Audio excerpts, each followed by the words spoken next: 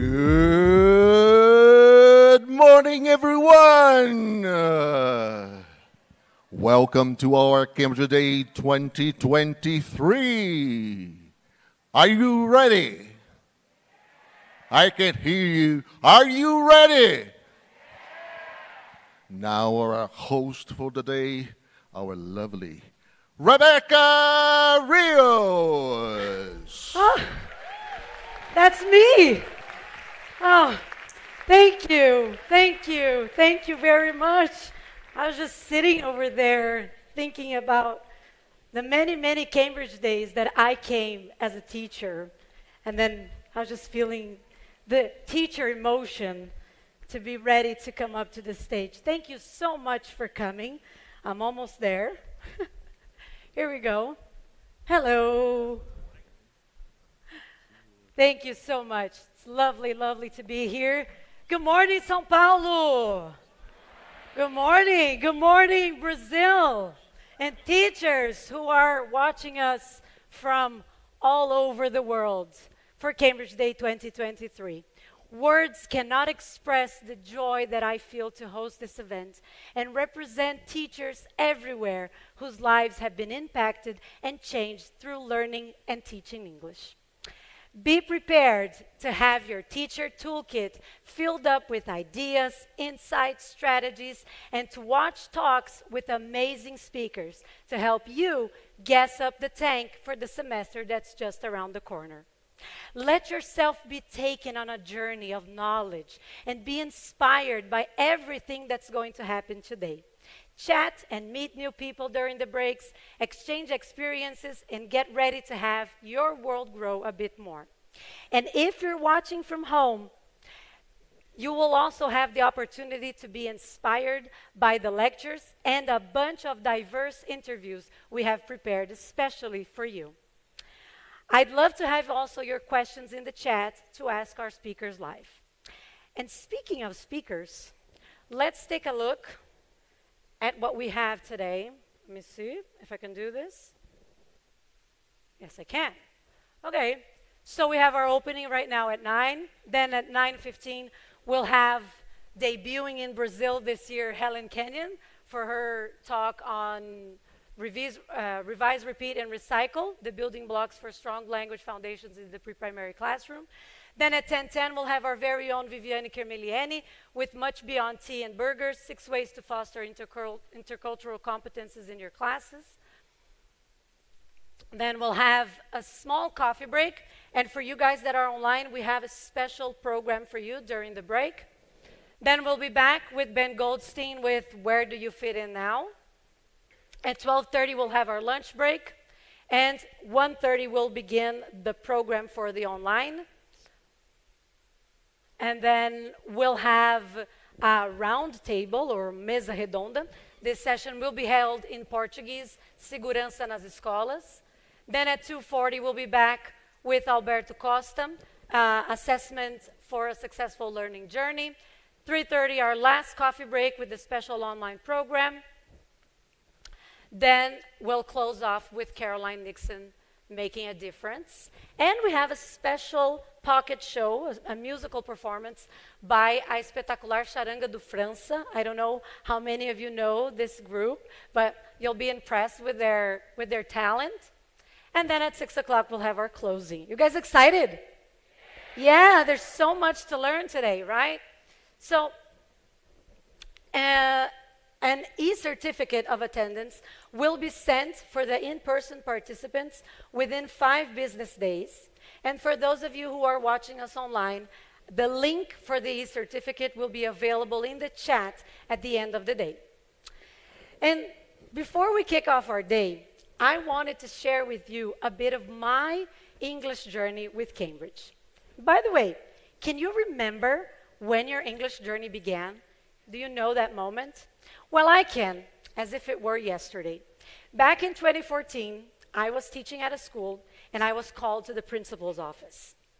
And I wondered if I had done anything wrong. And to my surprise, what she said was, "We'd like you to help us choose the material for the bilingual program." Now, I was just a teacher, and I had no idea where to start until the lovely Erika Seifert. Where is Erika? Where is she? Erika's outside. Well, if you get a chance, you'll meet the lovely Erika Seifert, came to my school and presented the amazing course books and resources Cambridge had. I had seen other materials, but Cambridge had me at hello. And then we decided for it, and to my complete shock, when we decided, the admins of the school had chosen me to become the bilingual program coordinator. And words cannot express my gratitude for all the resources, professional development, and opportunities, such as Cambridge Day, which I was given that prepared myself and the other teachers that I worked with to face all the challenges of implementing a bilingual program and helping our students to reach excellent results. I love remembering that story. It's good to reminisce, to remember stories, right? And speaking of story, I have to get a picture with you guys because last year I didn't get a picture, so I want to get a picture with you guys. I don't know if anybody in the photographer team is getting pictures, but everybody say cheese or say Cambridge Day. Fantastic. And I'm going to post this on my Instagram, and I'm going to tag at Cambridge Brazil. So I hope you already follow. Where are the slides? There we go. I hope you already follow Cambridge Brazil on social media. There's so much content there, so many things to do. So if you follow us on social media, on the channels and profiles, take pictures today, tag us throughout the day, okay? So Instagram is at Cambridge Brazil with a Z. And now, it is my honor to welcome to the stage the man that has been making this event possible for over 20 years, João Madureira, head of Cambridge, Brazil.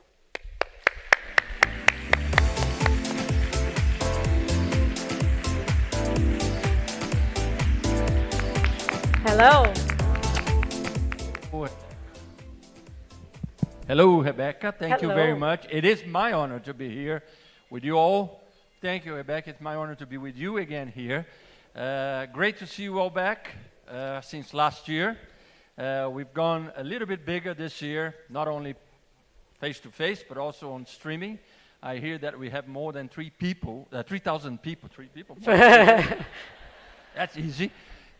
Just my family covers that. But 3,000 people have applied for the streaming. So thank you very much. Hello, Brazil. Hello, São Paulo.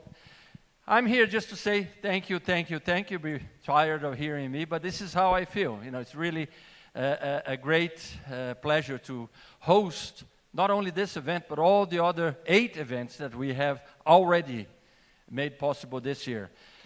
Fortaleza, Recife, Salvador, Rio, Belo Horizonte, Brasília, Porto Alegre, Curitiba, and today here. So 9 Cambridge days in 5 days. So that's almost 2 a day.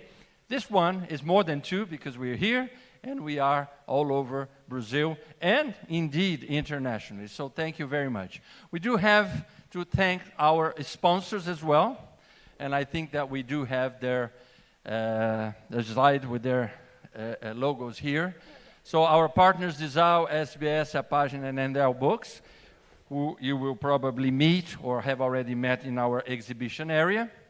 And also our exam centers, which are also present, Cultura Inglesa, CNA, Winner, ACE Exams, and São Paulo Open Center. So thank you all, our sponsors, because they are also part of the organizing structure of such a big event like this one.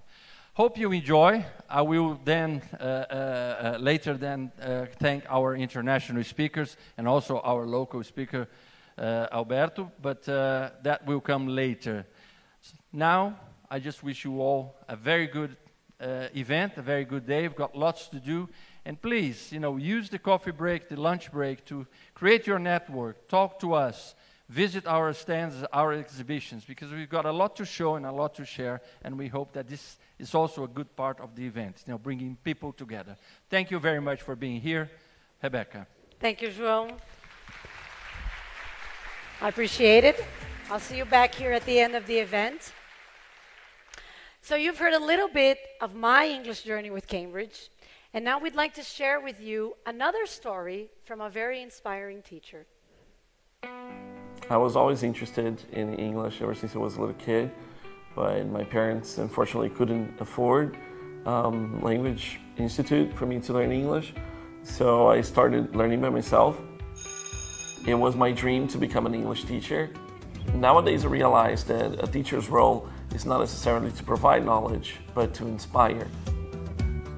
My students usually come to me to seek advice. I usually tell them, if you can prove the world that you can speak English, whatever opportunity comes, you'll be ready. Even though like every country has their own language, English it's the one that most of the people are speaking. And I'm not raising my kids to be in Brazil, I'm raising my kids to be in the world. I wanted to go to high school in Florida next year. I'm hoping I can do that. And then I really wanted to study medicine. English opens up so many possibilities in your life. It makes it possible to connect with so many people from so many different countries and so many different cultures, and you can connect through the language. I would like to say was like Drinks are here. In order to make classes more fun, I usually try to bring whatever it is that is going on in their lives. I'm 34, I'll turn 35 tomorrow. See, it's your birthday tomorrow? My birthday's tomorrow, yeah. Oh, that's so adorable. We always aim at helping our students accomplish their goals, achieve their dreams, and helping the society and the community grow. The school is a place where the community meets. Whenever students come back to my life and they tell me what they have accomplished, I feel like I'm one step closer to achieving my dream.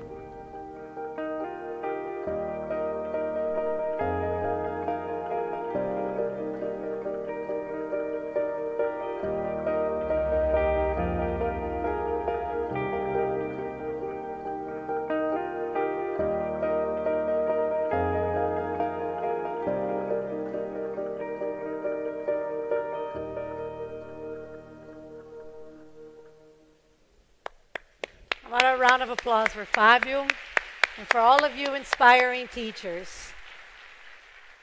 It is at the core of Cambridge's mission to enrich the global school community through joy and power of English, to open the world to learners and make the experience inspiring and rewarding for teachers. Our teaching, learning, and assessment approach is increasingly integrated, combining educational technology with language insights. Together, we help learners, teachers, and school leaders to achieve their ambitions. After all, Cambridge is where your world grows. So let's kick off our learning journey today at the very beginning with our first speaker, Helen Kenyon, a Cambridge product manager and speaker, making her debut in Brazil this year with her talk, Revise, Repeat, Recycle, the building blocks for strong language foundations in the pre-primary classroom. Welcome, Helen.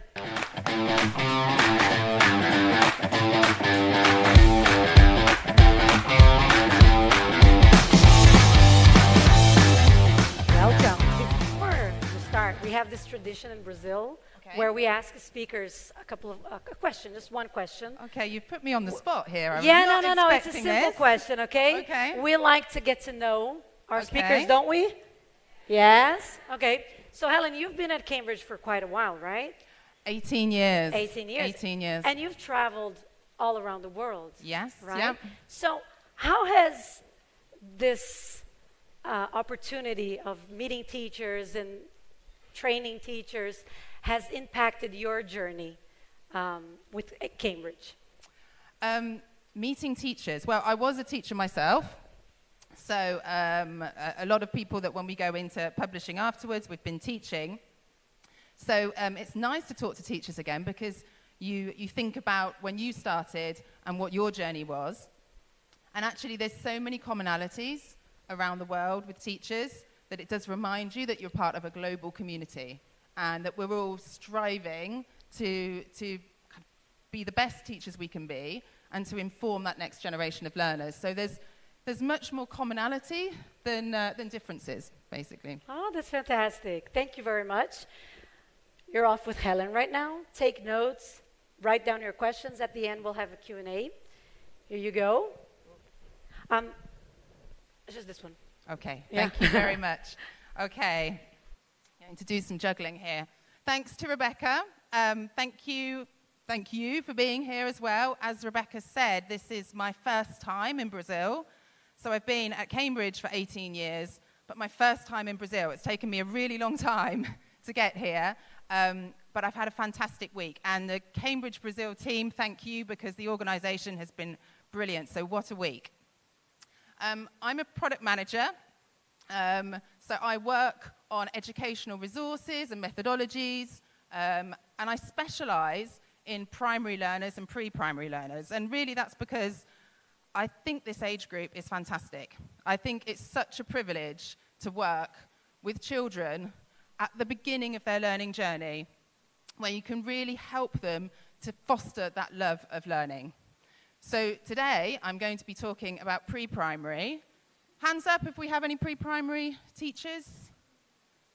We have a few, okay.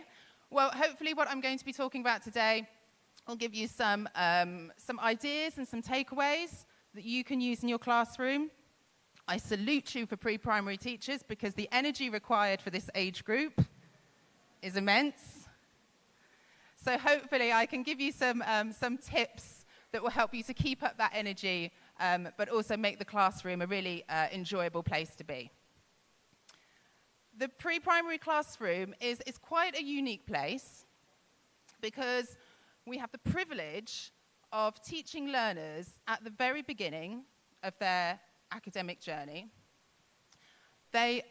This is the first time for most of them to be in a formal academic setting. So what we're helping to do in the classroom with them, their attitudes to learning, we need to kind of develop a positive attitude. But this is tricky because generally as teachers, we might be trained in how to teach English, how to acquire language, how to build the foundations of language learning. Or we might be trained in child development and how you educate children. But often we're not trained in both. So that's a challenge. That's a challenge in the classroom. How do you teach language, but also understand that you're teaching children? And then the other challenge for this age group is pre-primary, they're pre-literate. So they can't read, they can't write. How do we teach a language to children that can't read or write? Well, let's talk about that challenge and how we think we can help with that. So I'm going to start with this quote, which summarizes just what I've said. The challenge for all pre-primary teachers of English is to have the knowledge, skills, and sensitivities of a teacher of children and a teacher of language, and to be able to balance and combine the two successfully. And let's have a look at some of those key words: knowledge, skills, sensitivities. The balancing of that. Well, hopefully I'm going to help and give you some ideas of how to do that. And one of the approaches that we feel is appropriate for pre-primary in order to balance that is what we call the whole child approach.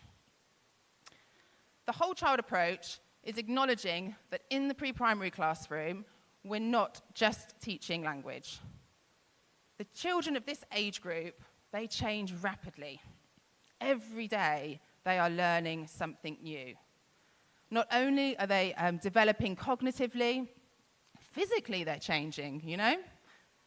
One minute their bodies can't do something and the next they can. There is a huge amount of change for this age group, and we need to acknowledge that. So the areas that we feel should also be considered in the language classroom, let's start with personal, social, and emotional. So this is about children understanding themselves, their own ideas, their own feelings, who they are in the world, but also recognizing that there are others in the world. You know, children of this age group where they're very much at the center of their own world because they've been in a family environment. There's been a lot of focus on them. That's great. That's what we want. We want to nurture children of this age. But then they're going into their first formal academic setting, and we have to support them to understand there are other people in the world as well. Not only are there other people, they have feelings, they have ideas, they have emotions, so we need to help them with that. Communication through language. So how we're helping children to articulate themselves, how to interact with their teacher, with their peers. We need to help them how to communicate. And that isn't just through English, but even through their own L1 language, how we help them communicate. Knowledge and understanding of the world. So how does their experience of life relate to the rest of the world, their other environments? How does their experience of home relate to school? How does their experience in the playground relate to others' experience? So their place in the world. As I mentioned, their physical development. So if you're a teacher of pre-primary, there's a lot of energy, but there's also a lot of dips. There's highs, there's lows. So physically, we have to acknowledge that perhaps in the classroom, they're not used to sitting down. They're not used to focusing. So we need to help them manage their bodies at the same time. We also need to acknowledge creative development. And this is great. This is one of the reasons I really like this age group. I really enjoy working with this age group because there's a lot of variety we can provide here. the arts, music, drama. The pre-primary classroom can be such a creative place for them. So we need to help them develop those skills, because not everybody is going to be the top of the class for English language, but they might be good in other areas, and we need to be able to help them understand that so they can be confident in their own learning. So the whole child approach is acknowledging that when we're teaching this age group, when we're teaching pre-primary, it's not just about language, but that there are lots of other areas of development that we should also be thinking about for this age group. I'm going to talk now then a little bit about a technique that we think is really useful in the classroom for pre-primary. So this is the title of the talk. How well have you remembered the title of the talk? Give you a clue, this is the 3 R's. This technique is called the 3 R's. So if people are online, maybe you can join in by typing your answer into the Q&A box online. What's the first R? Can we remember? Revise. Perfect. The first R is revise. What's the second R? Repeat. Brilliant. And what's the third R? Recycle. Fantastic. Right. Revise, repeat, recycle. The 3 R's. We're going to keep coming back to that. Remember it. I'm going to keep asking you it. The 3 R's. What are the advantages of using the 3 R's in the classroom? Okay. With this age group in particular, they learn quickly, they forget quickly. Okay? I know the answer, I know. Oh no, I forgot. Get used to that. Because they learn, they forget. They learn, they forget. Revise, repeat, recycle. You require a lot of patience as a teacher, but that's what these learners need. They need constant repetition. They need a context for the language that you are teaching them. They need to understand why that language is needed, what's the context you would use it in. It helps if you use the 3 R's because you can relate new language or past language to a new topic or vice versa. New language to a topic they already know. So by revising, repeating, recycling, you're able to activate their prior knowledge, but then bringing new learning as well. It means that you can provide a variety of different input resources. So what we were talking about, the creative development and how we're helping them to foster that. Revising, repeating, recycling means that you can bring in lots of language and revise that language, but in different ways. So through pictures, through drama, through music, and we'll have a look at that. As a teacher, we want to model what we want these learners to be doing themselves. Because for this age group, they're going to be learning by watching what happens and copying.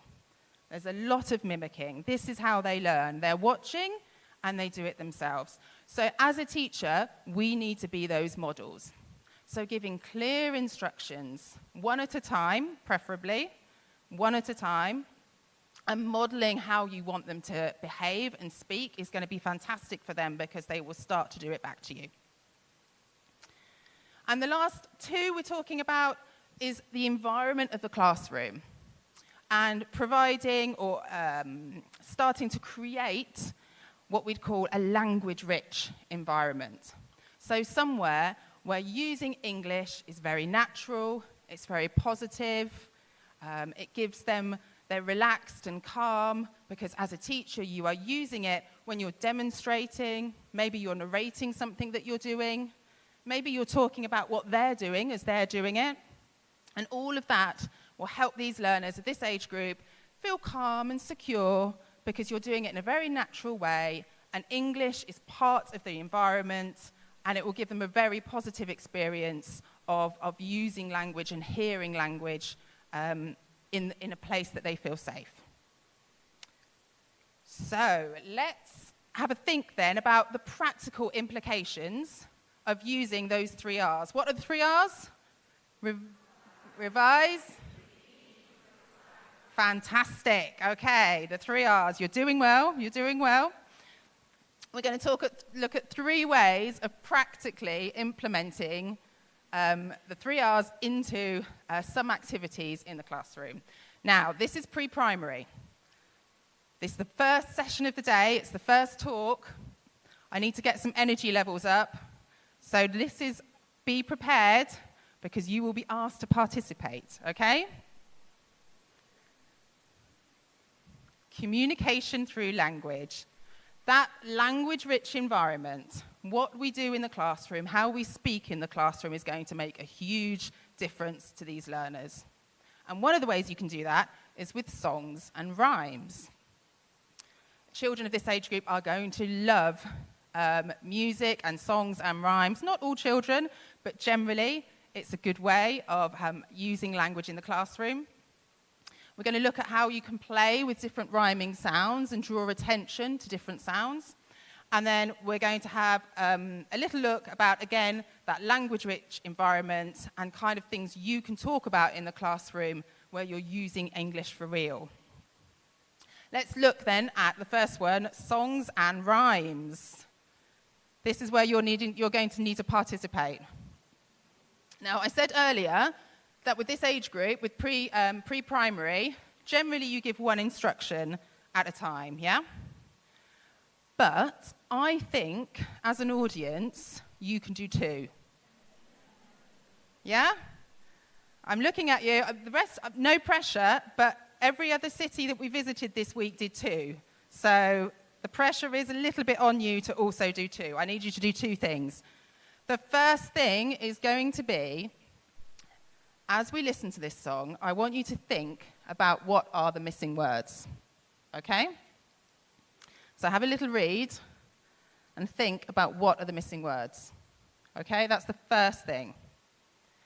The next thing I'm going to be asking you, can you guess? To perform, yes. You're going to be miming. So if you're watching this online, please, you're not excused from this. I would like you to get up in your living room or wherever you are and do the same thing. You can also type your answers for the words in the chat box. So no excuses. This is pre-primary. Everybody has to join in. For our second thing, if you're going to be performing, what's the first action you're going to be performing? Flying, yes. Second action? Running. Oh, I was confident you would know this. I had confidence in you. When I saw you coming in, I'm like, can they do it? Okay. What's the third action? Jumping. Okay. Are you ready? Stand up. Everybody stand up.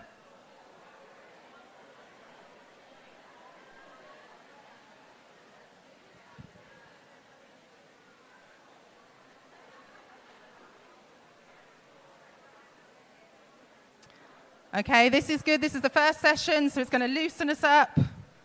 You've got a whole day of listening, so this is a good opportunity to... Okay, right.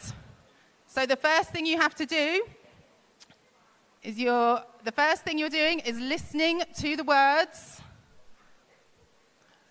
that I've blocked out here. And the next thing you're going to be doing is the miming actions, okay? Right. Let's play the song.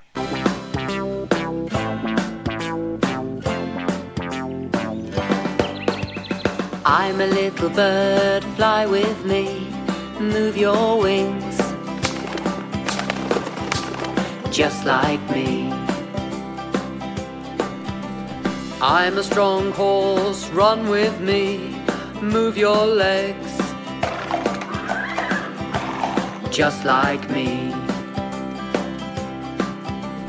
I'm a white rabbit, jump with me, move your feet, just like me. I'm a... Fantastic! Give yourselves a round of applause. Brilliant. Well done. You can sit down.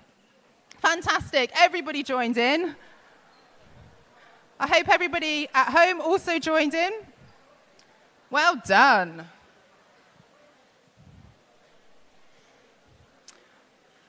If you do not teach pre-primary, give it a try, because you obviously were all very, very good. You can teach pre-primary. You're ready? Okay, let's have a look at the missing words then. What was the first word that you heard? Bird. Fantastic.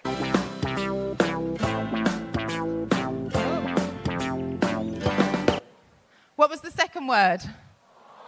Horse. Okay, and what was the third word? Brilliant. Okay, let's just double check then. Bird, horse, and I'm rabbit. a little bird. Oh, brilliant. That's the first time it's happened, but I'm super impressed. It's because I suggested there was some competition with the other cities, wasn't it? And so you're like, no, we're going to do more. Okay, brilliant. Okay, that song was from a pre-primary course that the Cambridge has. It's called Green Man and the Little Forest. So Green Man is set in a forest. It's got lots of animals. We'll talk about a bit later.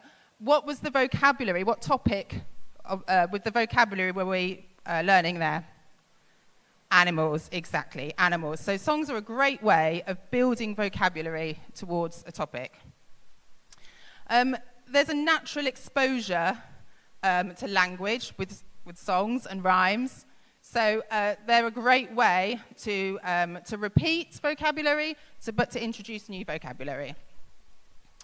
And the musical beat really helps with highlighting syllables and rhyme in that song. So you'll have seen that there was lots of repetition with that, you know? With me was repeated a lot, yeah? You know, because you sang it back to me. With me. So that's really good, because that repetition of those words, even if children don't know the actual vocabulary, they will start to repeat it anyway. They will start to sing that back to you. And then we did some miming actions at the same time. And that is really good for remembering vocabulary, because they start to associate the action with the word. And that's great for building those memory skills. The rhyming, what you can do, we said that these children are pre-literate. They don't know about reading and writing. But in primary, that's what they will start to learn. So although we're not going to be teaching them literacy skills at this age group necessarily, we do want to increase their awareness around phonetics and phonemes and sounds, because language is about listening and about speaking. So we need them to think about sounds. And songs are a really good way of doing this. You can highlight words or letters that sound the same. So in that song, we had jump and just. Okay, you can repeat that so that they start to see those connections. Or little and like. So this is going to be really good, because when they do go into primary school, when they need to start thinking about reading, they need to understand sounds. I mentioned this before about creating a language-rich environment, so how you use English in the classroom as a teacher and how you are modelling that for them. So some examples can be finding a name on a register, so showing that you are looking and reading something out, describing pictures in a book, so doing this in a very natural and a very positive way. General classroom instructions, if you say those in English, so sit down, please. Be quiet, please. Can I help? That's a great one in the classroom, because they will start saying the same things back to you. And if they say to you, can I help? You're winning, definitely winning. Model how you speak. So if you want them to be quiet, then you need to say that in a tone that is, be quiet, please. If you're doing something that's exciting, you want to say that so that they get the idea. Let's play. So model how you speak. They might not know the vocabulary, but they will get from the tone of what you're saying what you mean, you know? And then body postures and movements. So how you are standing is really important. If you're quite serious, maybe you want to fold your arms. Maybe if you want them to look at something, you might want to point to your eyes or listen. All of that body language is helping them to understand what you are trying to communicate. And at this age, they're learning to communicate even in their own language, even in their L1. This isn't just about English. They're actually learning communication skills generally.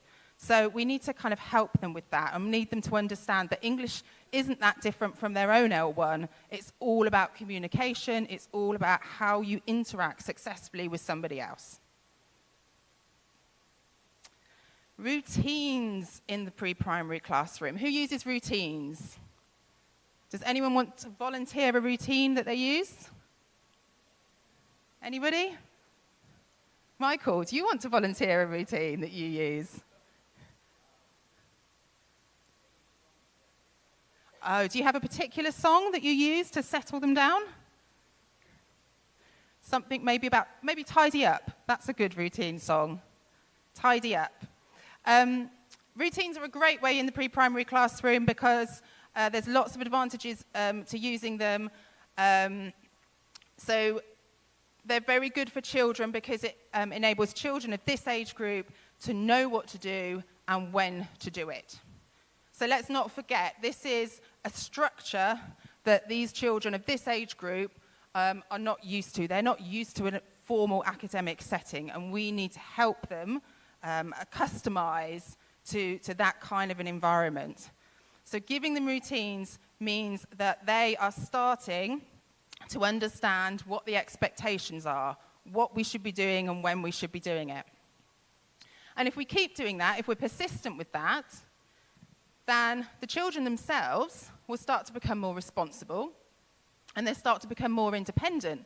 And that's going to be great for you as teachers because it means it gives you time to perhaps focus on something else. So if the children know what they should be doing because they've got used to that routine, you can spend your time maybe supporting a child that needs a bit of extra support. Maybe you can do some observation. So routines are really good because they're actually going to help you to manage the class. Like we said about the mimicking and the copying, if you use phrases in your routines in English, children will start saying it back to you. They'll tell you when it's time to tidy up. You have to accept that, okay, you've got the English, great. And it will give them some confidence. So, like I said, this is a real privilege, this age group, because what we do at this age group is setting the building blocks as they go up into primary, to secondary, as adult learners. You know, we remember what our life was like when, what our school life was like when we were very young. And what we want to do is give these children a really positive experience of learning. We want them to have a really positive attitude. So if we can instill in them some confidence about learning, that they are capable of doing it, then that is going to carry them through all of their academic years. There should be generally 4 routines. It sounds like a lot. 4 routines in every lesson. What are the 3 R's? Revise, repeat, recycle. Yes. Okay. The 3 R's, and it's the same with routines. 4 routines in a lesson is really good for structuring your lesson. As adults, it might seem like a lot, because we don't need that repetition necessarily, or not as often. But for very young learners, their brains have not been trained yet. They've not been trained to remember. They do not have the long-term memory skills that we've been developing, that we've developed as adults. So the constant repetition and that constant revision is helped by these routines that you are repeating again and again. Let's have a look at some of the kind of routines that are useful. So an opening routine. An opening routine is where you are beginning the lesson, which is actually, quite a special time. It's quite an intimate time between a teacher and their learners. You want to establish a connection. So greetings at the opening of your lesson is really important. You want it to start in a positive way. A timeline routine, this is where you want to move children from one activity to the next. Okay, you want them to stop one activity and you want them to move on to the next. And that's not necessarily easy with 3-year-olds. They might be really enjoying that activity that you've just done. So a routine helps you to establish, okay, we're finishing this, we're moving on. A transition routine is very similar to that. You'll want them to move from one activity to another. You might want to use it, for example, when you need them to change location. So maybe they're at the table and you want them to come and sit on the carpet for a story. Or maybe there's a play area and now you need them to sit down and do an activity. So a transition routine is really good for that. And then a closing routine. This is actually just as important as your opening routine. And sometimes we kind of rush it, don't we? You know, we're perhaps not so calm. We're like, you know, quick, the bell's about to go. Or we should try to make the closing routine as positive as the opening routine. So we should try to do it in a calm, relaxed, and positive manner, because their last impression of the lesson should be positive. It should be that they've enjoyed the lesson, and therefore we need to take the time and not rush that last routine. Let's leave them in a nice, positive frame of mind. So an example of an opening routine. Remember we talked about that whole child, the whole child approach, not just teaching language. And we talked about personal, social, and emotional development. So recognizing yourself, and then also recognizing others. This is a really, really good routine for that, because we're asking them, how are you feeling? How are you feeling today? How are you feeling today? Good? Happy? That's because you did a song. That's because you did a song.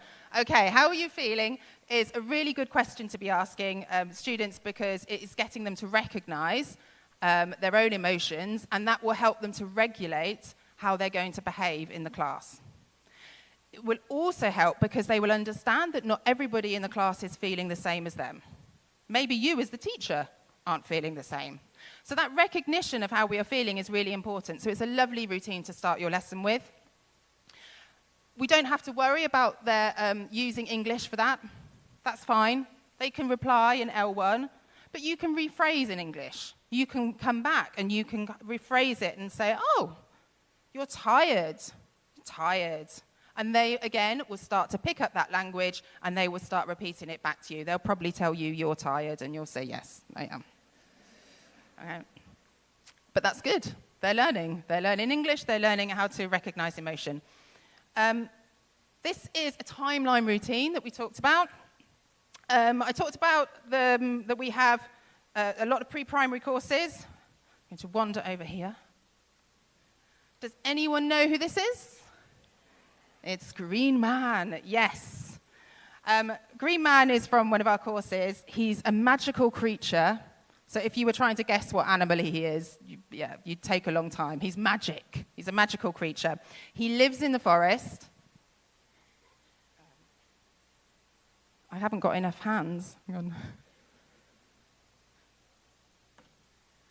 Green Man lives in the forest, and he encounters two children, and they communicate with him. And they talk about nature and animals. The song that you learned was a Green Man song. So we have a Green Man puppet. Does anyone use puppets in their classroom? Yes? What do you use? Oh, Polly the parrot. Yes. Anybody else use puppets? Cameron the cat. Yes. There's a theme here, isn't there, with the animals? They're very, very good. Puppets are a brilliant way to talk to children, because they're playful. And play is really, really important for this age group, because play is psychologically safe. You can't really make mistakes with play.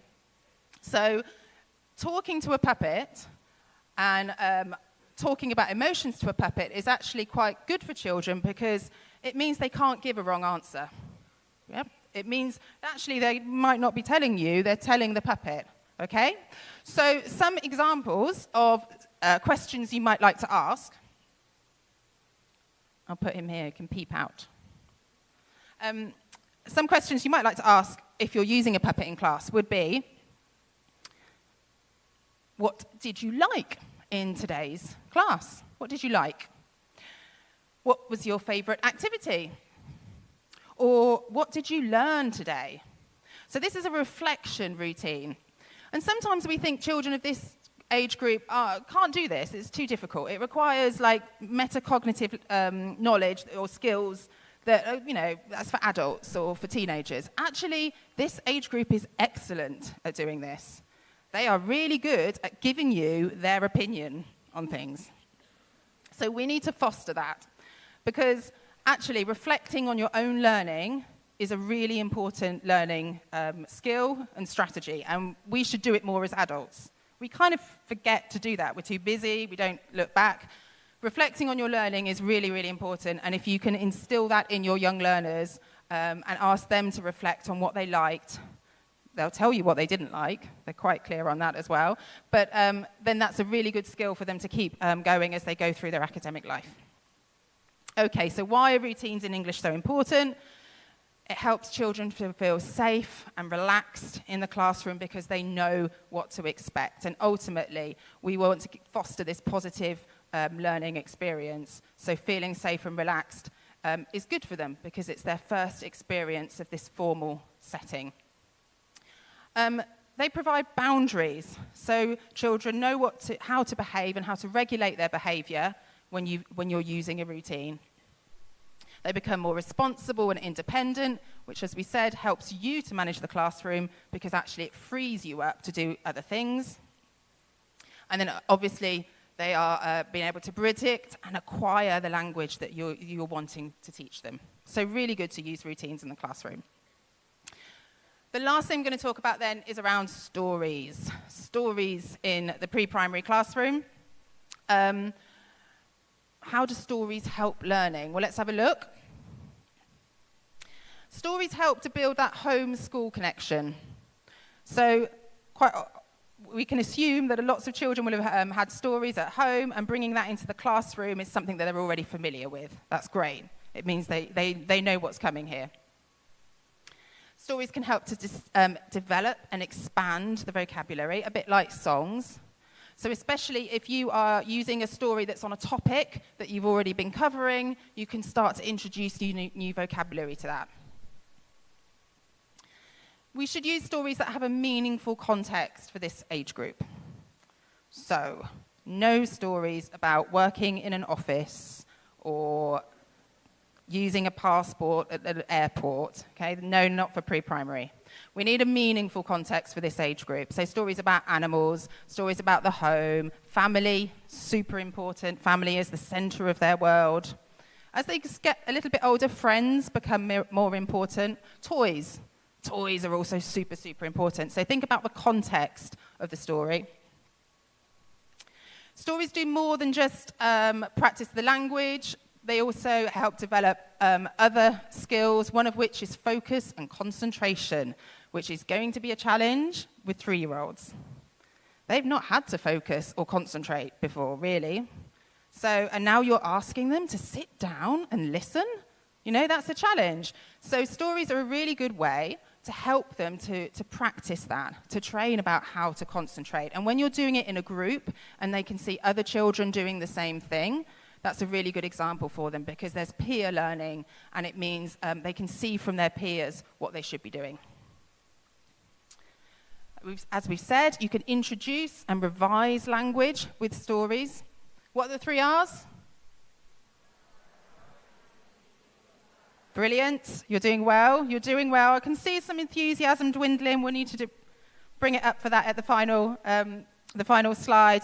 And then developing other learning strategies. So stories are great for doing things like predicting, hypothesizing, making connections. So it's really good to use stories not just for language, but for all those other learning skills as well. We're going to have a little look then at a story from Green Man. Just quickly, what is the vocabulary that we are revising here? Animal vocabulary, so what vocabulary in particular? Bird was one of them. Fly is another one.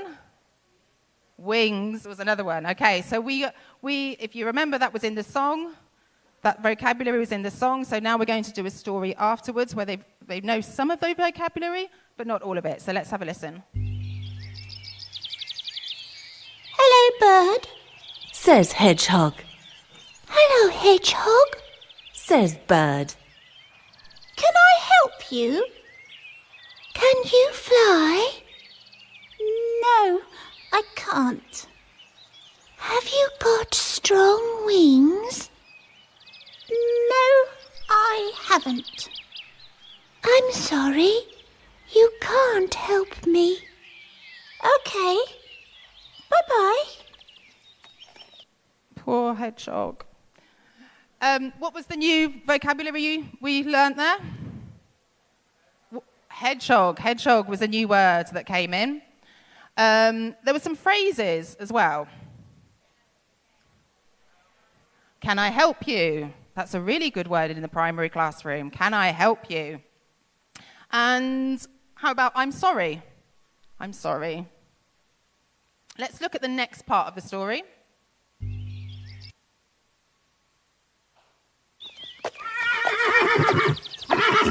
Hello, horse, says hedgehog. Hello, hedgehog, says horse. Can I help you? Can you run? No, I can't.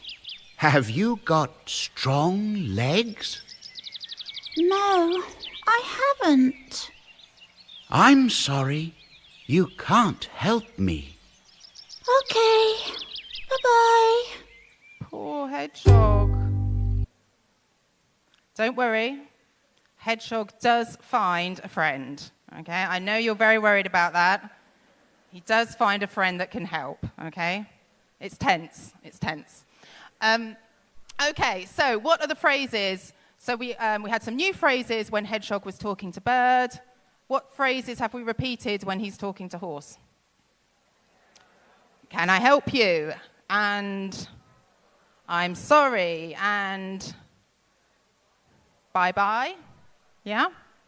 So we're learning new language. We've learned these new phrases, and we've learned a new animal, and then we're repeating it. So this story is repeating the conversation. It's providing a context where it makes sense to interact. That's a really good example for this age group. And then we're just repeating the language again and again. So why would we use this in the pre-primary classroom? Well, this topic in particular is really good for this age group because it's about nature. And actually, helping children, remember when we talked about that whole child approach and their knowledge and understanding of the world? Nature is a brilliant topic for them to develop that awareness. So it can help to develop intellectual, emotional, social, physical, and environmental skills. When we're talking about nature with children of this age group, it's got lots of advantages. And ultimately, we want them to appreciate the world that they're in. And we want them to grow up doing that. So starting at this really young age group is great. Okay, if you were going to do then an activity, a story activity, you're going to read a story in class, what would you do before the story, during and after? I want you to just talk to the person next to you. Or if you're online, if you're watching this online, then please put your ideas in the Q&A in the chat box. But here, if you want to talk to the person next to you, I'm going to give you a minute. I want you to think of something you might do before you read the story, something you might do during the story, and something you might do after the story, okay? 1 minute.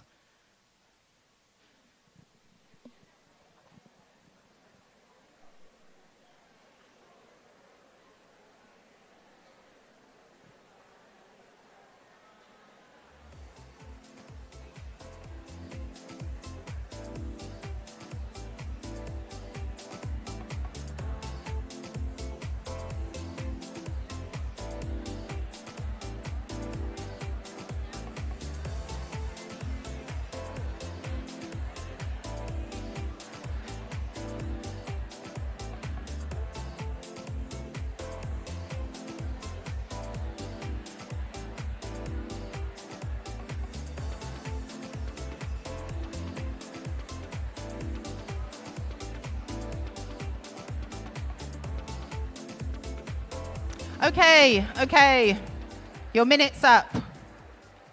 Okay, so let's have a look then. Let's look at some ideas of what you can do before you tell a story in class. Does anyone want to volunteer an idea? Yeah.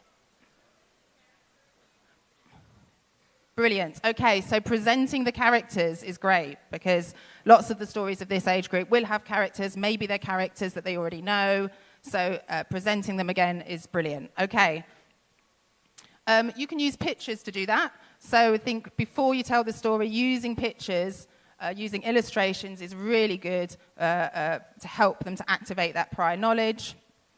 They don't need to know every word that's coming up in the story, but you might want to pre-teach one or two that you think are useful. And then again, asking them to think about how this could relate to the topic that they've been doing. Okay, while you tell the story, perhaps you might want to give them a task to think, or something to think about while you're telling the story, maybe. Maybe you might want to say, how does Hedgehog feel? You know, so they can think about that while they're listening to the story. The prediction skills, hypothesizing what's going to happen next, you know, getting them to think about the plot of a story. Repeating certain parts of the story. So can someone say some of the phrase that we learned in the story? Can I help you? You might want to pause and get them to repeat that back. Or you might want to rephrase. You might want to, if you think that they might not be quite understanding, you might want to rephrase certain parts in English or even in their L1 so that they can understand the story. And then after you tell the story, there are lots of things that you can do to follow up. So you can get them to think about, how did the story make you feel? Did you like the story? You might want to get them another task related to it. So maybe when we talked about the creative development that we wanted them to go on to do, then maybe some craft work or drawing a picture would be really good. Role play. Role play is brilliant, this age group. And it's great for mixed ability because not everybody is a top language learner, but they might have the most amazing dramatic skills. So giving people the opportunity to do something like role play is great. And then do not be afraid to retell the story. We know that children, like we said, learn quickly, forget quickly. Learn quickly, forget quickly. And if they have a favorite story, then use that. Just keep going back to that because that repeated exposure is fantastic for them. So why in stories in English so important? Well, they help promote a variety of skills. And then they also contribute to those other learning areas like concentration, listening and waiting, which is quite big for this age group, and developing their own confidence, helping them to develop their own positive attitudes to learning.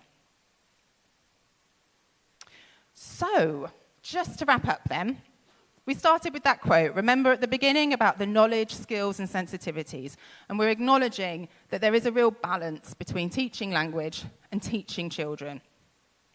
So we looked at that whole child approach, understanding the different areas of development that also need to be nurtured in the classroom. We talked about the technique, which is the 3 R's, which is eyes, repeat, recycle. Okay, that's the last time you have to say that, don't worry, you're done. And then we looked at how you can practically implement that into the classroom. How can you bring that into the classroom? I'm just going to leave you with one final thing because as I said, I love creating materials for this age group because I think it's so creative and it's such an important age group. And I think it's really important that we model for children that learning is fun because they're going to have to do it for so many more years. They're doing it for the rest of their lives. So if you can enjoy your time in the classroom, if you can enjoy what you're doing with them, then they will model that, they will copy that. They will see that learning in general and learning English is a natural and positive thing to do, and they will hopefully carry that attitude throughout their lives. So this quote says, when a child walks in the room, your child or anybody else's child, do your eyes light up? Because that's what they're looking for, okay? We are the models for them, to their attitudes for learning. So if we can enjoy the classroom experience, then they will too. thank you very much for listening.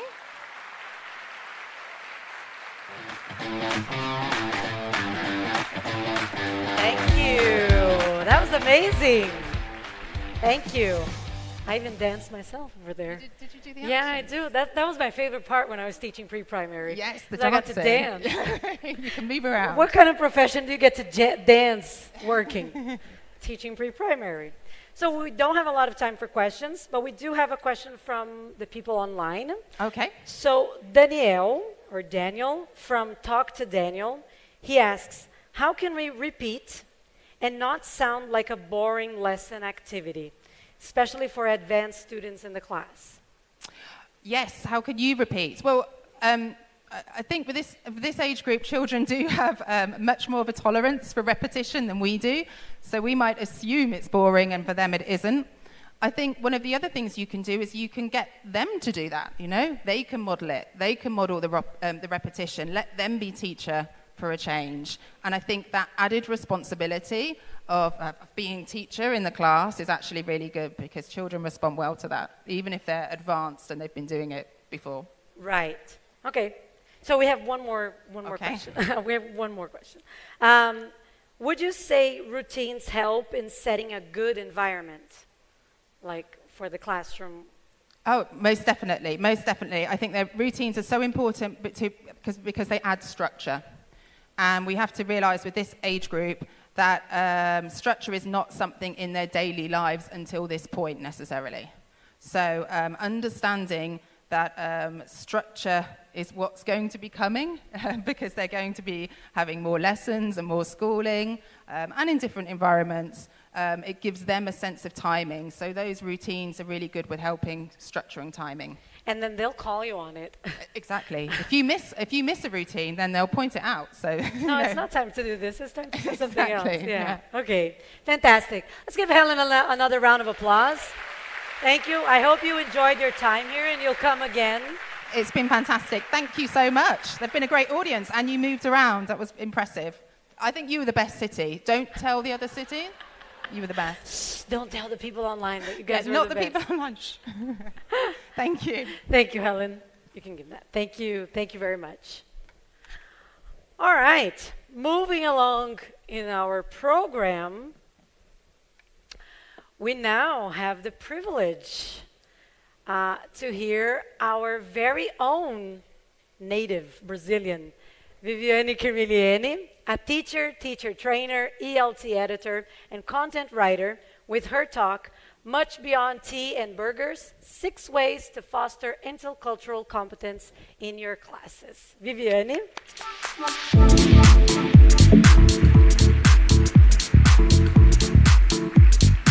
Welcome. Are you as nervous as last year, or has the... I think a little. I'm a bit more nervous now. More? More. I don't know if you were here last year, but she was the biggest hit last year. Oh, thank you. They're just putting more pressure on you. Yes, you are. No. Okay, so before I hand it over to you, Okay. You've been learning English for a long time, teaching English for a long time. Yes. Can you think of like a memorable moment of your journey that was really impactful in your learning or teaching? Oh gosh, there are so many moments. I think it was when, and this happened like several times when students came to me and said, oh teacher, I got this job because of English. That's and amazing. I remember now this student, she had been trying to learn English for some years, let's say. And she was this great piano player, she was incredible. So she felt very frustrated because she was so intelligent. She could do so well in so many different areas. And then, she said, this is my last chance, And then she came to me after 4 months and she said that she was very happy. She saw that she was finally learning English. And she gave me this box of chocolates. Aww, So that's it's really amazing. lovely. So I think all these moments when when students come to us and say, oh, I'm learning, it was so hard, but now I can do it, and they simply they simply say thank you.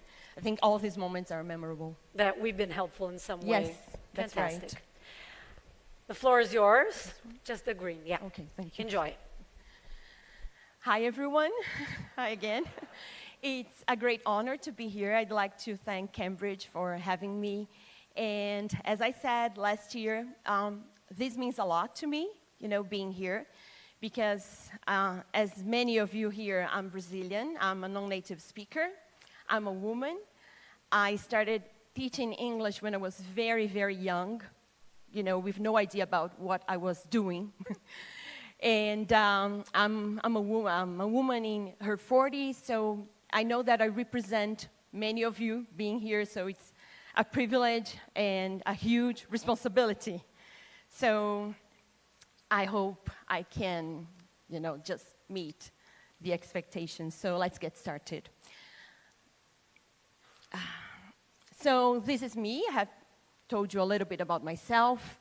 I'm one of the authors of Global Changer. It's a series for secondary. You'll probably be able to see it outside.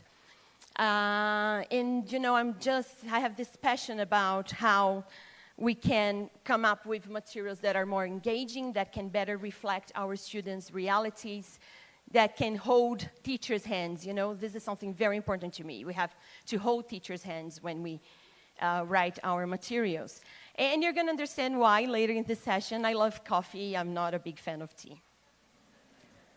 So this is what we're going to do today. Well, we had the introduction already.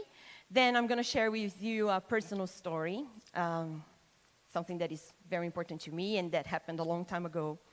Then we will look at some definitions, and I will ask you some questions about culture and the intercultural dimension. Then we'll talk about the BNCC quite briefly, I hope. It's not going to be painful. I know it's a little bit tough to talk about documents and everything, but we need to look at them. After that, we will look at the intercultural dimension in the BNCC. Then, teachers' favorite part, when you have the tips and practical ideas, things that you can start using in your classes like tomorrow. And finally, if there's time, questions and answers. And one important thing, you're going to need your cell phones twice in this session. You're going to answer some questions using Menti. So just make sure you have your phones and participate. Okay? So, the story. This happened like a long, long time ago. Maybe most of you here weren't even born when this happened. Yeah. Okay, so, I kind of introduced myself when we started, okay? So, and, this was also me. Oh, it's a bit embarrassing, I would say. I was 17 years old when that picture was taken, and I was wearing a school uniform because I was living in Puerto Rico at that time. I got a scholarship.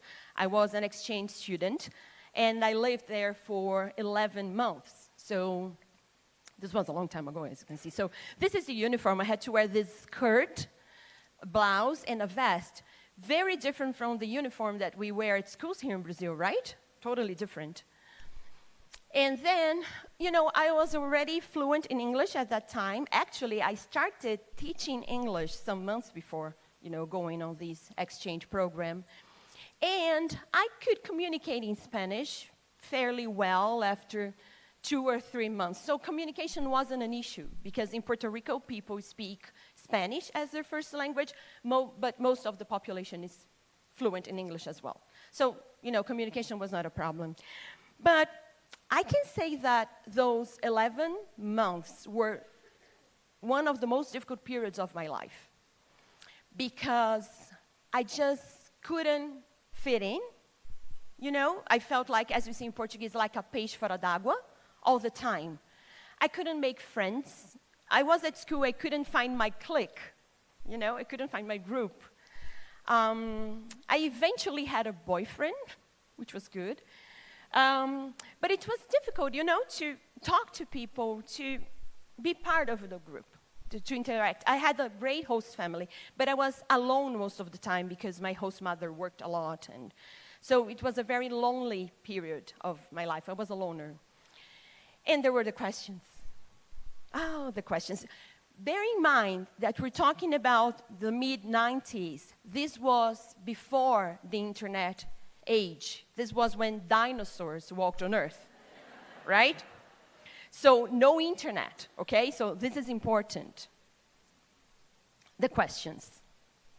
How come you don't speak Spanish? Because people speak Spanish in Brazil, right? And I answer, no. We actually speak Portuguese. We don't speak Spanish.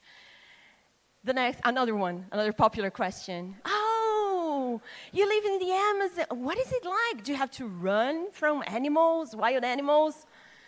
I said, no, not really. I actually live in a very big city in Brazil, you know. Oh, okay.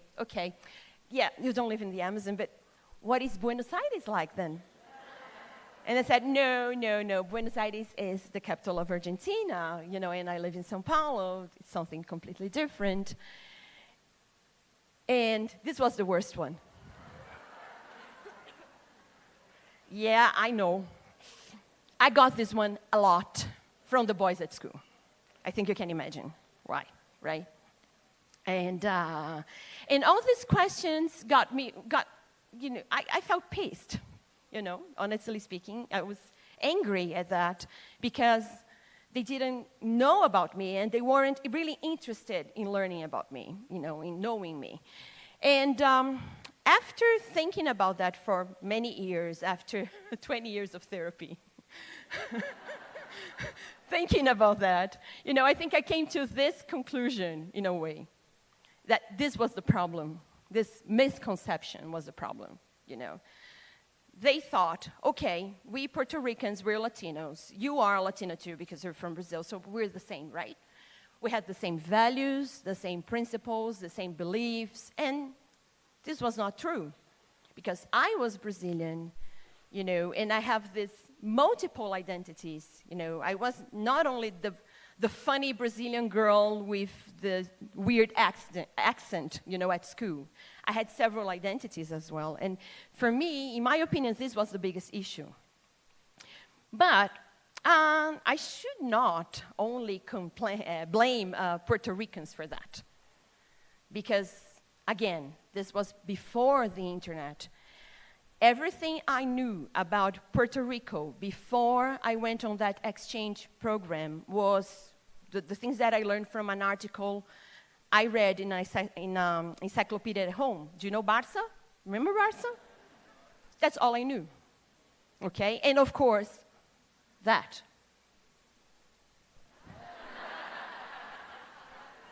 I had danced Non Se Reprima a lot, so I knew that about Puerto Rico as well. So, you know, looking back, thinking about the experience, think of these cultural encounters that I had, the misfortunes, the questions. Nowadays, I can realize that I was totally incompetent. That's the word. Totally incompetent when it came to cultural communication and, you know, cultural interactions.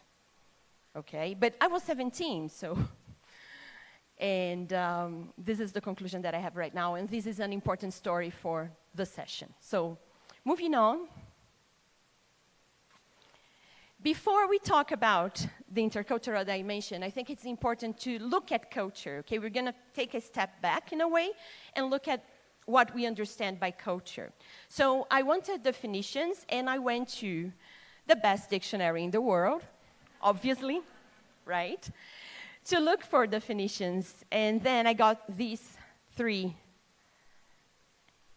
definitions, which I think are pretty much what we understand by culture on an everyday basis, let's say. So we have the way of life, the attitudes, behavior of a specific group of people, and then music, art, theater, literature, etc. Okay? So it's important to keep these definitions in mind for the next thing, because we're going to look at culture in the ELT classroom, more specifically at culture in our course books, okay, in the books that we use. So, this is the time you're going to need your phones. And people online can participate as well. So, a quick exercise of imagination. We're going to use our creativity a bit here. Yeah, so imagine that you have this section in your course book. You're looking at let's say you're looking at the contents and you see culture, you know. It's usually towards the end of the unit, the last pages of the unit, right? That's where you're going to find the culture section. So imagine that you have that, and imagine that you could choose the topics or try to figure out the topics you'd find in this section, right? And here we're going to use Menti. So there are two ways to access that. You can either read the QR code and go directly to the site, or you can go to menti.com and then type in the code that you can see on the screen. Okay, people watching us online can also participate.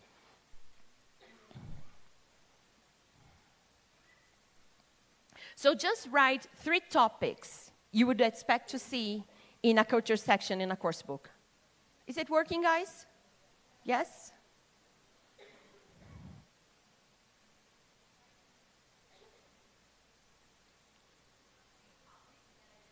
Yes, think of, it's up to you. I think it's up to you. I think we can start looking at the results now.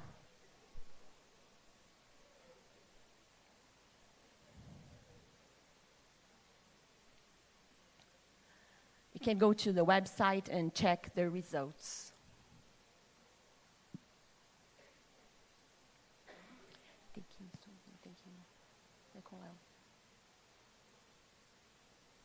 Okay, just a minute, we're going to start seeing the results.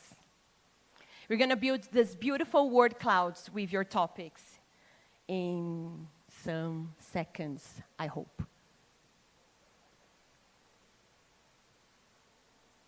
Oh, there it is. Look, it's beautiful.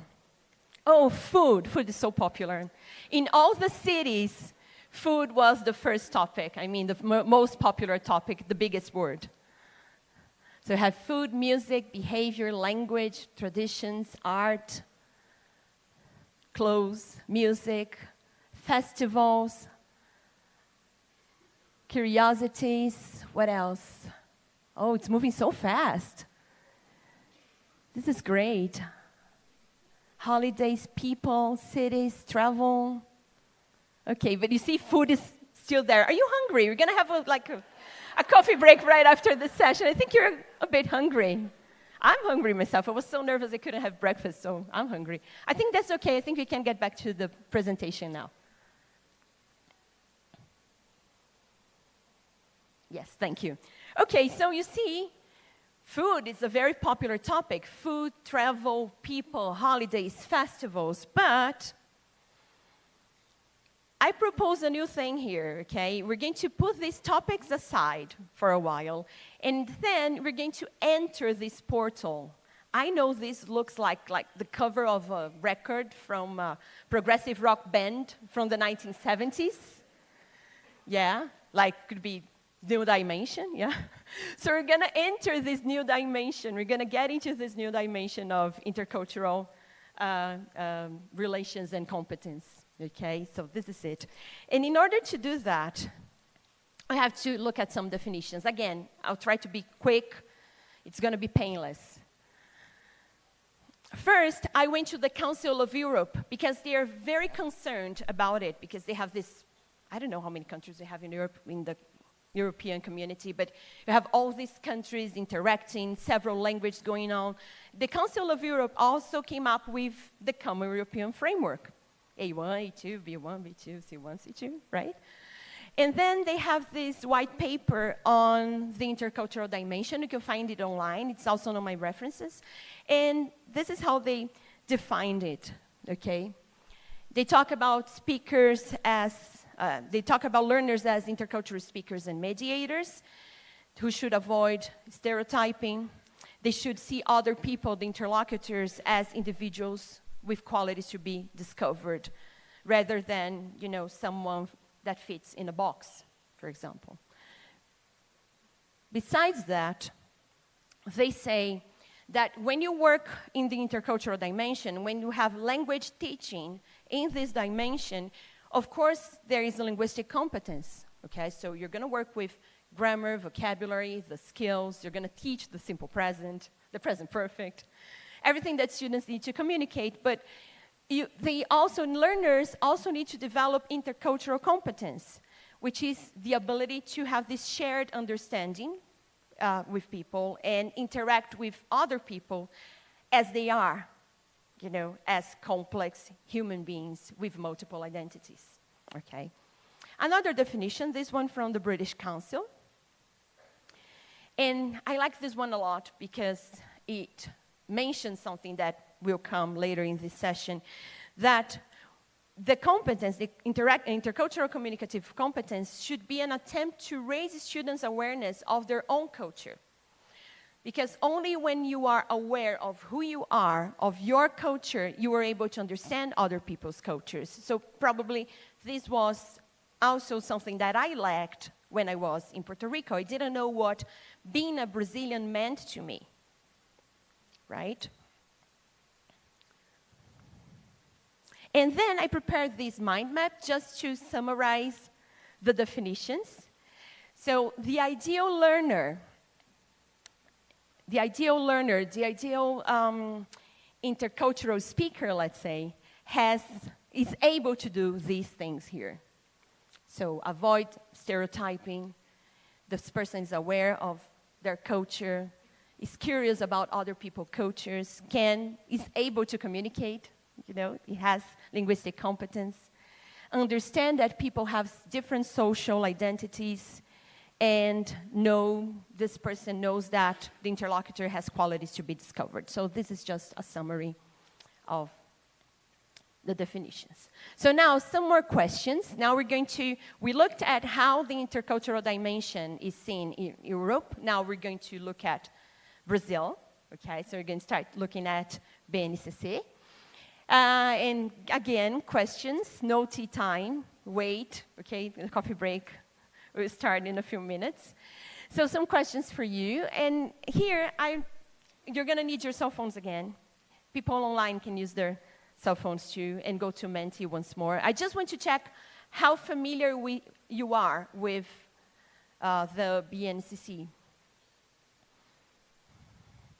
So there are 4 options here, just have to choose one. Those who are pros, they know that the English component, the text about the English component starts on page 239. That's what the pros know.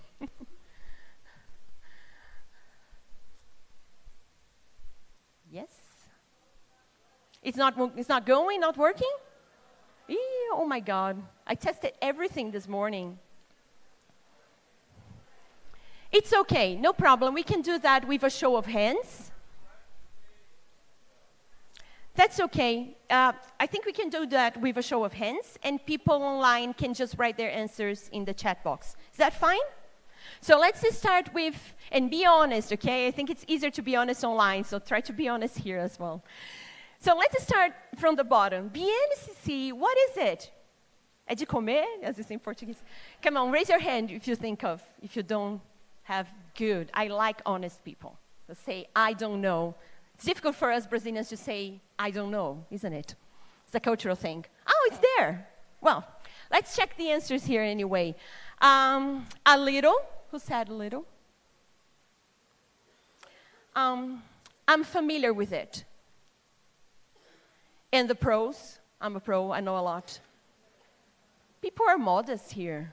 Okay, so you see, these are some of the results that we're getting. Okay, so I can see that as in the other cities, we have this thing of I'm familiar, I know a little. So I think we can get back to the presentation, to the PowerPoint. Thank you.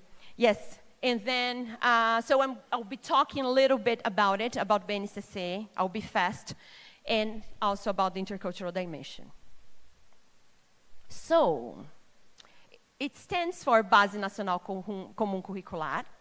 It's a document that was ratified in 2017 after years and years and years of discussions and debate and everything. Do you remember what we had before? What document did we have before to regulate educação básica? PCNs, this PCNs, Parâmetros Curriculares Nacionais. And we had the famous, or infamous, temas transversais. Remember them? Yeah, some people here are too young for that, but never mind. So it is a document that will tell us, that will tell teachers who work in educação básica, the essential learnings for every student. So if you have a student here in São Paulo, another student in a city in Pará, and a student in Rio Grande do Sul, they should all have the same essential learnings, the same base, let's say, in a way, right? Is it the curriculum? No, not exactly.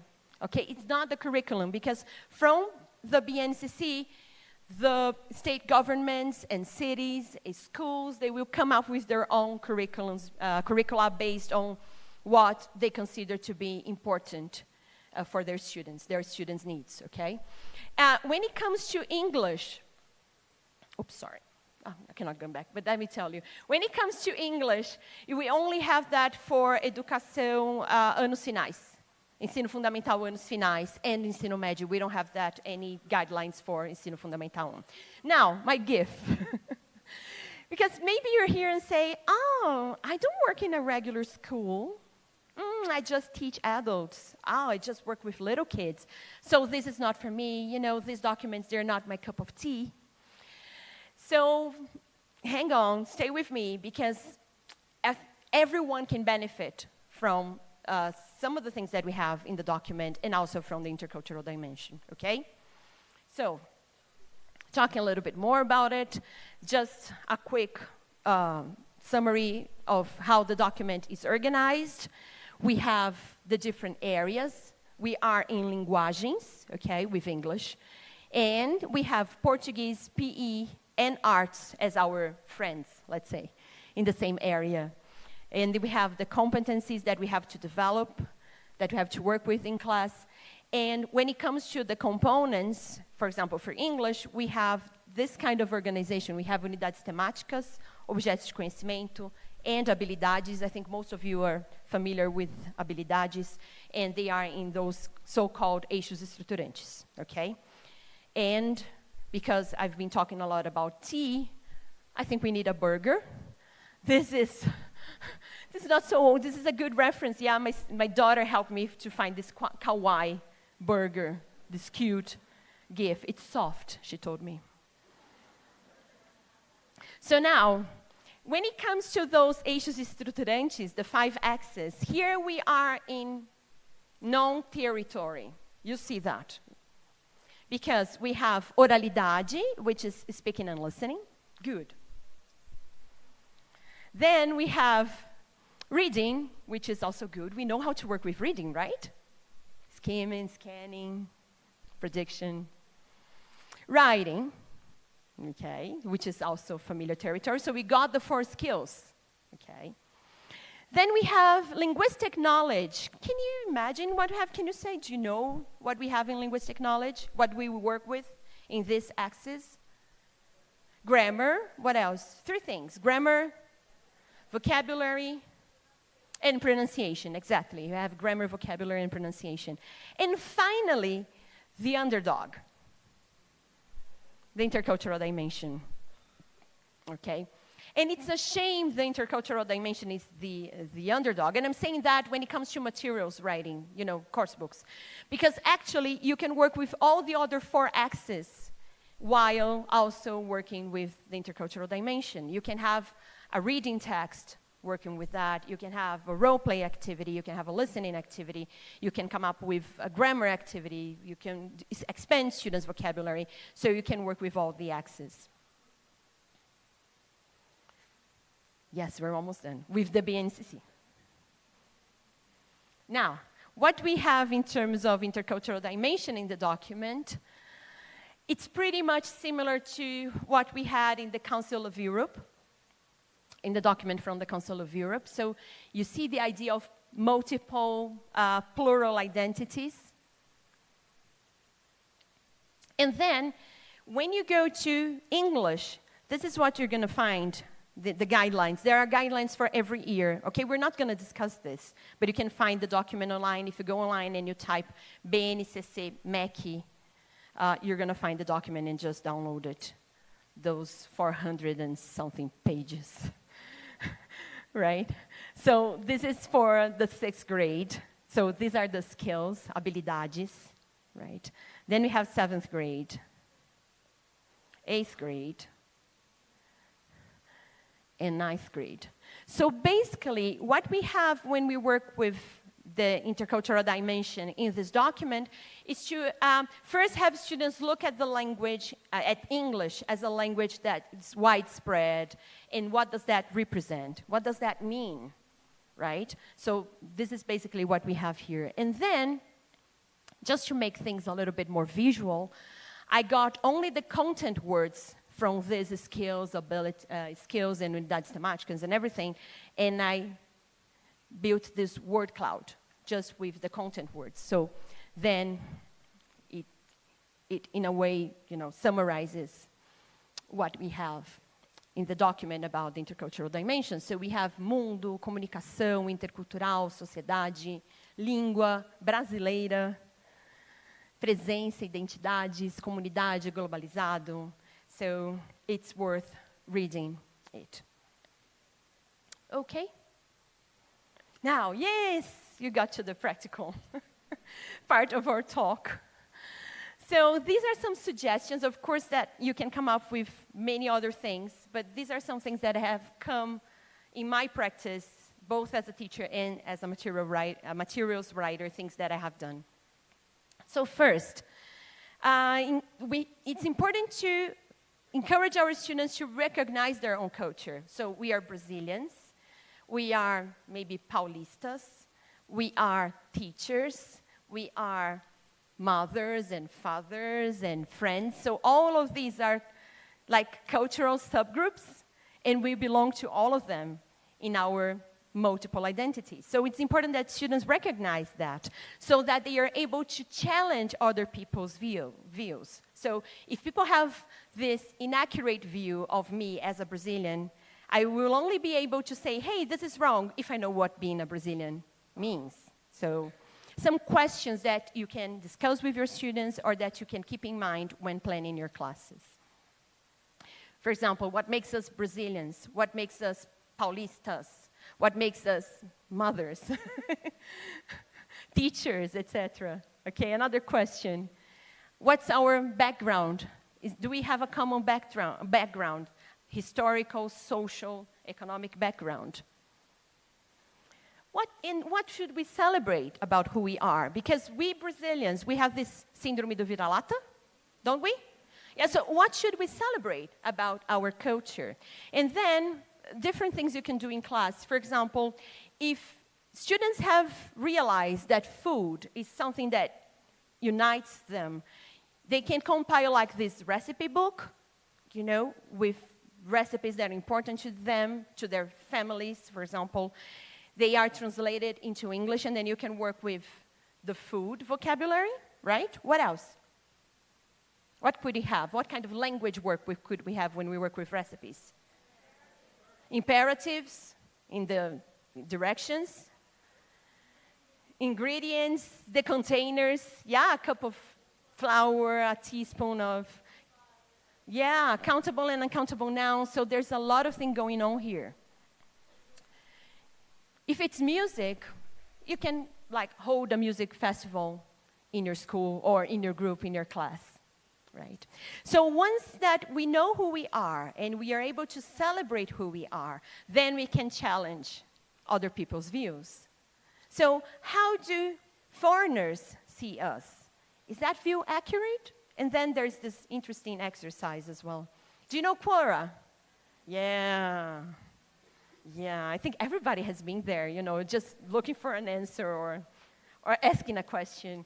So you can find this question on Quora, and actually there are 6 or 7 different versions of this question. That means that other people have asked the same question. And then I selected one answer, okay? A foreigner gave this answer. It's quite long. yeah, it's quite long. We won't have time to go through everything, but I want to share some of them with you because they're interesting. They say their coffee is pretty good. They speak Portuguese. Yeah, good. They got it right. They talk about carnival.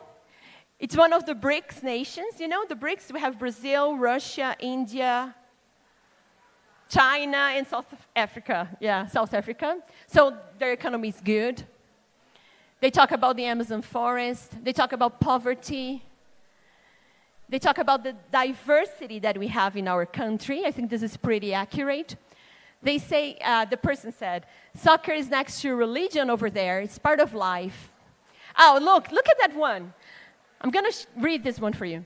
Their cops are very corrupt, especially in the cities. I've seen this in Elite Squad, Tropa de Elite. So he knows everything about corruption in Brazil, cops and corruption in Brazil, because he watched the movie. They know how to party. They have bureaucratic level corruption, although better than India on so many levels. This person is from India, okay? The respondent is from India. They have their own version of barbecue. Oh, where's the one about the women? Okay, this is the last one I'm going to read. Their women, no matter which race they belong to, are probably the best on this planet. They're hot, laid back, cool, and know how to party. I love them. I feel like I'm back, you know, back to 1994. Okay, never mind.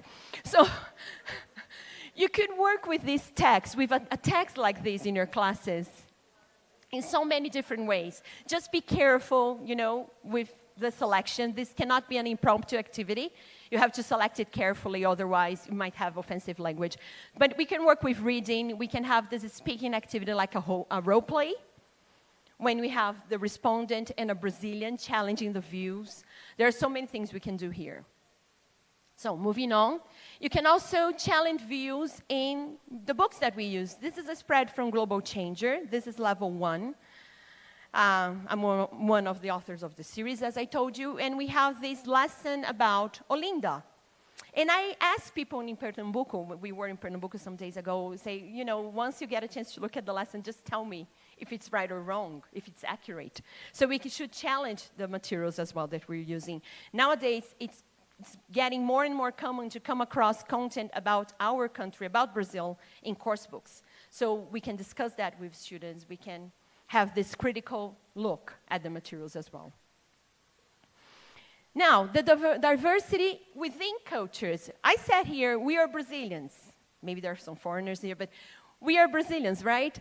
And this is one thing, but besides being a Brazilian, I'm so many other things, right? We have so many other identities. So discuss with your students or think of this, have this in mind when planning your classes. What makes us different from other groups in our culture? Do people in other cities or states, do they eat, watch, play? Do they do the same things? An interesting thing. Do you know that game, the child game, Leapfrog? When you have someone hunting and then the other child jumps? I call it pula-sela. Is it pula-sela? There are so many different names in other states in Brazil. So this could be a starting point for a discussion about diversity within our country. And what languages do people speak in Brazil? Are we a monolingual country? Absolutely not. Look at that map. We have we have some countries in South America as well here, but we have all these indigenous languages being spoken in Brazil. We have immigrants speaking their own languages. If you take the subway, if you walk around São Paulo, you're going to hear other languages from, for example, Syrian immigrants or immigrants from different countries in Africa. So we are not monolingual. And how diverse is our group of students? Do we have here people from other states, from other countries, even other countries? So these are things to keep in mind when planning and discussing the lessons. And then we have to look at ourselves, you know, because I have been pointing fingers at other people here, but we have to look at ourselves, right? We have to challenge our own stereotypes. And I have this embarrassing exercise to share with you. It's a matching activity, which is quite traditional, you know. We're all familiar with matching, match the columns, right? But this is a matching activity with stereotypes, my stereotypes. Okay, so you might not agree with me, but let's do this together. People watching online can write their answers in the chat box. So this is the first column. I know. We have here people from different nationalities, right? And then the second column, we have some adjectives. So we have to match the columns. Okay, let's do this together. So the French are very good. Kenyans, people from Kenya. Kenyans are excellent. They win São Silvestre every year, don't they? What about Germans? Not really. Try it again. I mean, you're trying to read my mind, yeah? Because these are my a little bit of productive, okay? These are my stereotypes. You can have different ones, okay? Italians, loud and passionate. Very good. This is awful. Sorry, guys. I feel bad about this activity. The Chinese are. Congratulations. What about Americans? Bold and rude. Yeah, that's mine. Remember, this is my list. What about British? And Brazilians? Oh, poor Michael over there. Michael, you can come here, you know, and challenge my view when we finish that. Or we can do that during coffee break. You can challenge my view. So this is an awful activity. But this is something you can work with in class, you know, so that students are able to challenge the stereotypes they have about other cultures. And then they can put themselves in these people's shoes and say, how do you think an American would feel? How would a French feel, and so on and so forth. Okay, so this is something that you can do in class. And we're working with language here. We have the words for people from different nationalities when we have the adjectives. So we have language work. We have the linguistic competence as well. Let's move on. Oh, sorry. There's this beautiful quote by Shimamanda. It's just that the activity is so awful. The problem with stereotyping. The danger of the single story in this case. Yeah. The stereotype becomes the only story. That's the problem with stereotypes. Just one quick video here. You can find lots of videos like this one online as well, if you go online. We have people like complaining about the cliches, the stereotypes, the views that others have about them. Let's see if it works. We're going to watch this, just 30 seconds of it, okay? Oops, it's not working. It was working at home. Do you think we could play the video? Dracula's castle, Transylvania. Everybody's kind of a vampire, apparently. Tall, blonde Vikings that drink a lot of vodka. Everyone drinks vodka. That we drink a lot of vodka. That we walk with bears and drink vodka. We love rice. Cheese and chocolate. Cocoa and gold. Pad Thai. Tea. Potatoes. Sushi. Of course, I love sushi. It is true. We do love rice. That we all wear kilts and are very angry all the time and eat haggis. That we eat pho all the time, but we don't. We eat it for breakfast. We don't even eat it for dinner. Oh, do you eat turkey in Turkey? Pizza. You want some plate of pasta? Stop it. Yeah. So, you know, it's a long video. You can work with this video in class. There's a Brazilian somewhere in the video. So this is another thing you can work with in your classes. And then some language. Dracula. Just not to pay that again, but we had some language that could come up in a discussion, okay? Now, the next tip, and then I'm gonna need your help here for the next tip. I got the introduction of BNCC. Again, I just got the content words and I built this word cloud. So from the word cloud, I'd like you to try to guess what the next tip is about, okay? Any ideas? You can say it. Not really. It's written there. Guys, people watching at home can also type their ideas in the chat box. lingua franca, okay? So my next tip about intercultural competence has to do with the view of English as a lingua franca. So a quick definition, it's the communication between speakers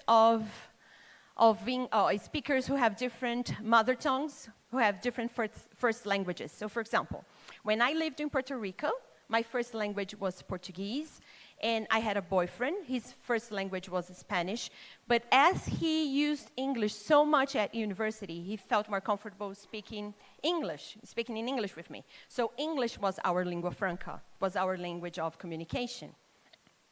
This is a perspective, this is a way of looking at language teaching. Do you have an idea what that represents? It's not Pac-Man? It's not another old reference. No, it's not. What's that? It's a graph. Exactly. We have native versus non-native speakers in that graph because nowadays most of the English is used by non-native speakers. Do you have an idea of the numbers? We have 373 million native speakers and between 1.5 and 2 billion non-native speakers, right? So it's huge. There's this huge ratio. So when you teach English from a lingua franca perspective, the thing is that grammar, vocabulary, pronunciation, when you teach them, you should focus on efficient communication, successful communication. And this has several implications. I would need a whole new talk about it, you know.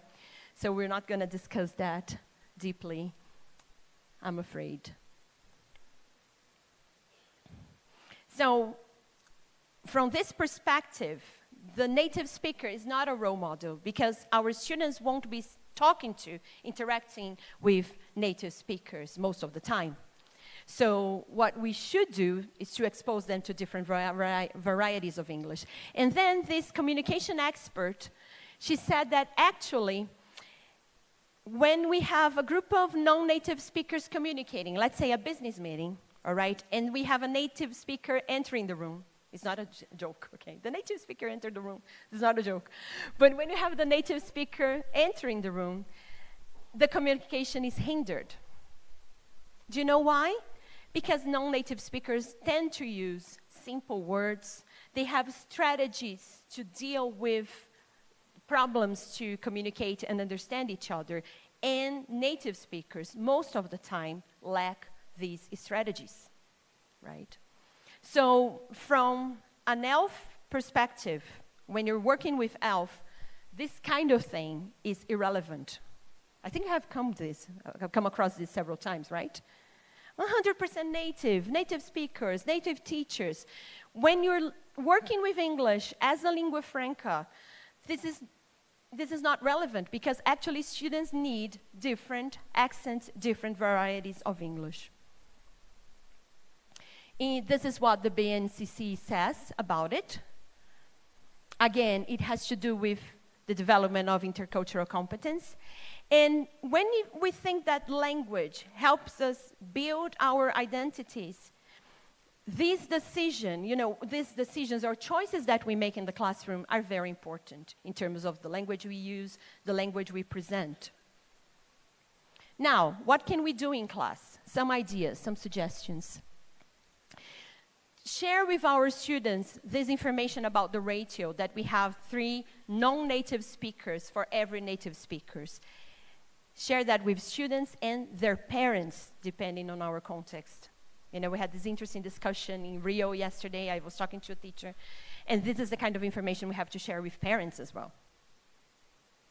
Also, well, there are loads of video and audio materials that we can use in class to expose our students to the different varieties and accents. Also, focus on features. When it comes to pronunciation, for example, focus on features that are essential to effective communication. Sometimes students are struggling with a certain feature. We're insisting on that. And this is something that doesn't hinder communication in English at all, okay? Be careful with cultural representations. Remember that cultures are not fixed or static. And help our students become, effective speakers by working with strategies such as paraphrasing. Paraphrasing when you don't know the meaning of a word and you kind of go around and you say it and you explain it. So this is paraphrasing.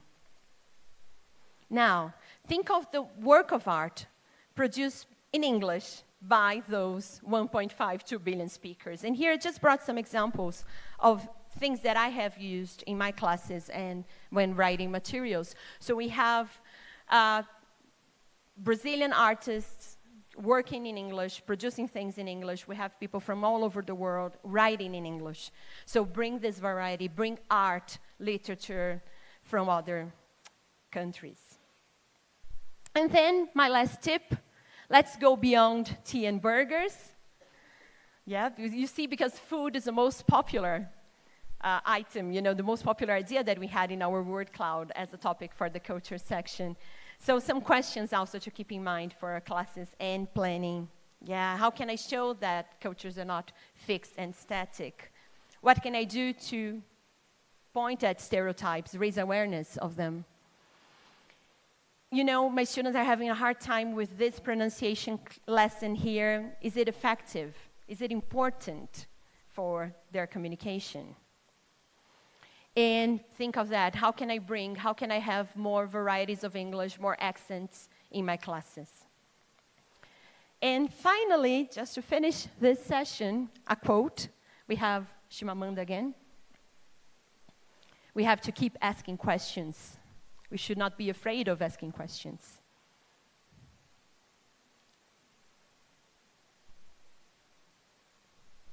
And these are my references. There's a QR code as well. And my contacts. You can find me on LinkedIn, Instagram. You can send me an email. And that's it. Thank you.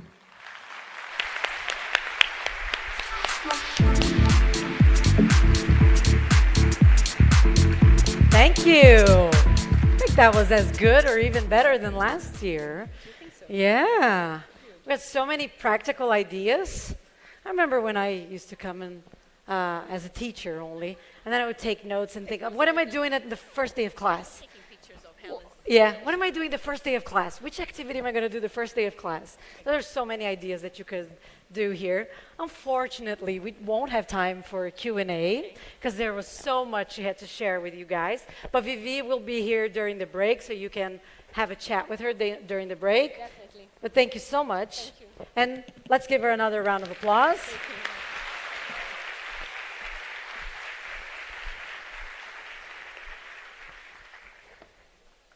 So if you're watching us online, we now have some special content prepared for you while we have a short break. Enjoy. And for you guys,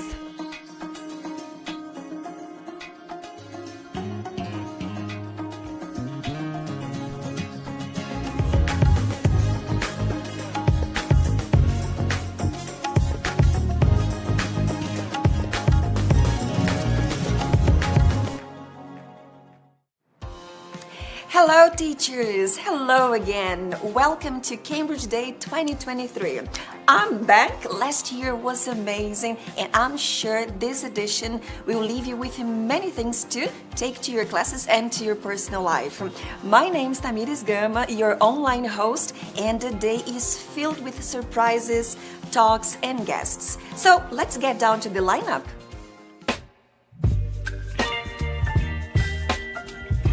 At 11:40, we have Ben Goldstein. Where do I fit in now? At 2 p.m., we've got a round table with Elânia Francisca, Mariana Ox, Ana Carla Crispin, and Rodrigo Hatier. At 2:40, we have Alberto Costa, Assessment for a Successful Learning Journey. At 4:15, we've got Caroline Nixon, Making a Difference. We all know how literature it is important as a language learner and as an English teacher. So we prepared many surprises for you today. To start with, we invited Teresa to read her favorite poem.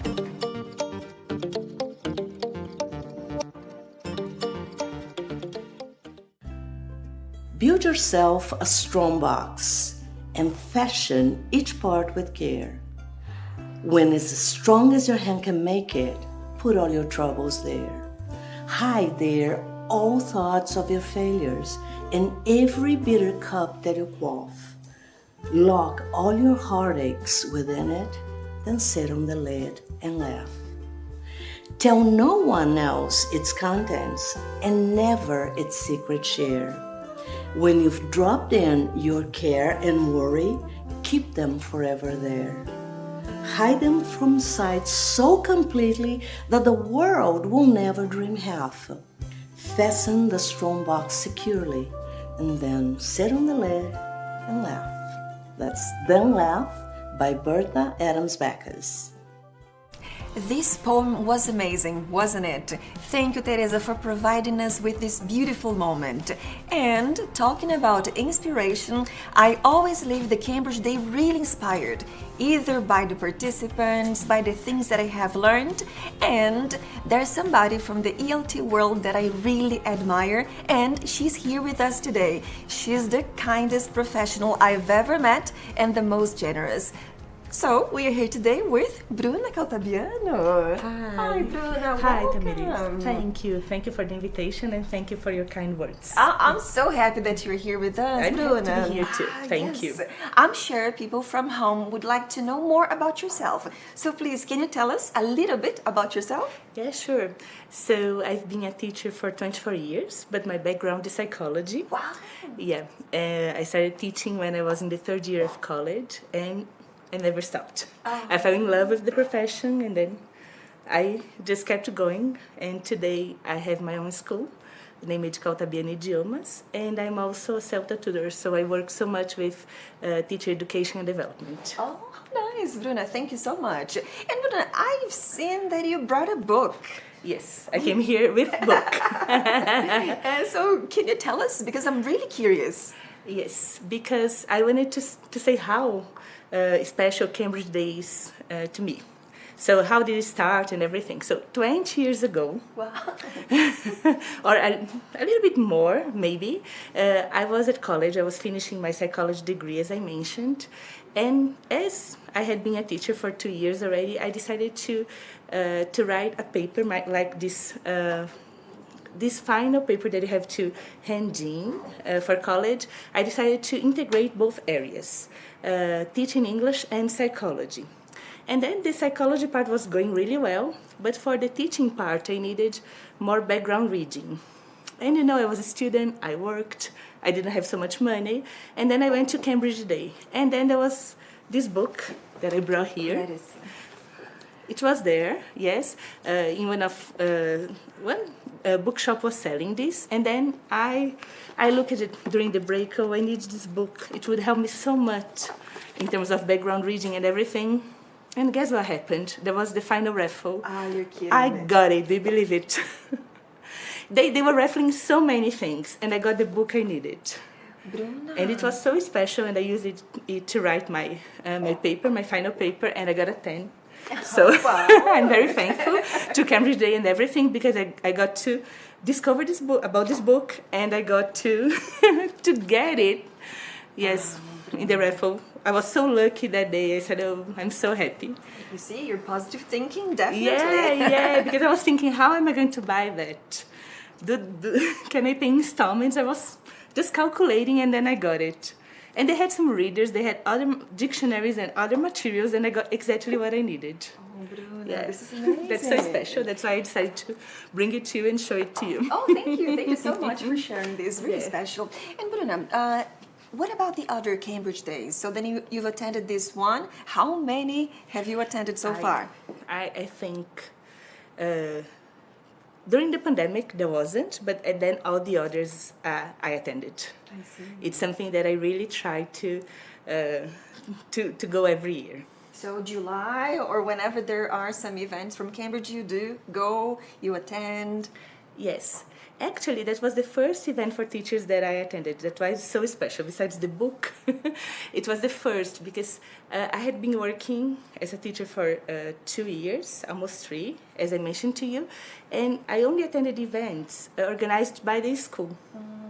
And then I didn't know anything outside the school's methodology and everything. And then when somebody invited me to go to the first Cambridge Day, that was this one, I fell in love with that because I got to meet new people, to network, and to to check the books I needed, to spend a lot of money. I still do. Every time I go there, I still do. I still buy whatever I don't have. And I managed to not meet, but at least attend presentations from great names from the EOT. So it was my first event, and after that I saw there was like a world outside that I didn't know. That's why it was so special attending this first one, and that's why I come back every year. Awesome. To meet people and everything. Bruno, what about for novice teachers who have never attended or maybe are a bit reluctant about it? What's your piece of advice so then they can take the most out of the event? Yes, it's very nice to check the lineup so that you kind of get some expectation about what you're going to see. I think it's very nice because you start enjoying the day before the day comes. Arrive on time, because Cambridge Days, they are super crowded, so arrive on time. Talk to people. Even if you go with a friend, or talk to other people, visit the bookstores that are always there. Try to talk to people, try to check what people are doing, what they have been using, because this is very nice. And take the most of the lectures, because they're amazing. The lineup is usually incredible, so take the most of this moment. Bruna, you mentioned about this networking experience you can have with your colleagues face-to-face. What about for our teachers that are from home watching us? I guess they should network too, by writing comments on the YouTube page. So it's being broadcasted, so write your comments, try to get together with people, try to network, even if you're at home, because it's a great opportunity for sure.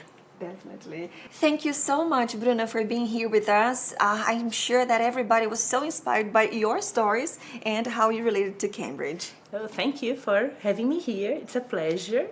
And hope to see you all next year in the next Cambridge Days. Bye-bye.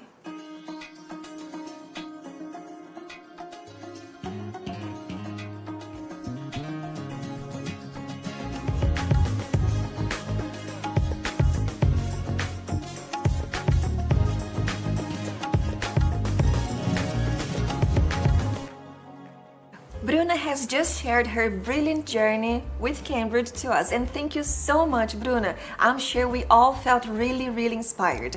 And talking about inspirational journeys, today I have another guest who's just brilliant as Bruna. We are here today with Roberta. Hi, Roberta. Thank you so much for being here with us. Thank you very much for receiving me here. It's a pleasure. So, Roberta, can you tell us a little bit about yourself?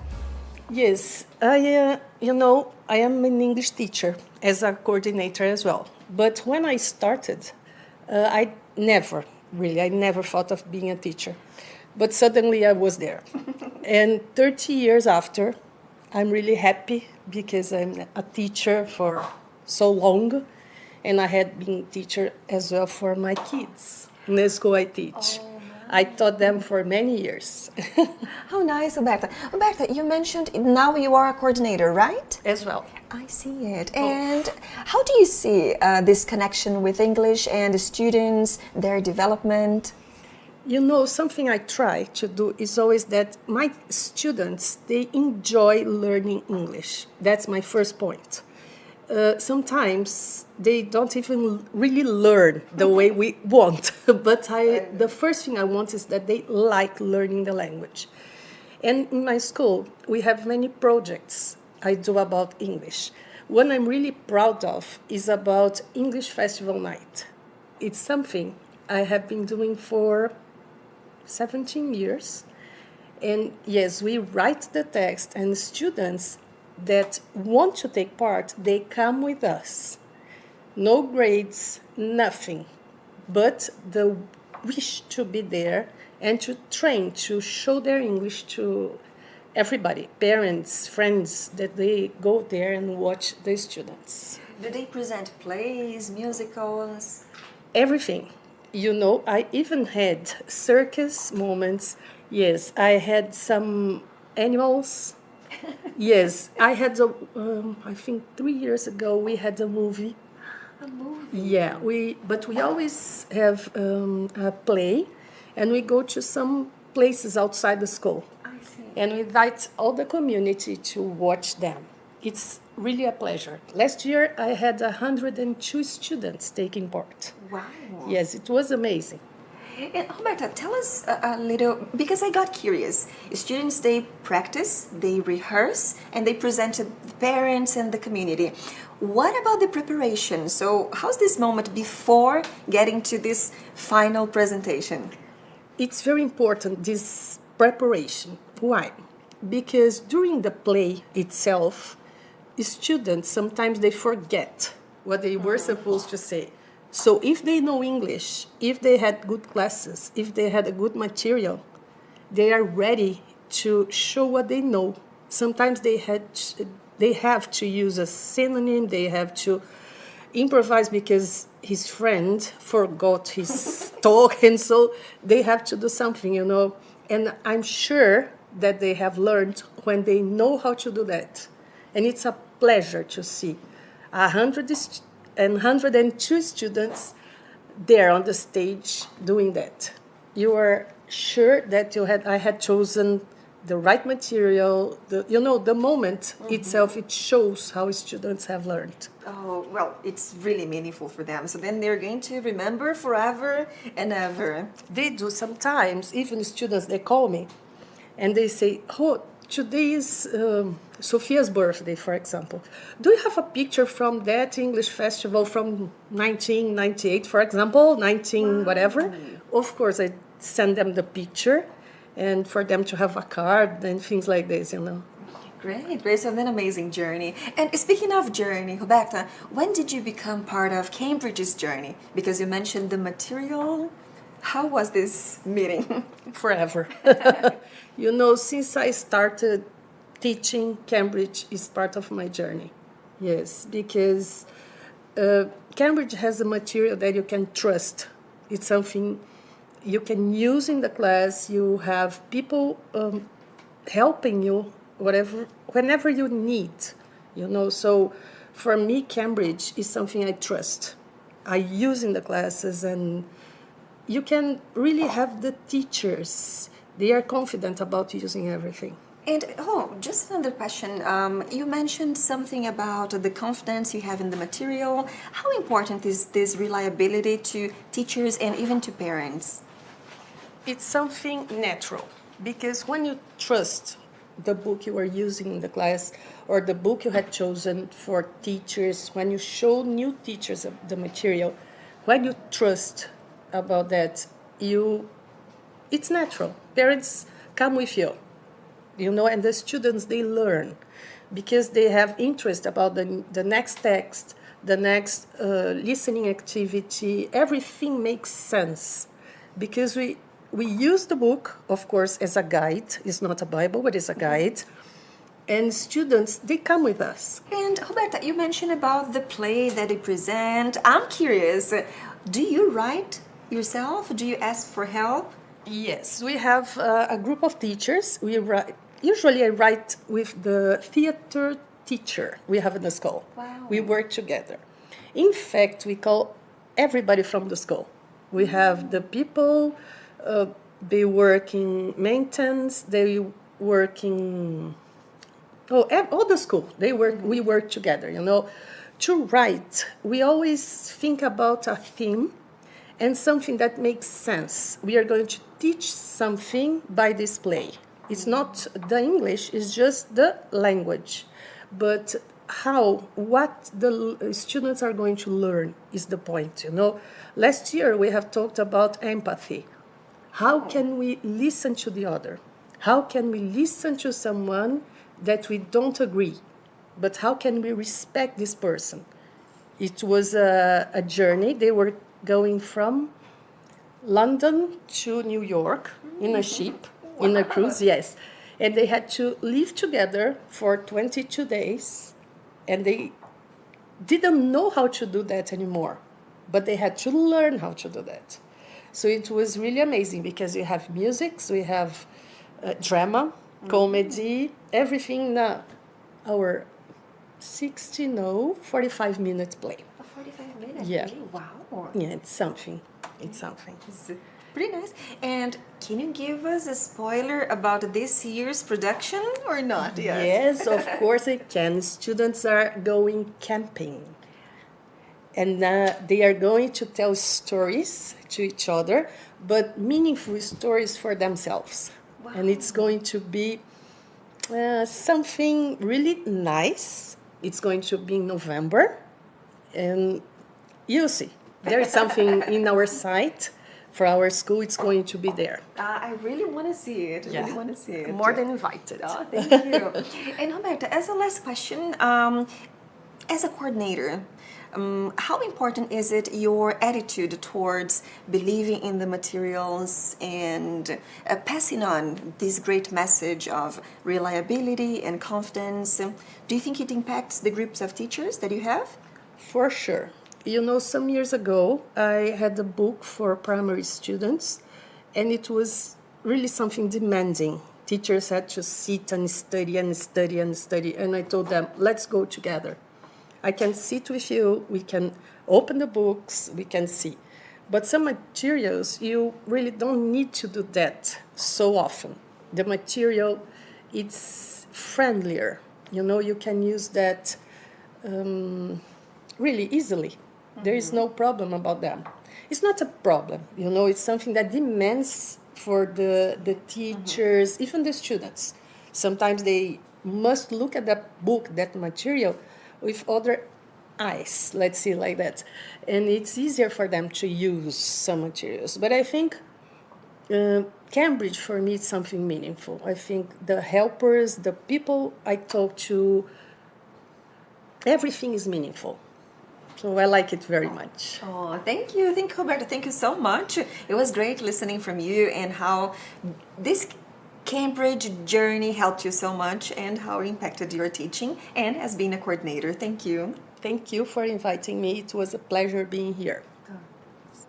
In our conversation with Roberta, she mentioned that every year there's a school play that these students, they have to perform. How challenging is that? Have you ever thought about that? What about challenges? How do you deal with the challenges? I particularly feel excited and scared at the same time. You can leave the comments here for us. How do you feel whenever you are challenged? And speaking of challenges, I want to give you one. I'm sure you're going to benefit a lot from it.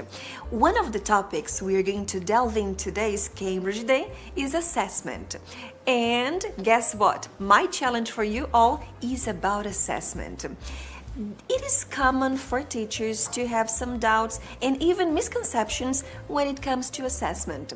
I'm going to give you one phrase and then you have to tell me if you agree or disagree, okay? Are you ready? The sentence is, assessment is only about testing. What do you think about that? Do you agree or disagree? You can also share with us your impressions on this sentence. Before we correct, I'll let you think and we're going to correct shortly.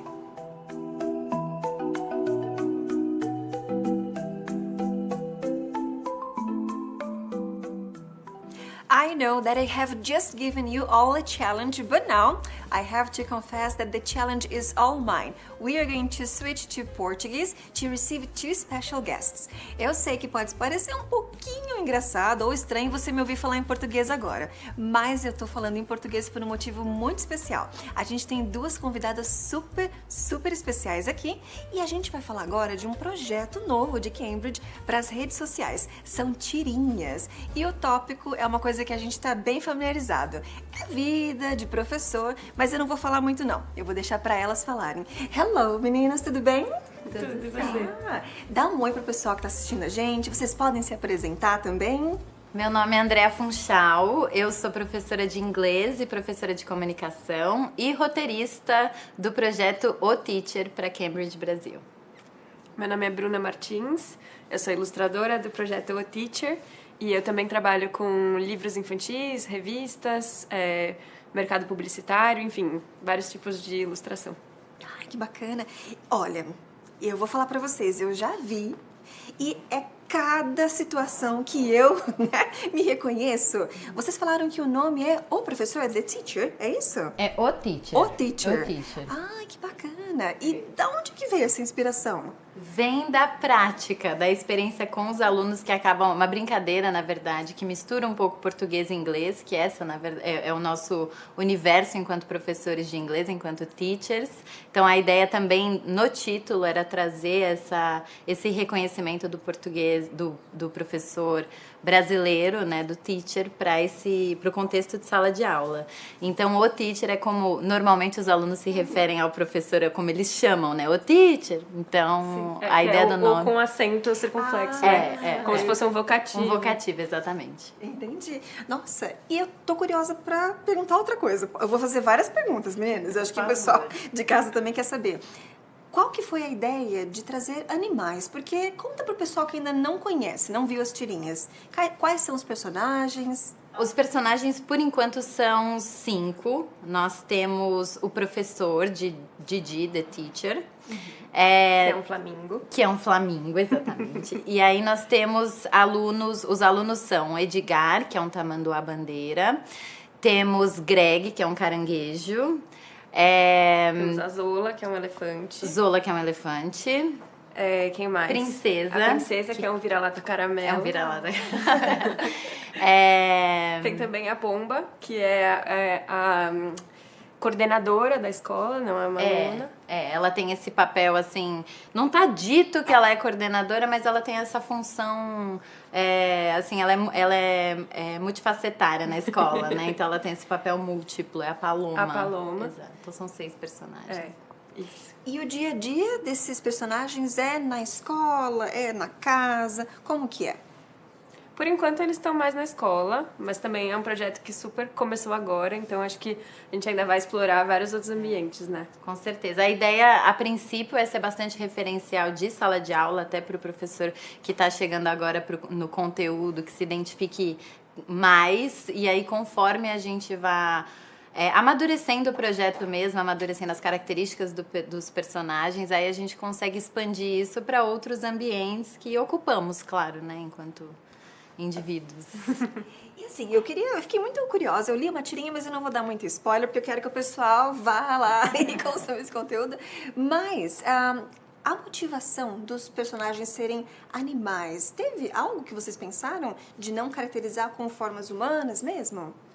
Acho que a intenção da tirinha é sempre a universalidade, assim, e propor, na verdade, uma nova linguagem, né? Uma nova maneira de você se relacionar com aquele conteúdo que é com essa experiência mesmo, que é tão própria da gente, tanto quanto aluno, quanto como professor também. E acho que a gente alcança isso melhor, a gente provoca melhor essa chamada para o conteúdo se a gente não tiver uma identificação tão... referencial, né, a princípio. Então você vai se reconhecendo de fato com a ação dos personagens, então com aqueles traços característicos, independente da forma, né, humana ou animal que ele tenha. Então a ideia era trazer era provocar a linguagem, provocar a imagética também, de sair de algo muito correspondente, poder brincar com esse pensamento imaginário também. Eu acho que também a ideia inicial das tirinhas era trazer um conteúdo um pouco mais lúdico, divertido, mais diferente da coisa mais institucional que às vezes o Instagram fica, né? E aí acho que os animais também vieram para fazer uma coisa mais lúdica mesmo. Vocês acham que colocar os animais e essa temática que tem um alívio cômico ali quebra a expectativa dos professores em relação ao que eles vão consumir ali de conteúdo na página da Cambridge?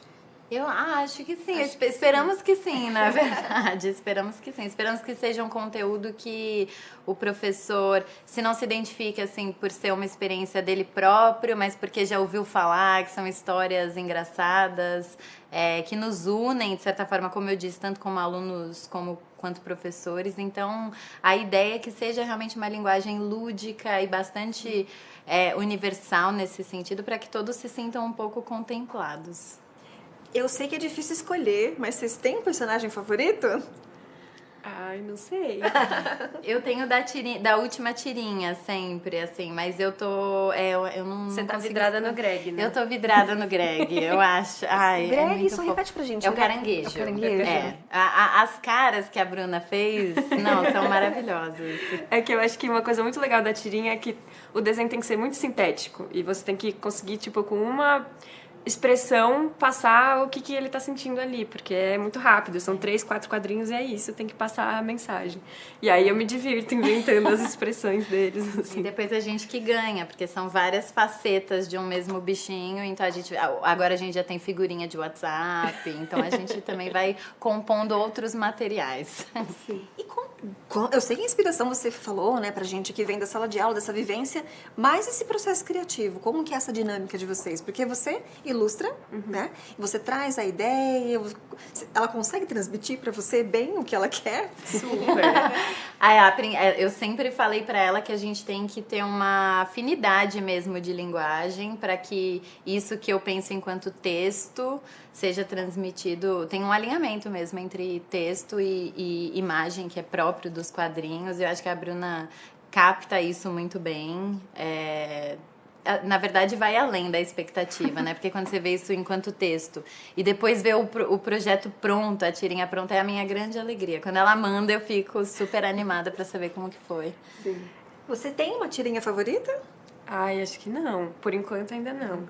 Mas a gente já acabou de começar também, né? Então acho que ainda tem muita coisa legal pra vir por aí. Mesma pergunta pra você. Tem alguma que você fala, essa daqui fala muito comigo? A primeira do mês de julho, que mostra o professor bastante cansado mesmo. Então essa eu me identifico. Final de semestre. Isso! Até o momento é a minha favorita, que é o mais ri.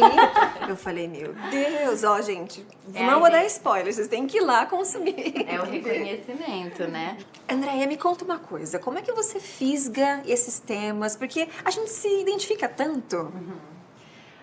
Histórias de todo mundo. Eu sento com os meus amigos professores também, então tento, eu estou sempre atenta para essas histórias, sempre surgem, né? Porque é só você juntar 2 professores que a gente se entende, conta história e tudo mais. Então, parte muito da minha experiência enquanto professora, tanto em sala de aula de idioma, quanto de inglês, escolas bilíngues, enfim. Toda a experiência de sala de aula conta, mas o ouvido atento para experiências de outros professores também, para ser um composto, não só a partir da minha própria experiência, mas de uma coletividade mesmo.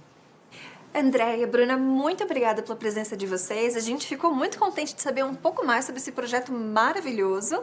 E, pessoal, não quero dar spoiler não, mas a Andréia vai voltar aqui no dia de hoje ainda, porque ela tem uma surpresa pra gente, né, Andréia? Tenho sim. Fiquem de olho. Fiquem de olho. E eu queria aproveitar esse momento. As tirinhas, elas saem sempre aos sábados no Instagram, @CambridgeBrasil, com Z. Mas, meninas, hoje é um dia muito especial.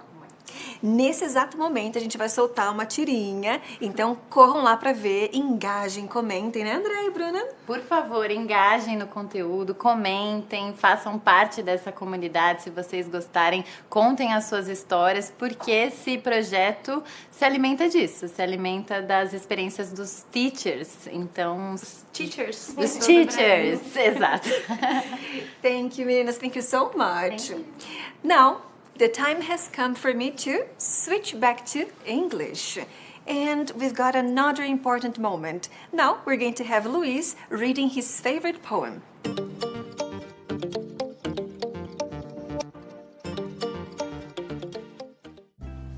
You have gone, I am left, 9 days in heaven.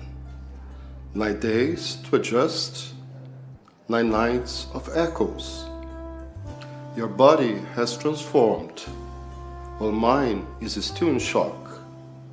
9 nights, 9 days, 9 roads I will follow till I catch your trail. 9 Nights by Malika Booker.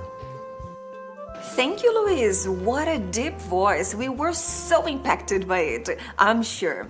And now the time has come for you to discover the answer to our quiz. Do you remember we asked you a question? Actually, we asked you to say whether you agreed or not to our statement. And the statement was, assessment is only about testing. If you said that you disagree, you are completely right. Assessment is not only about testing. If we do believe in that, we are going to take into account that it is only about providing grades. But assessment goes beyond that. Assessment can be connected to formative assessment, summative assessment, and a range of activities that you can plan to your students. So it is not only about testing. So, how do you like your day so far? Let us know in the comments down below. Have you made friends? Do you remember what Bruna told us? You have to try to make friends and make the most out of this moment. How do you like the talks you've been watching? Please let us know. And speaking of amazing talks, very shortly we're going to have Ben. Speaking of Ben, last year I had the opportunity to meet him in person. Do you remember that? Were you with us last year? Let us know in the comments down below. Ben is going to deliver an amazing talk, and his talk is, Where Do I Fit In Now? Kind of mysterious, isn't it? Please look at the time. His talk is going to be at 11:40. So if you wanted to drink water, go to the bathroom, this is the moment for you.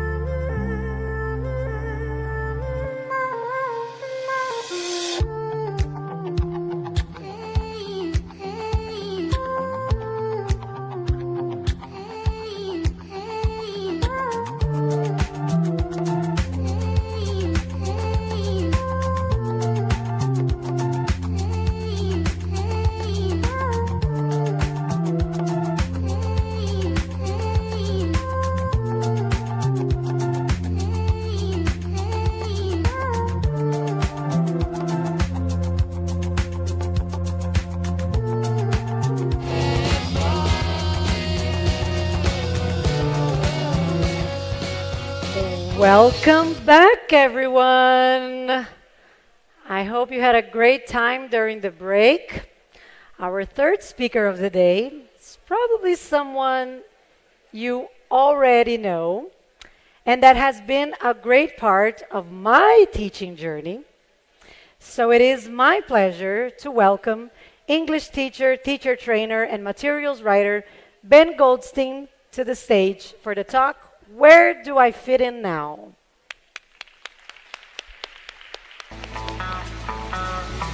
Thank you, Ben. As you know, I like to ask a question before we start.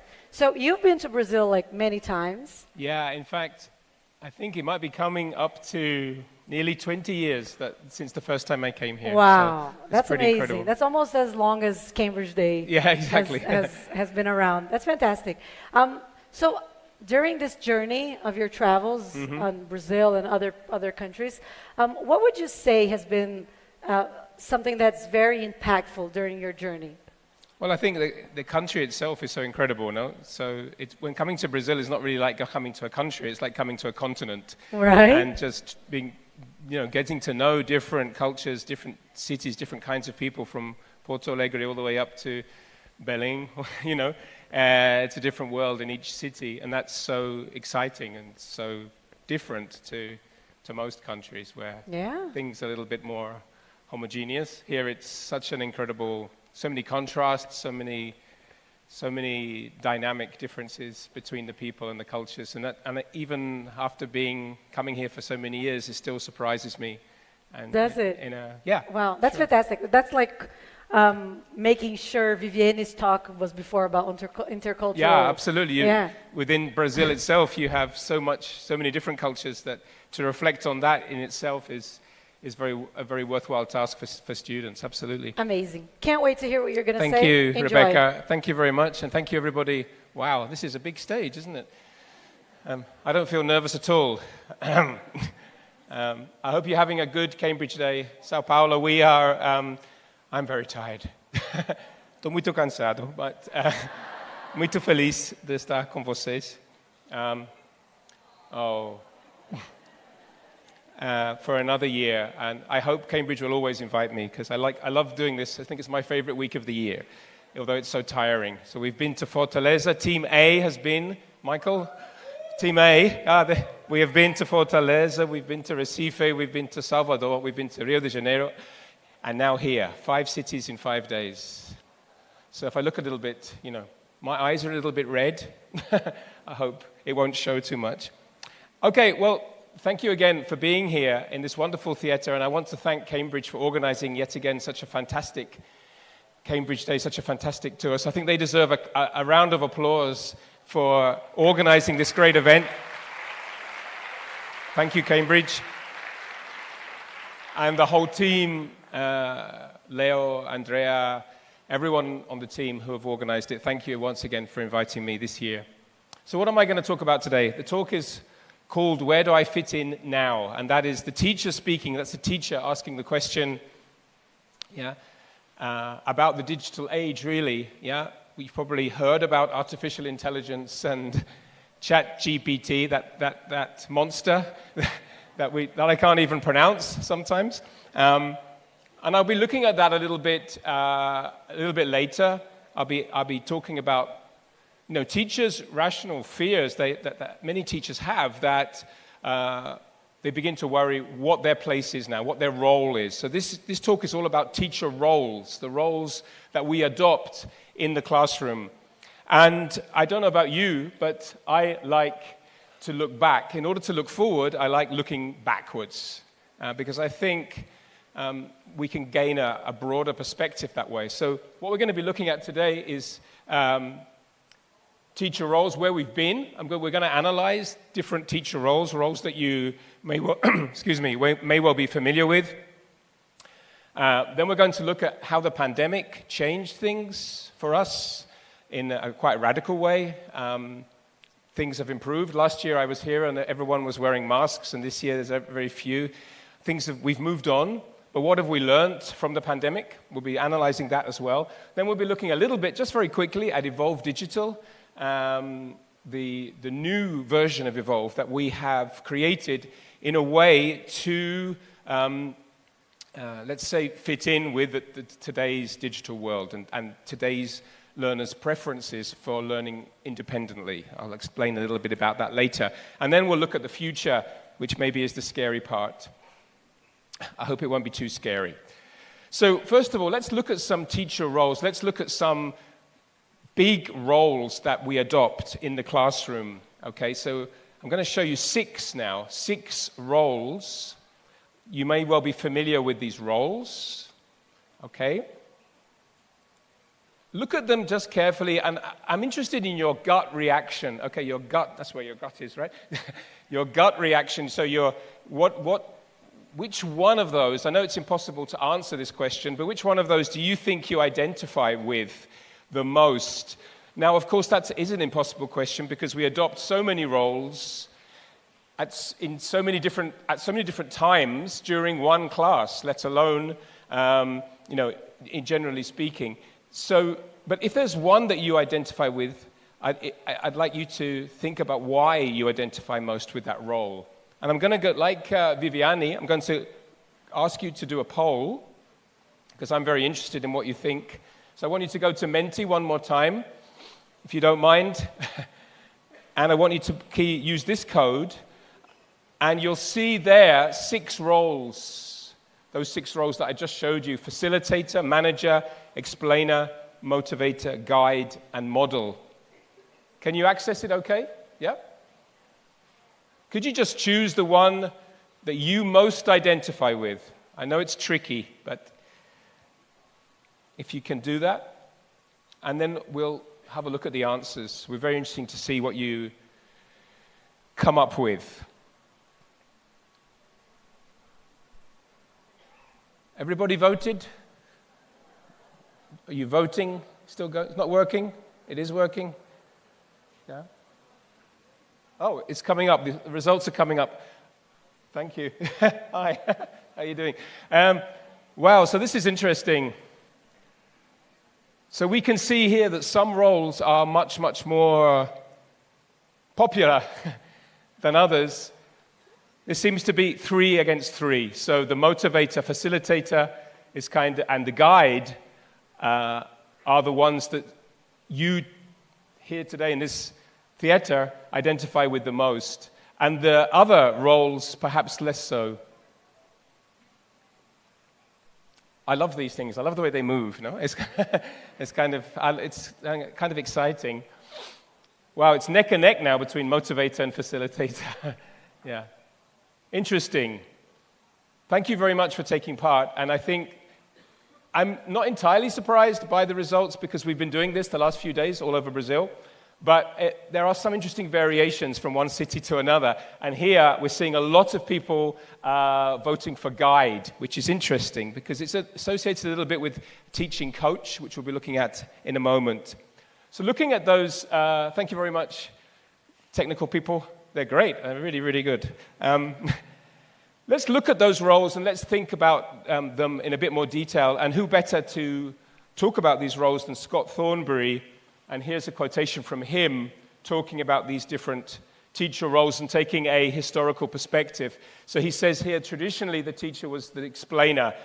So that is plenty of you, some of you did choose that role, and there's no problem in that. There's no right or wrong answer.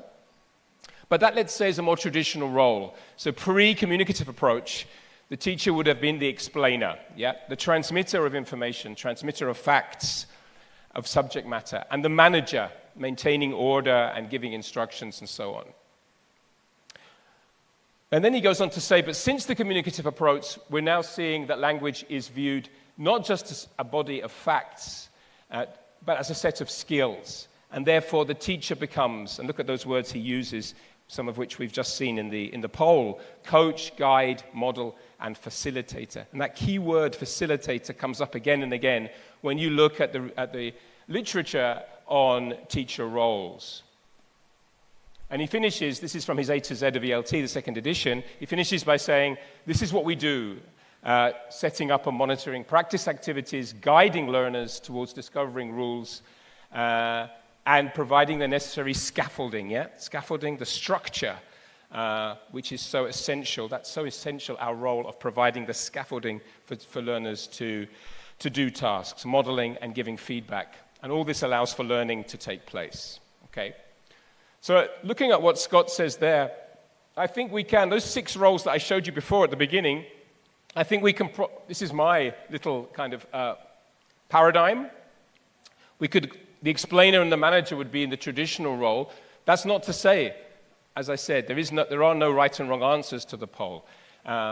Those are still necessary roles for teachers. Of course they are. But they are, let's say, the traditional ones. Then the established roles would be the model and the guide, and then the newer role, or the roles that people are talking about more today, would be the facilitator or the motivator. I also think the teacher's role is associated with the teacher's place. So look at me now, standing in front of you. What role do I have today in this room? It's pretty clear, no? I'm the expert on the stage, standing in front of you, and you're all looking at me. And sometimes classrooms are like that. I'm going to show you 3 images of different classrooms with students of different ages. And I want you to tell me what you think is happening in each class, and which teacher roles does each image transmit for you? Could be one role or various roles, okay? So I think the role is associated with your place, with your physical space. So let's have a look at this first image, yeah? Which is a kid's classroom. So what do you think? What is happening there? I'm not going to elicit any, because it's a very not easy, but it seems to be, what would you say, a more traditional classroom or a more modern classroom setup? A traditional, yeah, absolutely. And the teacher there looks like teaching maths, but anyway, it could easily be teaching English. The teacher is eliciting, yeah? It's the classic elicitation technique, and it's not a real classroom, is it? Because all the kids, these are all from photo banks where, the images in photo banks don't really show the real world. Actually, they do show a kind of, idealized world sometimes. The other images I'm going to show you are a little bit more real, but it's true that this image is a little bit airbrushed, isn't it? A little bit unbelievable. But I like it because it very clearly shows the role of the, what do you think, of those 6? Yeah. I think it's the explainer and the manager, yeah. The traditional roles, yeah, that the teacher here is explaining something, we don't know exactly what she is explaining, and she's managing the class. Elicitation is classroom management, right? And we have to do that, of course, all the time in class. Let's look at another image, which is very different. So here, much more real, yeah. We don't know exactly what is happening in this image, but what is different about it? Well, what I see as different is, of course, the intimacy, the body language between the teacher and the student.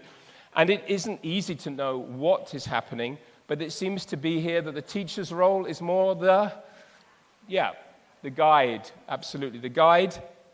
But also, she could be giving feedback, on an activity. She could be helping the student with a particular point that she's noticed that the student has difficulty with. So she could be facilitating, and motivating by taking the student to one side while the class is going on. She could be facilitating and motivating the learner as well as guiding.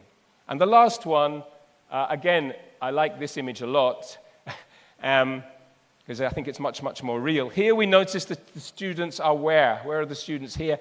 They're actually in the position where the teacher normally is. They're in front, standing in front of the board. And notice the teacher sitting on the desk, joining in. So here, what's interesting about this, the physical space is that the teacher is the participant, right? The teacher is participating in what could be, I guess, a role play or something, and they seem to be practicing. They have notes with them. So what would be the role here, do you think?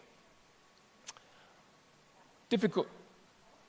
It could be, well, the coach we're going to look at in a second, that wasn't one of the 6. From the 6 that we looked at, I would say that this could be the model. That could be, we don't know exactly, but the teacher, by joining in, they could be modeling the activity. And again, I think facilitator and motivator equally as well. coaching, somebody mentioned, and I didn't include that in the 6 because I think there is a little bit of an overlap between coach and guide. But in a great book published by Cambridge, I don't know if they have it outside, it's a new release, let's say a new publication. In Philip Kerr's book, The 30 Trends in ELT, right at the end of the book, he talks about coaching, number 29. And he says this, and I think it's very good to look at this quotation in contrast with Scott's quotation. He says, coaching-informed teaching is often seen in opposition to traditional teaching styles, where the teacher is primarily a transmitter of knowledge. With language coaches, the teacher's role is mainly facilitative. Yeah? Can you say that word? Yeah, facilitator is easy, but facilitative is a little bit tricky. Okay. Practice in the mirror when you get home. Facilitative. But that word is key, that adjective, facilitative. I'm being facilitative here. The teacher's role is mainly facilitative. And key is this, what he says, this is really important. He says, coaching, the notion of coaching includes an acknowledgement of the importance of the teacher as a motivator, again, confidence builder and supporter of the learner, as a listener who is genuinely interested in their learners as individuals. And that is a key point here. And I think, I don't know if you remember what I was speaking about last year. We were looking at teachers who were working through the pandemic, and we saw that some teachers became much closer to their students on a human, emotional level, on an affective level, especially teachers of young adults and adults, and some of you are nodding your heads, that this was one of the results of the pandemic, that the social, emotional aspect of our job really came to the fore. And that was already happening. A lot of people were talking about the soft skills and social emotional learning, but when you share a trauma like we all did with COVID, that really became apparent in our classrooms, that there became a closeness, an intimacy between the learner and the teacher, which there maybe didn't exist before. And you might remember a testimony of a teacher. Any of you were here last year in that lovely theater in Maspe? Put your hand up if you... Yeah, you might remember... Great, thank you for coming back and sitting in another beautiful theater. You have some lovely theaters in Sao Paulo. You might remember a teacher called Juan, and he's become a friend of mine. He's actually, I think he's from Sao Paulo. He's now living in Canada.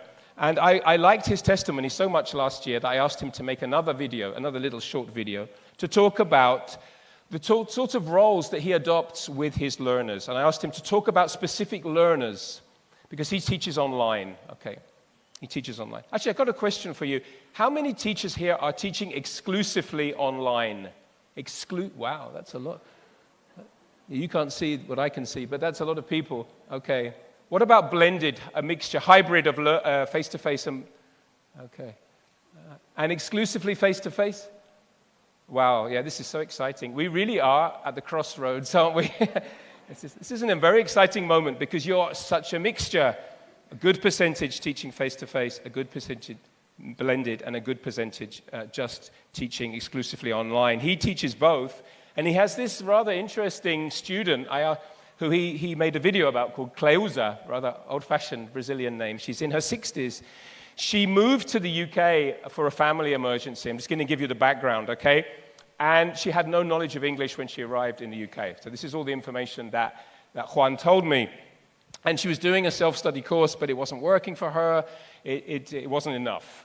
And this is where the role of the learning coach comes in for someone like this particular student. So just listen to what Juan says now about Cleusa and what he began to realize about his role teaching her. Okay? Let's watch this. And when she came to me, it was very clear to me that she was not looking for a content provider. She was, again, I think, looking for sort of a learning coach. She said, I have to go to the doctor. I have to talk to the teachers of my grandchildren at school. I have to go to the supermarket. And I can't do that. I don't know how to do that.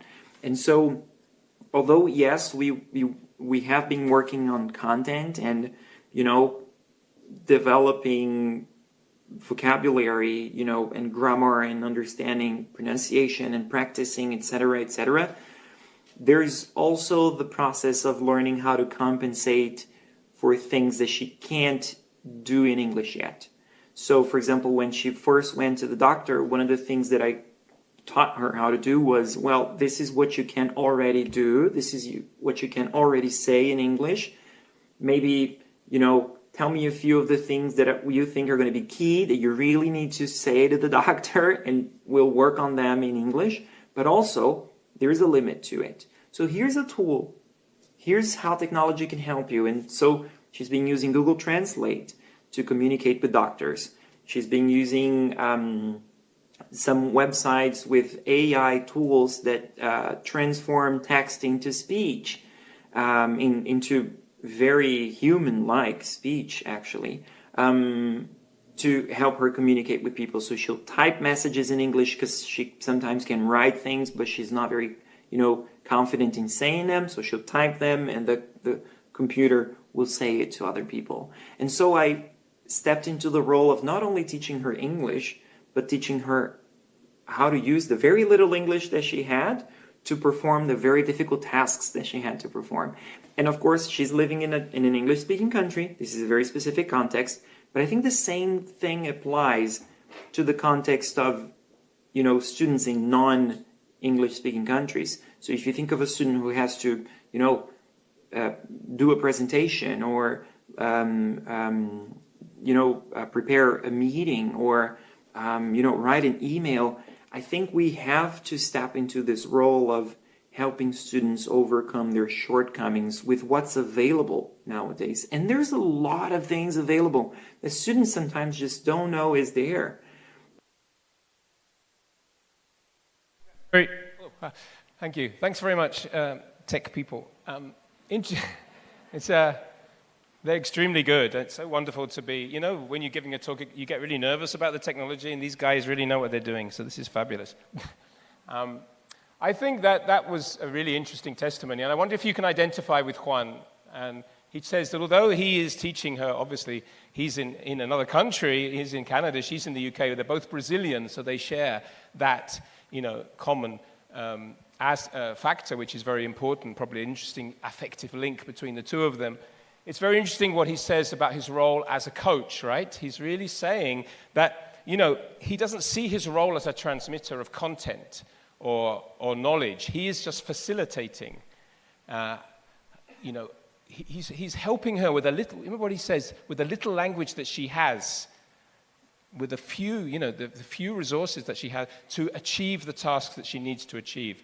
And he's guiding her towards things like Google, you mentioned Google Translate and text-to-speech software, because she's able to write better than she can speak. And I think this is a kind of one of our new roles, this role of the coach or the guide. And I think that's an interesting testimony for us to analyze for that reason. I think there are more and more students in the world like Cleusa, for example, and with very specific needs, and our role really has to, you know, is really, the roles we adopt really depend on those kinds of students and the particular context they have, okay? So let's really looking at where we've been. That's the introduction to the talk, the different roles that we have traditionally adopted, and then the new roles that we are now fulfilling in today's world. And that was an interesting example from Juan, I think.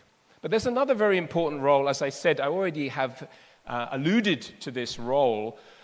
As a result of the pandemic, we have become far more interested in our learners as people. And I think you can tell, look, listening to Juan just now, you can tell that he's genuinely interested in helping her, can't you?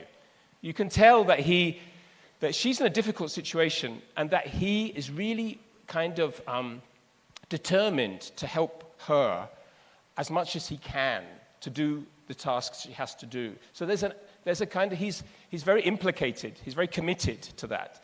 And this is again, going back to Scott, who is always very quotable. I wish I could write like he does. He says that teachers also play a pastoral role. Isn't that a wonderful word? Pastoral. Pastoral?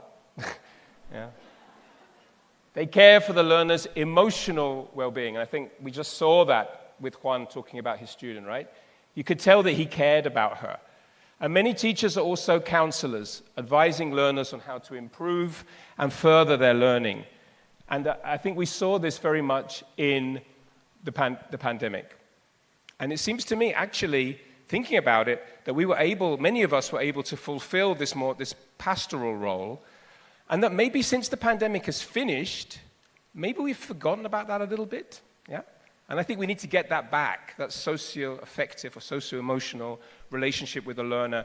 I think that's something we should always do if we can. I'm not talking about our classes becoming therapy sessions. I don't mean that, right? I don't mean that at all. I just mean understanding what the learner needs and really being interested in their lives and being open to them and listening to them in a kind of affective way. And this is very much a humanist. What he says here is this is based on humanist educational principles where the teacher is just a participant in the classroom ecology. So I would say then post-pandemic, there are some roles on the way up. The feedback provider, supporter, and coach are, I think, roles on the way up. We need to guide our students towards certain learning strategies. We saw that with Juan's testimony. He was guiding her to use Google Translate, to use text-to-speech software, for example, these strategies that involve education technology. And the role of the feedback provider is absolutely vital in the digital world. I have observed a lot of classes in Zoom, okay? Teachers all over the world. And there's one thing that teachers struggle, there's one thing that teachers don't have time to do in online, synchronous, live classrooms is give feedback, yeah? They just run out of time. Those of you who teach online, you know what I'm talking about? That everything takes longer, right? Everything takes longer. And as it is, we have opening breakout rooms and so on. It can be quite laborious. Feedback is difficult sometimes. Personal feedback, ironically, can be a lot easier because of the chat, but group feedback can be very difficult. And many teachers just don't have the time to do it. And the students really need to know how they are doing. They really need to know how they're doing, much more than in a face-to-face classroom where they can see from your responses how they are doing. Online, it's much, much more tricky. So I think this is something, and you'll see we'll come back to this again and again, this idea of the feedback provider is always been essential, but it's more essential than ever now. And other roles on the way up, well, funnily enough, one of the roles on the way up is a traditional role. Can you imagine what it is? One of the traditional roles. One of the traditional roles is on the way up, and one of them is on the way down. So the manager is very much on the way up in online classes. Just imagine when you started using Zoom, at the beginning of the pandemic, can you remember what that was like? You're probably having nightmares about it. Just managing that was a nightmare at the beginning, right? You didn't know what you were doing. No one knew what we were doing. No, none of us knew what we were doing. So managing, although it's a traditional role, is a role that we'll always need to fulfill. And so the classic things that we know make good class methodology, clear instructions, the organization of groups, whether it's face-to-face or online, ensuring everyone is on task and paying attention and got their cameras on, these are all very important skills that we need to fulfill. And the motivator maybe is the key one. This probably, let's say facilitator is the one we kind of do without realizing we're doing it, right? Sometimes, because facilitation is kind of all-encompassing. But the motivator in today's world is the most important role, our most significant role. The students working independently, but motivation is absolutely crucial. Working independently online, self-study, whatever, they need you there to push them on. And the roles on the way down, I think there are a couple, yeah? From those 6 that we saw, which roles would you say are on the way down? Less, not irrelevant, but less important. Yeah, the model Remember what Viviane was saying in the session before coffee break about English as a lingua franca? So I think this is also very, very, very relevant, that, you know, students nowadays are surrounded by so many models, they are exposed to so many different models, so many different Englishes, that our role as the sole provider of language is reduced, clearly. And the other one, which is clearly on the way down, is the explainer, yeah. Absolutely, especially young adult and adult classes. So again, if the students are doing the grammar on their own, if they are looking at the vocabulary on their own in a self-study format, then they don't need you to explain the grammar. They just only need you to clarify, sort out their doubts, and so on. So the post-pandemic classroom, I see it a bit like this. We've seen, as a result of the pandemic, that the whole young adult and adult segment has changed, has transformed, and the blended approach has really been embraced. I imagine Sao Paulo is a great example of that. Yeah, it's very difficult to get from A to B, right, in this city. Just coming from the hotel, I thought, oh, I'm from, you know, Paulista to Pinheiros. That would be like, you know, 15 minutes. It's like 10 kilometers. Took us 45 minutes on a Friday morning. Terrible traffic. So students faced with that situation, of course, they're going to think, oh, I don't know if I need to go to the face-to-face classroom because, you know, I've got to sit in traffic for an hour. And so they go for a blended or a flipped approach. And I'm sure you are all aware of that because that's a lot of what the teaching you do these days. And of course, AI is taking on a more significant role. We'll look at that at the end. Okay, don't worry. This is not a talk about AI. Brastíso was just held like a week ago, and there were a lot of talks about it, and rightly so. We need to talk about it, but I didn't want that to be the main focus of this talk. But we will look at it at the end. And as I've already alluded to, an emphasis on soft skills and competencies. As I said, that was already bubbling up, but the pandemic has just accelerated its arrival in a way. So I don't know if you're aware of the Cambridge Life Competencies Framework, critical thinking, collaboration, creative thinking. You've been hearing about this for a long time now. But now these soft skills and social emotional learning, these competencies are now almost as important as the language program, right? And I think that's good. A lot of people complain about this, and I'm a language teacher, and I need to be teaching language. But I actually think that we aren't just language teachers, and that we have, at the end of the talk, I think I hope to show you this more clearly, that we actually have another role, which is as equally important as purely language teachers. So let's quickly look now at Evolve Digital and teachers' role with this. This is very quick, okay? Very, very quick. What is Evolve Digital? How many of you have used Evolve, the coursebook Evolve? Some of you. Okay, quite a few of you. Okay, and Evolve Digital? Okay, quite considerably fewer. All right, well, you're the ones kind of on the cutting edge. What is it? It's basically, Evolve is a 6-level course for adults. And what we've done is that we've created this online version, which is a combination of independent, asynchronous learning, so with the students self-study using application, using their mobile phone or whatever. And then there are teacher-led synchronous classes as well, which can be done face-to-face, or they can be done in a Zoom classroom, for example. And these are the levels and the length of the classes with the synchronous lessons. So you have a role. You do still have a role. You have the role of the students working independently. They need to send you written and spoken work. So they have to send you this work, which is the culmination of their studies online. So you do have a role, but your role is different. It's not like the same role as if you were using the paper-bound books, right? So the teacher's role here, I think, is the motivator or the monitor. So you're monitoring their progress and you're motivating them to do the work. That's a role. And the feedback provider role is equally important as well. Very important, because students need constant feedback and motivation when they're working online. And in the teacher-led class, I think the manager, the facilitator, and again the feedback provider are the key roles here. Incidentally, these teacher-led lessons are basically PowerPoint slides. So each unit has a long series of speaking activities which are, let's say the delivery mode is PowerPoint, so equally suitable for face-to-face or online.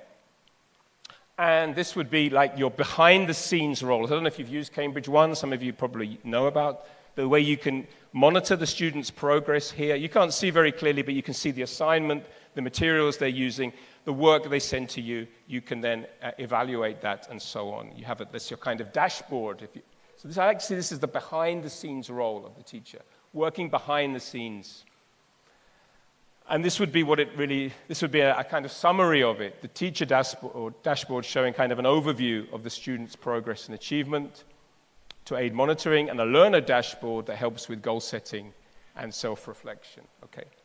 And then there are real teachers as well. So each unit, this would be the opening of the unit, you actually have a teacher introducing the unit and explaining what the teacher is going to, what the student is going to look at. So the objectives, the grammar, the vocabulary, and so on. And let's look at an example. In fact, Isabella's right here in front of me. I hope not to embarrass you, but I'm going to show you a little bit of Isabella, Isabella Villalobos, who's here in the front row. And we're going to watch her just introducing a little bit of her introducing one of the units of Evolve Digital. And notice how human it is, how personal it is. It's not just saying, oh, this is the unit, this is what you're going to study. She takes a very personal approach, and that's what we need if we're learning online, is having that teacher there as a kind of, friend almost, to guide you through the unit. Welcome back. It's great to see you again. Are you ready for some more learning? So let's get Unit 2 going. So much stuff. That's the name of the unit. Do you have too much stuff? No? Are you sure? Most of us have some stuff that we don't really need, or we don't need any more. It can be hard to throw things away. Why do you think that is? In Lesson 1, we'll talk about things you've had for a while. We'll learn some new words to talk about possessions, and we'll figure out how to use the present perfect with ever, never, for, and since. In Lesson 2, we're going to talk about things you own. What's your favorite possession? For most people these days, it's their phone. My phone has my whole life in it. So I like that. Your phone has your whole life in it. No, I mean, I think it's very nice, the idea that she's really talking directly to the student. Yeah, do you have too much stuff? Do your favorite possession your phone, like me? Yeah. So there's a kind of human touch there in this digital, seemingly inhumane world of the online classroom. There's a kind of human touch.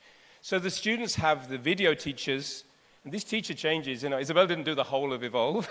She does one level of Evolve, and then other teachers from other countries. So you're hearing different Englishes as well, different accents and different ways of communicating as well.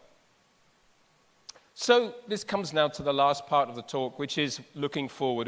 We've looked back, yes, at teacher roles. We've kind of summarized the roles that we adopt, and I think we've made it clear that, we adopt many roles in many contexts, but that some roles are now more important than others, that our roles are evolving fast, and we need to keep up with the trends. But of course, the trend, which is the one that is kind of constantly being spoken about, is AI. And have a look at this image I got from the internet. What does this image say to you? And in what context do you think it appeared? It's not a very happy image, is it? A slightly scary image of the future, perhaps. So there you can see the student, the teacher, kind of standing back, and one with their arms crossed, and this kind of green monster. What is the green monster? Yeah, the cloud, the AI, the intangible artificial intelligence kind of helping the learner who looks a bit clueless, right? Where did it come from? It came from the New York Times. So if you want to read anything about AI in education, I think the New York Times is as good a place as any. They have some excellent articles. And this one, there's a section they call the shift. So don't ban ChatGPT in schools, teach with it.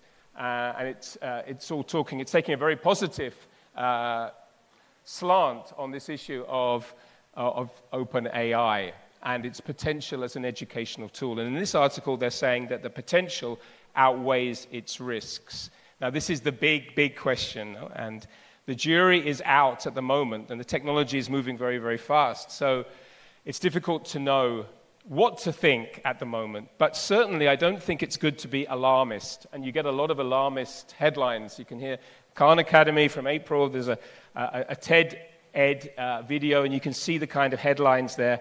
So difficult to say, isn't it? It's even more difficult in Portuguese, no? What is it? Like chachi. Chachi GPT. Wasn't made for Portuguese speakers, was it? How can anything so difficult to say become so popular? I think this is very alarmist and very sensationalist, and I think we really need to come back down to earth. Again, from the New York Times. This just from a couple of weeks ago. Very interesting. And again, rather than listening to gurus talking about it, I'd rather listen to teachers and students talking about it. They're the ones, who are being affected by this. And this is a very interesting podcast, and there's some interesting comments here. And you've got the QR code there if you want to have a look at it. This is one of the comments from a teacher that I agree with. I personally agree with this take. They say, we need to figure out a way to adjust to these tools and not just ban them. This adjustment won't be easy, but who better to guide students into this strange new world than their teachers? And I would very much agree with that. I've asked lots of people what they think about AI. This is Paulo Dantas, I don't know if you know him, from Troika, and he says that ChatGPT doesn't think or assess, at least it can't assess, taking into account subjective criteria and the nuance. Isn't that a wonderful word? Michael corrected me because I said nuance at the beginning, as if I was a French person. But how do you pronounce it in Portuguese? Nuance, exactly, yeah. You're perfect French speakers. International language. Nuance is a great word, and it's a wonderful word because it's that intangible, specific quality that it seems escapes the robots, right? They don't have that. They don't have nuance, which you expect a human to be able to use. If teachers are not comfortable enough with the fact that AI is being widely used in ways we don't even see, they will be lagging behind. And again, I agree with this. You're getting a lot of teachers, I don't know, who are going back to assessing writing in the classroom, right? Because they can't trust their students. And I think I understand why they're doing that, but I don't think that really is going backwards. We need to think again. We need to reflect, and we can't go backwards to sitting people down for written exams. At least I think that there are other alternatives. And there are gurus as well. This is a very famous guru, yes? Many of you subscribe to his channel, Steve Kaufman, you know him? Some of you are nodding, some of you are not. 823,000 subscribers. And he has, thousands of videos that he's uploaded. And look at his face there. He just, the question, so does that make the teacher unnecessary? Well, he is a teacher, so of course he's going to say no, but he does set up some doubts about our new role. Should we be worried? What role do we need? How do we fit in now? Bearing in mind this. But rather than listen to Steve, again, I went to the comments for some interesting, sometimes these YouTube videos, the comments are much more interesting, than the videos themselves. You start watching the video and you end up looking at the comments. And why is that? It's because they address us, it's a whole community. Those comments are fascinating because there's a kind of community there of people watching the video and sharing experiences. And I love this particular comment from, well, I don't know his name or her name, I don't know, but it's at FRZN, so that's the person. I imagine it's a person. And they say this, and this is why I chose this comment, because this is a language teacher, an English language teacher. And they say this: I'm an ESL teacher, and I'm not worried in the slightest. No? That's the very, with great bravura. So I thought, well, this is going to be interesting comment. And I keep saying they. ChatGPT, I'm not going to say it, okay? It's a tool, like anything else, and it can be extremely powerful as a means to learn, especially for the highly motivated. But it doesn't have the human touch and... Oh, exactly. See how this word comes up again and again. People trying to assess these large language models and bots and things, they're realizing that it doesn't have this je ne sais quoi, no?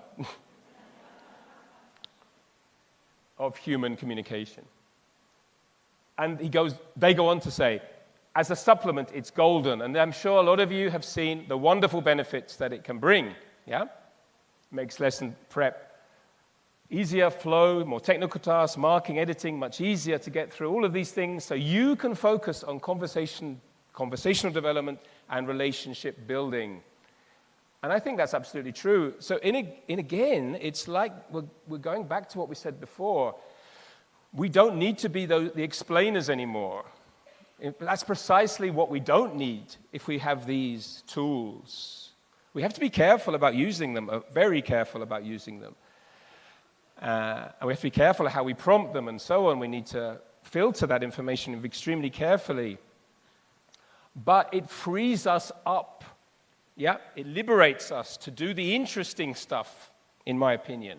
Yeah, the conversation and the relationship building. Notice again, relationship building, focusing on the social, emotional aspect again. And I love this final quotation. You'll never remember what ChatGPT corrects, but you'll always remember the one teacher that helped you nail a job interview or inspire you in some way. And that's precisely why I like my job. Isn't that great? Deserves a clap, yes. I wish I'd written it, but I didn't. And I think this is very empowering for us as teachers, this kind of comment. And really, you can look and you see a video like Steve Kaufman's video, you see the comments online, you can see the teachers are kind of helping each other, empowering each other with these comments. And of course, there are other comments as well, which are more critical. And we do need to be very critical. But I think it is not the end at all of our role as teachers. The contrary, we just have to change our role to become, moving away from the transmitter of language to something much broader and more developed. So final thoughts then, coming towards the last few minutes.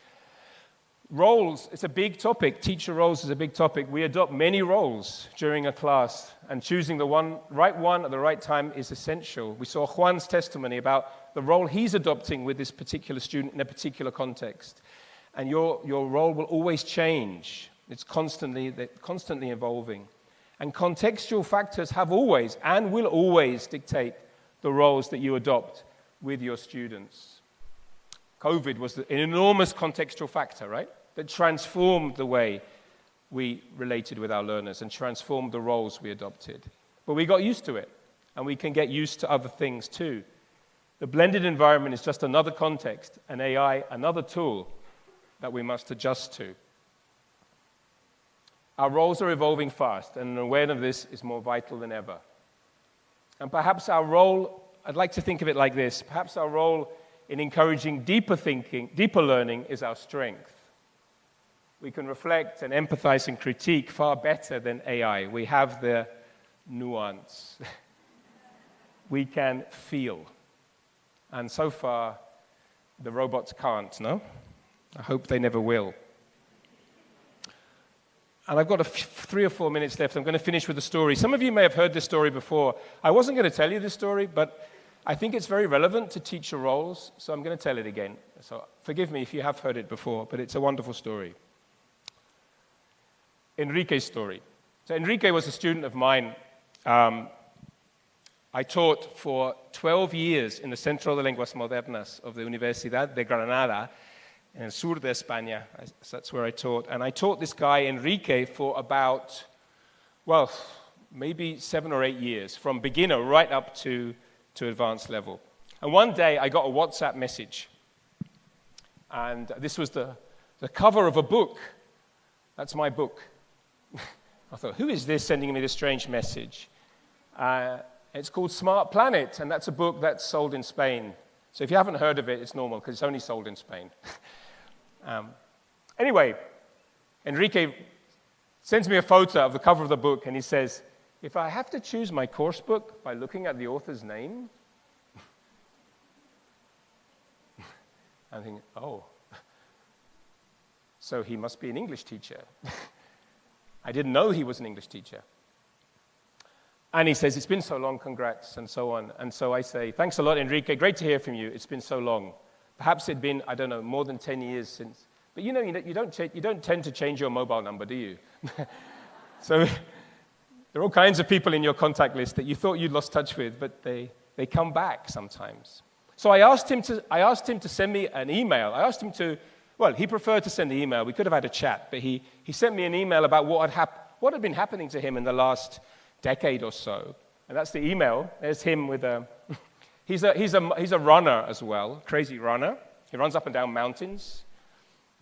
And this is his email, Enrique about Enrique. I'm just going to share with you a couple of extracts from that email. So he says this at the beginning. In the last 18 months, my life has been like a roller coaster. Trying to change things in my working place had a price to pay. But teaching and running have kept me alive throughout these hard times. Now you ask me to have a glimpse back into the times when I was learning to live my life, and it was all about dreams, goals, and pure excitement. So I must thank you. It sounds like a kind of relieving therapy to me. So this is where I start getting emotional. Oh my God, what is he going to say? But I was intrigued, obviously, by this. What does he want to say? I started to learn English for a simple reason. I didn't want to use a dictionary to understand Bruce Springsteen's lyrics. I made up my mind to study English at college, but I didn't just want to study the old way, so I chose CLM in Granada, this is where I was his teacher, where you could learn real English with people whose commitment was far beyond mere teaching. See? Can you already see the link with what I've been talking about? A lot of conversation, music, video, different class management, and atmosphere. So again, it's not easy for him to put his finger on it, but there's a different atmosphere, something different happening here. He says, I really enjoyed that way of learning English, which is something that somehow I try to put into my teaching practice myself. Yes, I eventually became an English teacher. So now I'm still crying and sit at home. And this is the key point. I believe in a different learning process. To sum up, I've been an English teacher for 19 years. I must admit that I'm going through difficult times because not everybody understands teaching in the same way. He teaches teenagers in a state school, okay? Very different to the context I was teaching him. I believe in a different learning process where teenagers can feel fully motivated as individuals in a group work environment. The teacher is an assistant, and the student is the protagonist. So what he's saying is that we're all participants in this. And I think it's a very clear link with what I've been explaining about teacher roles and our roles today. So I think facing the future, that story, it's a beautiful story. I think what it's important about it, what I want you to take away with you today, listening to that story, is that we are much more than just language teachers. And we don't know the difference. We don't know, we can't imagine the difference that we make to our students' lives, the impact that we can have. I would never have known about this if he hadn't sent me that WhatsApp message that day. And I think it's very, well, satisfying but empowering for us to think of our role in that way, of helping learners develop their lives and fulfill their dreams and inspire them. So with that, thank you very much.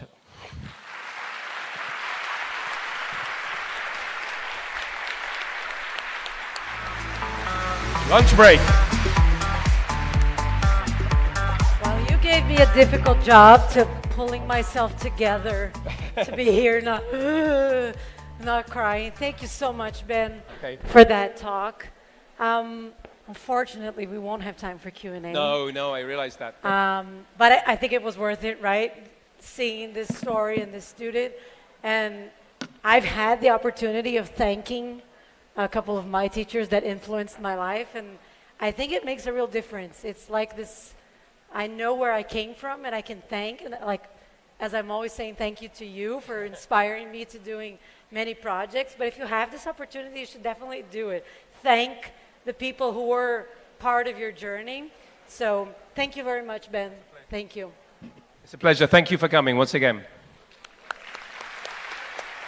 Thank you. You could just leave it there. Yeah, thanks.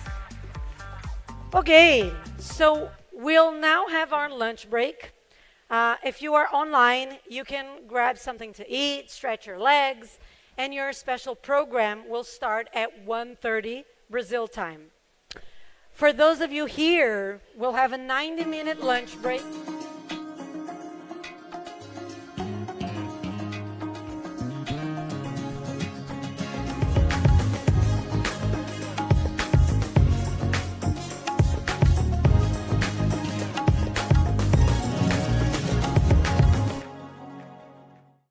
Hello again. How did you like Ben's talk? He's always so captivating and inspiring. Let us know here in the comments down below what you liked the most. Was it a topic? Has he brought anything that you were not expecting? So please, I really want to know what you thought because I really liked it.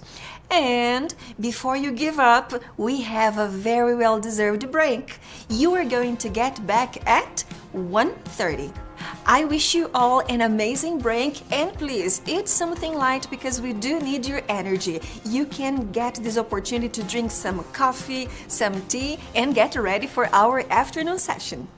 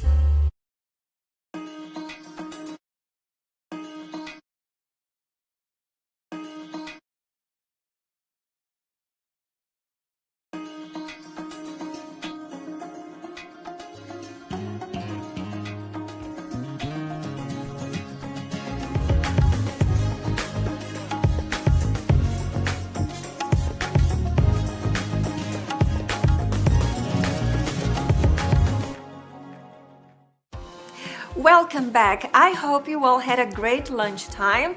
I had, and then I confess that I ate light because in this afternoon we need to have more energy. What did you eat? Let us know in the comments down below.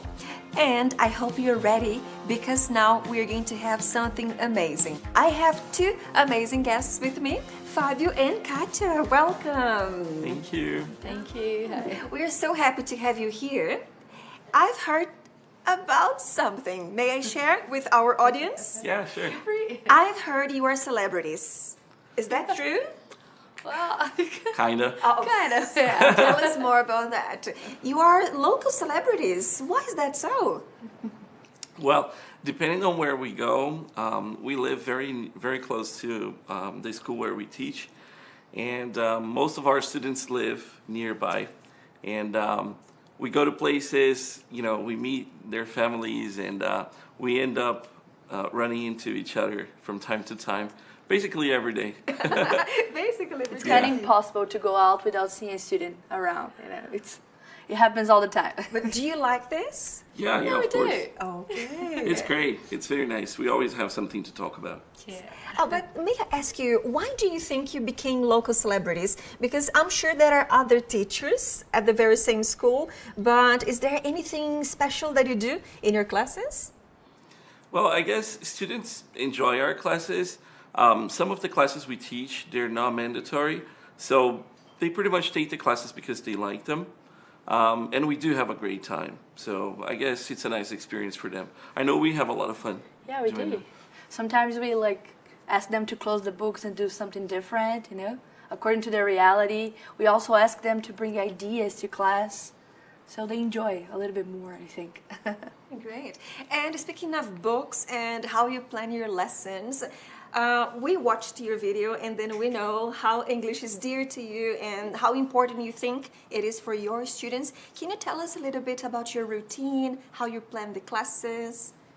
Well, we have a group of teachers at our school. Since there's a lot of students who take the classes, we usually have weekly meetings with our group. We share ideas, we come up with some possibilities for different lessons. We also check the calendar for any special dates. But we also see whatever possibility we have to work on any difficulties they might have, but having a different approach. So even though we did use the book and the strategies provided by the book, which are great, sometimes they're not enough. Or maybe we just need a little bit of a different approach. And that's the chance we have. And having these weekly meetings is essential because we do come up with different ideas. We always look at the same situation, but with different points of views. So we come up with very interesting ideas. Awesome, awesome. Do you work together? Yes, for a long time, actually. I think we have been working together for 14 years. Wow. Yeah. Yeah, kind of. No, less. No, 12 years. 12 years. Not at the same school. We worked at different places, but either she started working at a school and then I got invited to join the same school, or the other way around. But we always end up working at the same places, and we share experiences and ideas, and students tend to like them. So it's pretty nice. We have a nice way of working together. Okay, great. Yeah, because you were a couple, so then you've got the partnership in your life and your partnership at work. Awesome. How long have you been together? It's 18 or 19 years now. Wow. Yeah. Really? Yeah, kind of, I think. She says so. Yeah, we were together since high school, Actually, we started learning English together. You did? Oh, tell us more about that. Because Fabio used to work in a supermarket, and then he liked it because he's very agitated, but he wanted more. And then he lost his job, and then he took his money and said, I'm going to teach English. Awesome. And then I told him, but you don't know English. I'm going to learn. I'm going to become an English teacher. And then I said, okay, I'll go with you. And then we started having private classes together, every day, 2 hours of English. And then we used to go out and talk in English to each other all the time. It was basically our life changed everything to English. Awesome. And then we became teachers together. Yeah. Something like that. We did. We also used English because sometimes we wanted to be kind of in a fight, you know, as a couple. Yeah. But we didn't want our families to meddle into any of it. And we used English to have these conversations, so we watched our tone.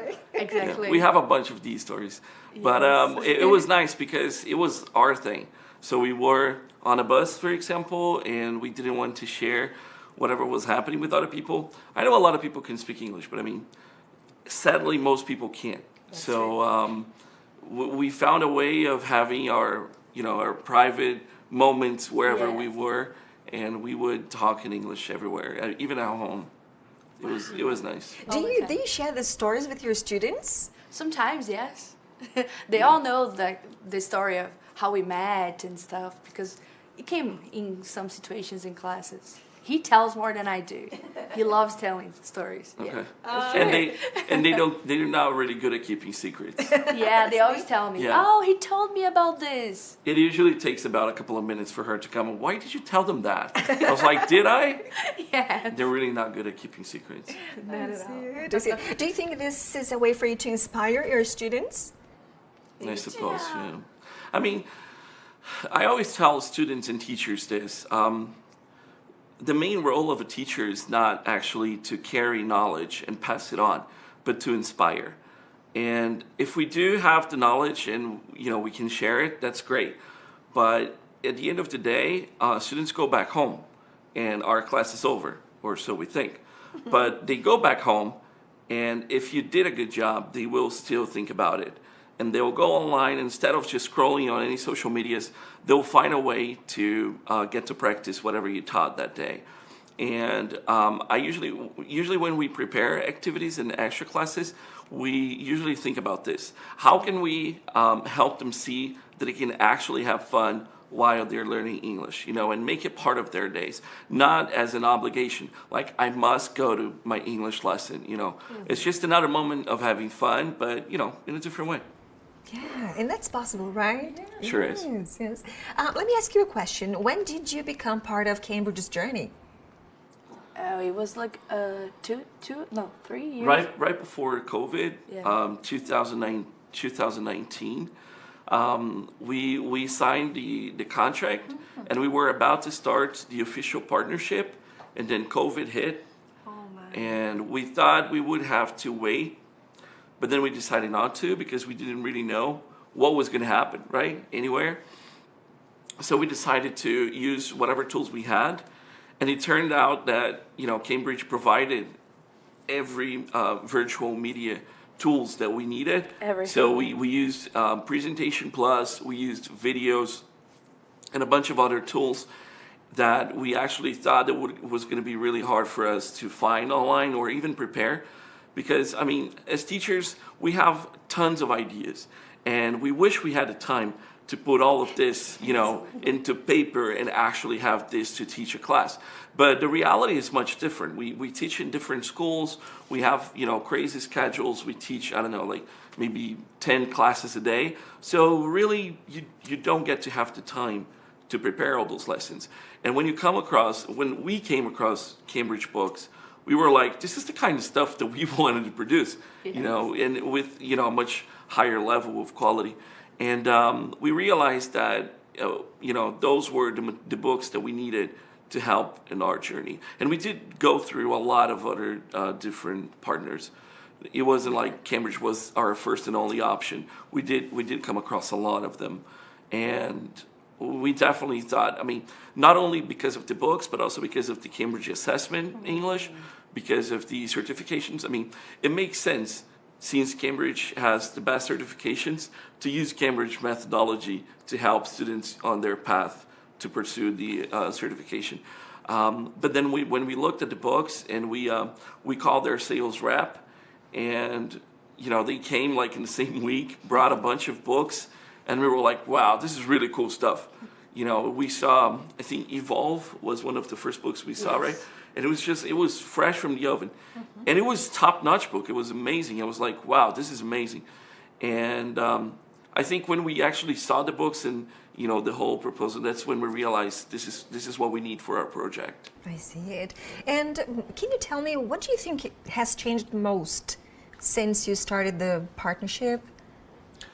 I guess the quality of our classes. Yeah, I was about to say that because now like we have a bunch of different tools to use it, and then we have different types of subjects and different assessments to check with them, and then it was like a lot of stuff that we didn't have before. Yeah, I mean, like we always had, you know, this will of changing everything, and we were like, yeah, we're gonna do this. And when we had our meetings, we were like, yeah, we're gonna do A, B, C, and D. And then when the moment came, we barely did A, you know. And then we realized, okay, we do want to prepare a bunch of cool stuff, but we have to admit we just don't have the time for all of this. And it's not like we have to take it as a last resort. It's actually a really good. I question myself if I could do something as good as what we use currently with the Cambridge books. So it's a really good quality material that we use. And the reflect of this is because we had this project before with 6 classes per week, but without the Cambridge books. And they were nice. They were good. We always knew they could be a lot better. And now we see it. It's like the students, they actually deliver feedback and they say, wow, this is a really nice class. And everything is based on this partnership. So, I mean, basically all the success we have and the quality of English that our students speak, we owe all of that to our partnership with Cambridge. Awesome. So then you mean that the levels of motivation and engagement from students, they have increased? Oh, yeah. A lot. Our class, that's why now we have a group of teachers. In the beginning, it was only Fabio and I. Yeah. And then now we have like too many students that we can't take it. So we have 3 more teachers working with us. Yeah. So and the group's growing. Impacted numbers. Yes. Yeah, we teach classes at the same time. You see, what most schools do is they get the same teacher, different schedules, and fit all the classes, right? So the teacher spends the whole day in there. What we do is we get all the students at the same time together in different classrooms with different teachers. And then we have different levels as well. So it doesn't matter which grade they are. So they might be 6th grade, 7th grade, whatever. We divide them by levels. So we have like a pre-test so that we can level them up. And then we see where they would belong. And well, the result we have is teenagers who are 14, 12, 11, 15 years old all together. And the incredible thing is most people would think, wow, this is a big age gap, right? That must bring you problems. But the truth is, even young learners, when they have a higher level of English, it usually comes with a higher variety of knowledge in different subjects. And what happens is they have a lot to share with people. It doesn't matter what their age is. So we've come across students who are 11 and 15 years old together, and they were talking about the same stuff at the same level, all in English. So, and it was a great opportunity because, I mean, during their break, you know, all the students from the same age, they're usually in these small groups all together, so they usually don't get mixed up. But during the English classes, they have the chance of expanding, you know, whoever friends they have and the groups they have. So it's a very nice experience for them too. Awesome, awesome. I've got a question. Yeah, sure. It got me thinking, you mentioned that you really want to make your classes fun and engaging, but what about exams? Because when we present that to students and even to parents, they might think this is too difficult. My kid wouldn't be able to handle it. How do you make these two things together, exams and students having fun and being engaged? Well, I guess the approach is the key, really. I mean, if the teacher comes and says a bunch of scary things like, whoa, guys, you can't handle this. It's too difficult. You guys are not paying attention. You don't listen to what I'm saying. So you guys would probably fail the test. So you're going to pay, your parents are going to pay a bunch of money, are going to pay a bunch of money for that, and you're going to lose all that money. Is that what you guys want? I mean, like, this kind of approach is going to scare students away. What we do is, I always tell people this, if you go to Google and you do Cambridge online test, so you go to the Cambridge University website, and there is this very quick, I think 27 questions, multiple choice, and it gives you an idea of what level you are. And what we do is we go online, and every student in our class, we go and put it on the board, we put the link, and they go online on their cell phones, and they do the exercises right at that moment, and they got the results right there. So I asked them to bring me their cell phones and show what results they got.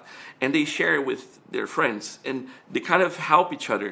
They're like, wow, the last time I took the test, I got like 17 questions right, 18 questions right. Now I got like 25 or something. Wow. And yeah, and what happens is they help each other, right? So it's not something that they do individually. They act as a group, and they see this as a challenge, and they want to be better. You know, not to prove anything necessarily to anyone, but just because they want to be better. They know they can be better. They know they have accomplished a lot. But what happens is the more you know, the more lost you get in which direction you should go to. When you achieve levels such as B1, when you are scratching level B2, usually most people stop studying because they think, you know what, I know a lot of English already. I watch series online, videos online, I can understand everything they say. But reality is there's a great range of other types of approaches and vocabulary that you haven't learned so far. And there's a long way to go up to level C2. And when we help them see that if they use the same basic structures over and over again, this is going to cause a different effect on other people. And instead of saying, how are you today? And if they come to other people and say, hey, how's it going? People are going to look at them differently, you know, and that's what we try to help them see. I mean, realizing that the certifications will only allow them to have a clear path on which direction to go to. And we did that. And our first group of students took the Cambridge certificate last year. We had a group of 10 students initially. All 10 students got their certifications. And we were really excited about it because they really took it seriously. Wow. Like they did preparation together, right? Yes. So they got groups, like WhatsApp groups online. Studying groups. And they keep practicing the speaking tests with each other. It was like amazing class. We did some exercises. It was really, really nice. What about the family? How is the family or the people who are in charge of the students involved in this process? Oh, they love it. They love it. They do. They are really big fans of it. I mean, they spent, not necessarily about the money. I mean, if you work, you can get more money, but about the time. They spend a lot of time trying to get their kids to enjoy English. And most of these parents, not all of them, but most of them, they have challenges when it comes to learning English. And they think, I'm not going to get my son or my daughter to go through all this difficult situation. I want them to learn English as fast as they can so that they won't go through this. And whenever they see that their kids are accomplishing all of that, they get really proud of them. You know, an interesting thing is most of parents don't actually know what level their kids are. Yeah. They don't know. And whenever we show them a video, like we had some Cambridge videos going on, and we show parents, they're like, wow. They get really surprised. Yeah. Yes. And they're like, I didn't know my son could speak English like that. Yes. And they get really excited because, I mean, like, it's been a lot of investment, both of time and money. And it's nice to have a moment and stop and realize it was worth it, you know. So they're really big fans of it. Awesome, awesome. Katia and Fabio, I'd like you to tell us a little bit more because there are lots of coordinators or even teachers watching us from home. Which pieces of advice would you give them if they want to close this contract? What would you say? What would you tell them? It's a lot easier than what everyone thinks. You know, it might sound like, because Cambridge is a big institution, right? Yeah. So yeah, I understand that some people find it kind of scary, but it's actually the opposite. Cambridge is super open to new partners, and whenever I called their sales rep, right, so I got the sales rep phone number on the Cambridge University Press website, and then I called them up. I think 2 days, we scheduled a date to come. They came to our school, presented the books. We called them back. I guess a week later. We signed a contract, and it was done. And then we started with a whole lot of activities into getting students and parents on board of this idea. Because what happens is we did use different sets of books then. But using the Cambridge books wouldn't be super expensive, but it would be more expensive than it was at that time. So we had this challenge of demonstrating and showing to families that this little bit more amount of money would be totally worth it. And most of them, to my surprise, it was so easy because most of them knew Cambridge. Yeah. And whenever we said Cambridge, they looked at each other like, whoa, this is big. So it kind of took our school to another level. Wow. As simple as that. It just, as a simple signature in a contract, it took our school to a new level. Yeah. We started getting more students because of Cambridge. Because some parents heard of our English program and they came to school. Oh, I heard that you work with a Cambridge program. You have like 6 classes per week. How does it work? And then that's why we needed 3 extra teachers, because it grew like too much in so little time. Oh, that's awesome. Yeah. Awesome. You mentioned students provide you feedback. What do they usually say? Do they like the books? Do they enjoy the activities? At the end of every class, a lot of students get up when they hear the bell. They get up and leave the classroom. But there's always a group, like 20 or 30% of students, they get up and approach the teachers. And they always give them feedback right away, saying like, whoa, we have to do this more often. Or, hey, can we do it again with a different theme next class? And it's almost immediate. Really, they're really honest about it.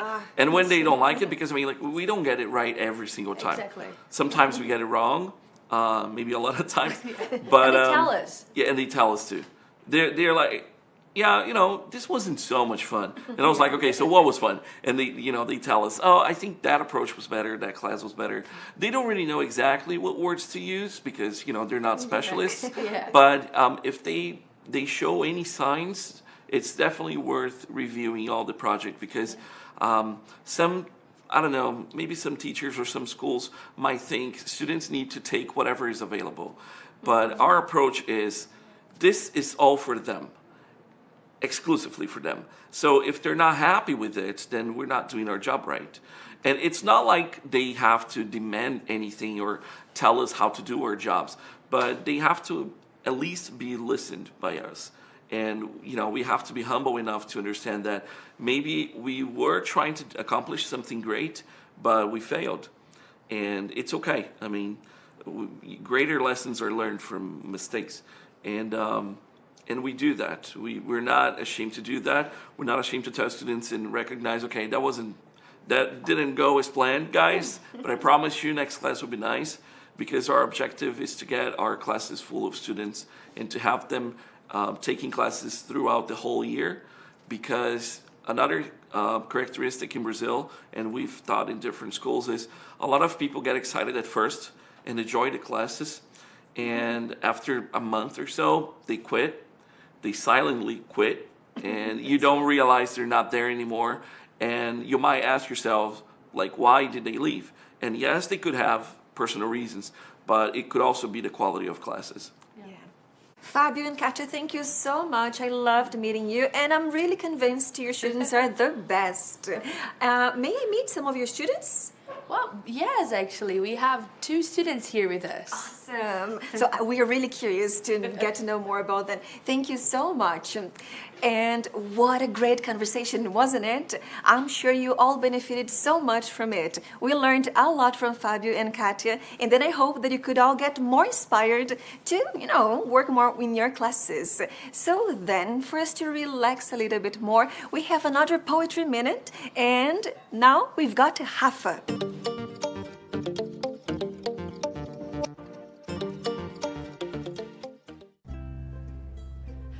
No one leaves home unless home is the mouth of a shark. You only run for the border when you see the whole city running as well. No one would leave home unless home chased you. Fire under feet, hot blood in your belly. You have to understand, no one puts their children in a boat unless the water is safer than the land. No one leaves home until home is a damn voice in your ear saying, leave, run now, I don't know what I've become. Home, by Worcestershire. And now let's take a look at our lineup. There's much more to see. At 2 p.m., we've got a round table with Elânia Francisca, Mariana Ox, Ana Carla Crispin, and Rodrigo Hatier. At 2:40, we have Alberto Costa, Assessment for a Successful Learning Journey. At 4:15, we've got Caroline Nixon, Making a Difference. You're giving me wind and rain. You're some kind of butterfly. Baby, you give me midnight. You whip up my appetite. Don't leave me here high and dry. Oh, well, I don't wanna jinx it, baby. Can't twist myself at the spine. Don't wanna overthink it, baby. It's just twist your body and mine. Baby, you give me ice and fire. You're giving me wind and rain. You're some kind of butterfly. Baby, you give me midnight. You whip up my appetite. Don't leave me here high and dry.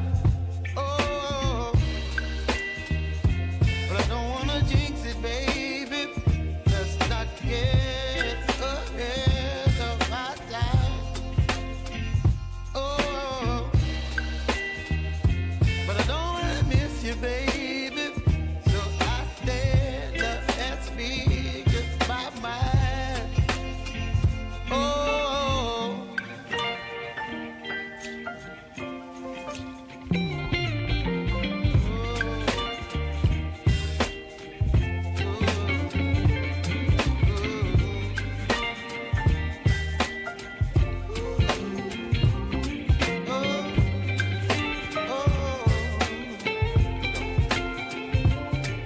Baby, you give me ice and fire.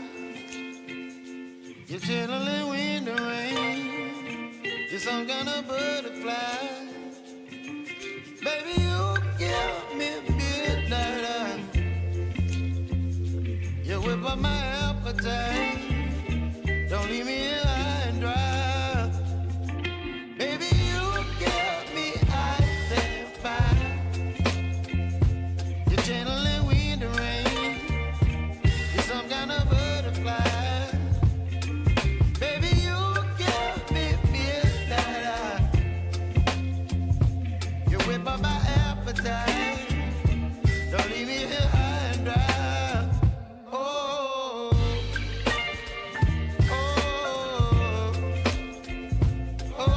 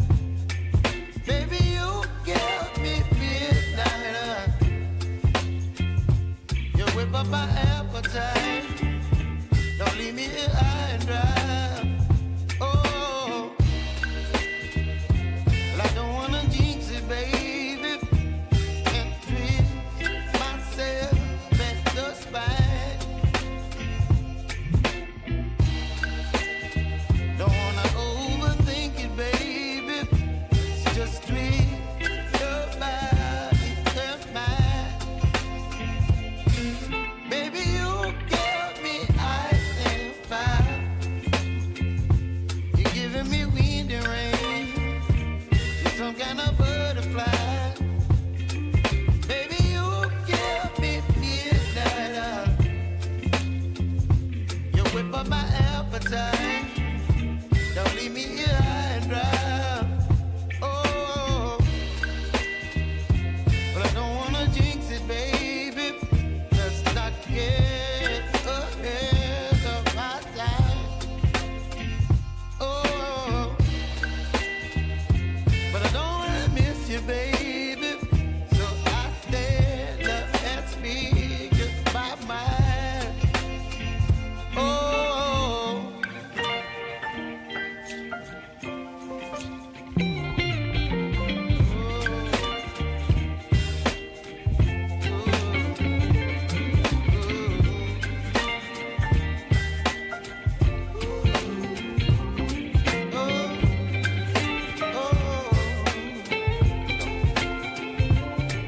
Baby, you give me ice and fire. You're chilling in the rain. You're some kind of butterfly. Baby, you give me midnight. You whip up my appetite. Don't leave me here high and dry. Baby, you give me ice and fire. You're channeling wind and rain.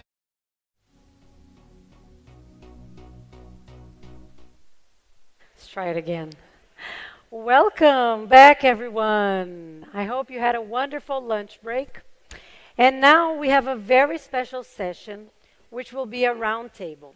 And for those of you who are watching us online, this session will be held in Portuguese. So I'll make a quick language switch and invite my fabulous co-host, Tamires Gama. Bem-vinda, Tami!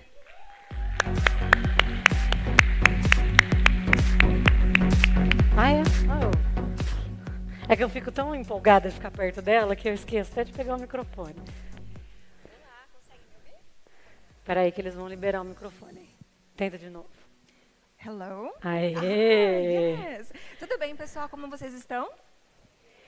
Nossa, mas gente, o almoço deixou o pessoal meio...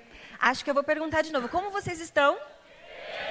Bem, para quem não sabe, a Tami está apresentando o nosso perfil online, tá? Então, a nossa transmissão online está sendo comandada pela Tami, por isso que ela é minha co-host. Mas eu estou curiosa mesmo para saber o que você veio fazer aqui nesse palco. Bom, além de ver vocês com essa plateia incrível, o pessoal que está em casa, nós viemos trazer uma mesa redonda bem importante para vocês. Nós vamos falar um pouco sobre segurança nas escolas, como criar um ambiente escolar mais seguro, com inteligência emocional também. E nós estamos muito, muito, muito emocionados com esse momento, porque, né, gente, não é todo dia que tem Cambridge Day.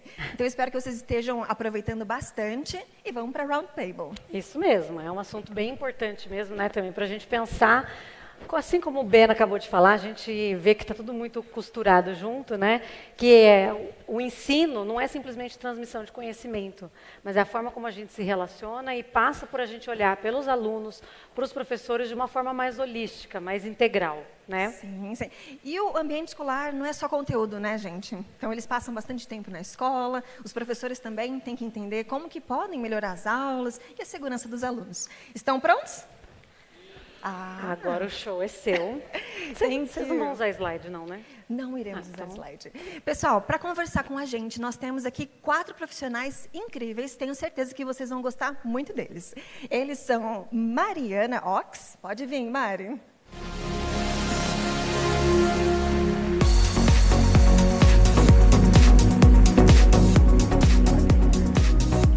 Mari, seja bem-vinda. Pessoal, quero começar, nossa round table, apresentando a Mari. A Mariana, ela é designer, se preparem, designer, jornalista e especialista em tecnologias na educação. Ela é coordenadora do Educamídia, o programa de educação midiática do Instituto Palavra Aberta. Além disso, ela é pós-graduada em letramento digital pela Universidade de Rhode Island. Tá certo, Mari? E atualmente, ela está cursando mestrado em comunicação na USP. Ela também é Google Innovator e Trainer, atuando na formação de educadores e na aproximação entre a escola e a cultura digital.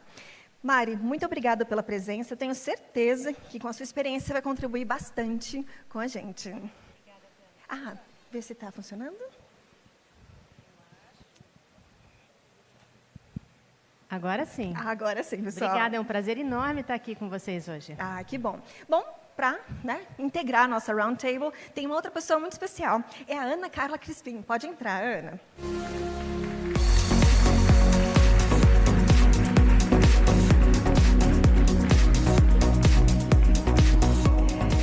Seja muito bem-vinda, Ana. Pessoal, a Ana, ela é doutora em psicologia, com ênfase em psicometria, olha que chique, pelo programa de pós-graduação em psicologia da University of Kent, no Reino Unido.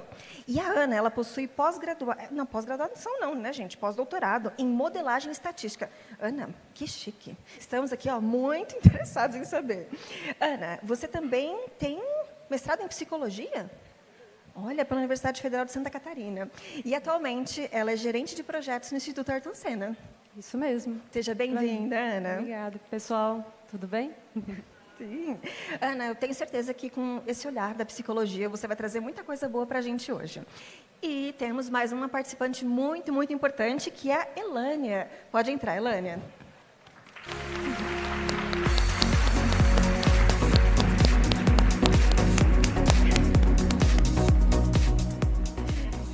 Elânia, seja bem-vinda.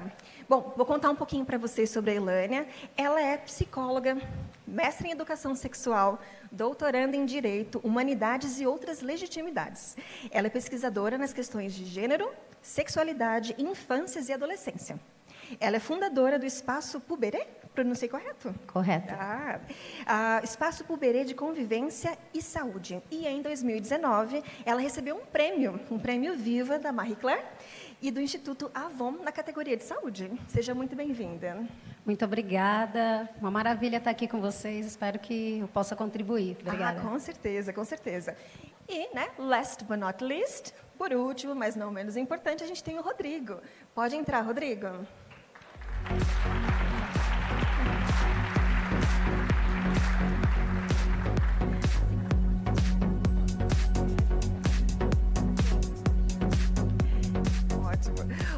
O Rodrigo Ratier, ele é jornalista especializado em educação e também, Rodrigo, é doutor em educação pela USP, com período sanduíche na Universidade de Lumière.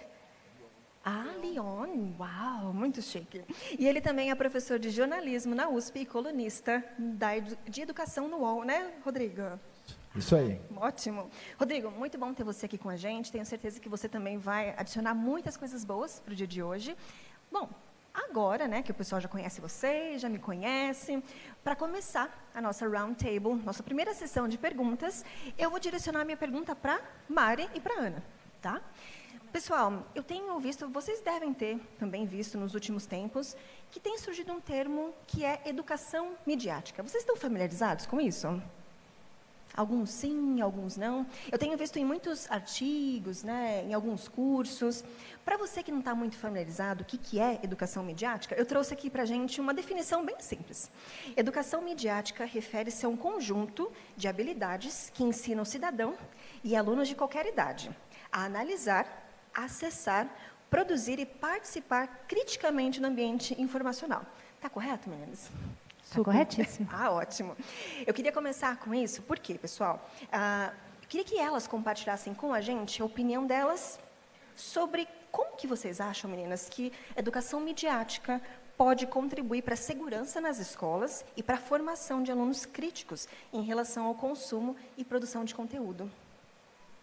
Então, acho que eu posso começar aqui, a gente vai se complementando, mas pensando que a escola, ela não é descolada do contexto que a gente vive, a gente tem que considerar que tudo isso vai envolver a segurança da escola quando a gente está fazendo uso das mídias também.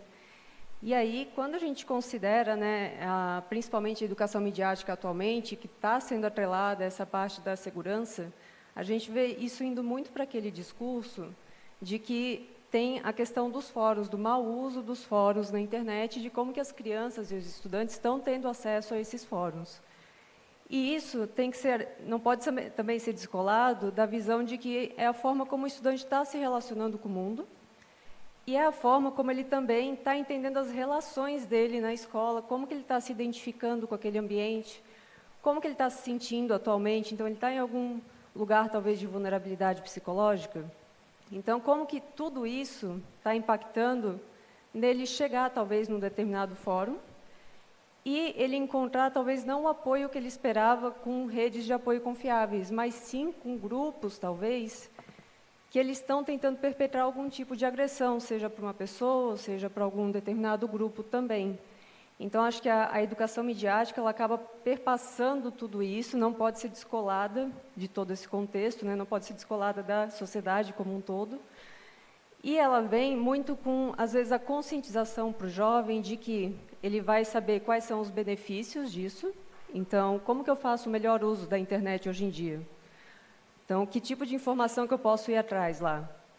E também entender qual que é o mau uso da internet. Então, onde que eu não deveria buscar informação, onde que eu não deveria buscar um determinado tipo de apoio e que informação que é confiável para eu buscar também. Então, a gente estava conversando aqui antes sobre o uso crítico das informações na internet. Como que a gente acessa essas informações? E todo mundo está ciente de como fazer esse uso? Inclusive nós, adultos? Então, tudo isso vai perpassar a forma como o jovem vai se relacionar com esse meio digital e também fazer uma educação, talvez, que conscientize ele que as relações que ele estabelece ali, os comportamentos que ele tem nessa internet, né, no meio digital que ele estiver, não estão descolados também da realidade. Então, os atos que ele faz lá também conversam com a realidade que ele está. Isso é extremamente importante passar para os jovens para que eles compreendam em sua completude o que envolve, né, de estar no meio digital. E quando eu falo, né, de a gente, enquanto adulto, também tem que estar ciente disso, é considerar que quando a gente também está, por exemplo, vendo essas notícias de violência, é interessante a gente fazer uma reflexão do que a gente também está compartilhando. Então, se a gente está compartilhando nomes, fatos e fotos, e principalmente aí voltando para essa parte um pouco mais extrema da violência que a gente viu na mídia, é entender se esse compartilhamento que a gente está fazendo é o melhor compartilhamento ou se tem que ter algum tipo de cuidado, porque, por vezes, compartilhar também é propagar, de certa forma, essas violências. E, a partir disso, refletir como que nós todos fazemos esse uso da internet de forma crítica, como a gente vê, né, na educação midiática. Então, eu acho que, para começar o debate, assim, eu começaria dessa forma um pouco mais geral, mas trazendo que isso é um papel de todos para a gente considerar enquanto sociedade, né? Excelente. Eu vou pegar esse gancho do papel de todos e eu vou fazer uma observação que é o seguinte: por que a gente está conversando tanto sobre esse tema agora, né? A gente está conversando por causa de uma série de acontecimentos muito tristes que envolveram ataques a escolas. Mas quando a gente fala de violência, a gente não vai falar só disso. E a gente não vai falar só de ataques. E a gente não vai falar só de soluções a posterior, né? Claro, todo mundo sai correndo e as pessoas falam em colocar câmeras, alarmes, muros. Aí tem gente que fala em regulamentação das plataformas. Muros, alarmes, está provado por estudos científicos que não é uma coisa que funciona muito bem e pode até piorar o sentimento de exclusão, especialmente em territórios onde já tem muita exclusão, onde já tem muita violência. Você cria esse antagonismo entre a escola e a comunidade, né? Como se a comunidade ameaçasse a escola. A regulamentação é importantíssima, mas a gente continua falando de coisas a posteriori. Quando a gente olha para violência, a gente tem que ver que não está falando só dos ataques contra a escola, a gente está falando de uma cultura de convivência e paz, porque tem o tipo de violência que sempre existiu, intra-escola, dentro da escola, dificuldades de relacionamento, dificuldades de comunicação, né? Exclusões, problemas de pertencimento. E essas coisas, elas começam muito antes. Então, eu gosto de falar de um ponto de vista mais da prevenção e como que a gente pode criar um ambiente de acolhimento, de convivência e de paz. E aí, quando a gente olha para esse fenômeno da convivência, que hoje em dia está muito mediado pelos ambientes digitais, a gente começa a encontrar muitos problemas. Porque esses jovens, a gente diz que eles são nativos digitais, né? Mas eles são até a página 2, porque o fato de que eles sabem mexer em equipamentos e encontrar um tutorial para mudar de fase no game, não quer dizer que eles tenham um entendimento crítico do que eles estão encontrando nesse ambiente. E nem sabem, necessariamente, as forças que estão agindo ali, algumas invisíveis, como, por exemplo, o papel dos algoritmos quando a gente faz uma busca, o papel dos algoritmos de impulsionar conteúdos que são mais agressivos e mais violentos, e até um contexto social que é permissivo em relação à agressão, à violência. E essas coisas começam muito antes, começam nas microagressões cotidianas. Quando eles entendem que no WhatsApp você pode agredir o coleguinha, sendo que no recreio tem regra, né? Por que a gente pode fazer na internet coisas que a gente já sabe que não pode fazer no pátio da escola? Por que a gente fala em cidadania digital como se o ambiente digital tivesse um conjunto de regras e o ambiente fora da internet tivesse outro conjunto de regras?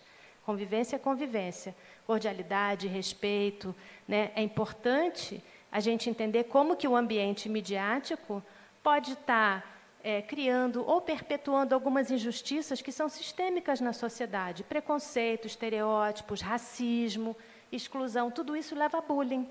Se a gente naturaliza essas coisas, né, e não trata delas curricularmente, a gente está criando um ambiente que é propício à instalação de violências. Então, muito antes de alguém se sentir, porque normalmente as pessoas que fizeram esses ataques têm um perfil muito específico, jovens, meninos que se sentem excluídos, que vão procurar nessas comunidades algum pertencimento, encontram pertencimento nessas comunidades que circulam mensagens violentas, símbolos supremacistas, misóginos, etc., né, e que estimulam comportamentos agressivos, mas muito antes disso acontecer, né, a gente já naturalizou um bullying, a gente já naturalizou talvez representações de pessoas na mídia que não são inclusivas, que são violentas.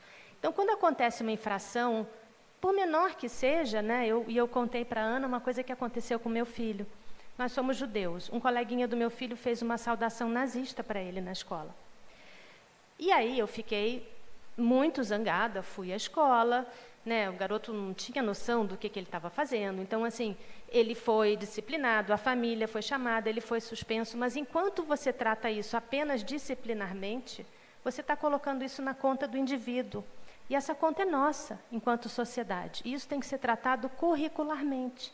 Nessa hora tem que chamar todo mundo e falar de negacionismo histórico, falar da naturalização de retórica violenta nos ambientes digitais, falar que os memes que todo mundo acha tão engraçados podem ser ofensivos, podem ser excludentes, né? Podem estar perpetuando racismo, né? Podem estar fazendo uma série de coisas, e começar a produzir uma responsabilização coletiva na manutenção de um ambiente de comunicação saudável para todo mundo, porque cada um de nós tem um papel a cumprir, inclusive de não transmitir boatos, né? Quando começa a ter ataque às escolas, vocês lembram do último dia 20 de abril, né?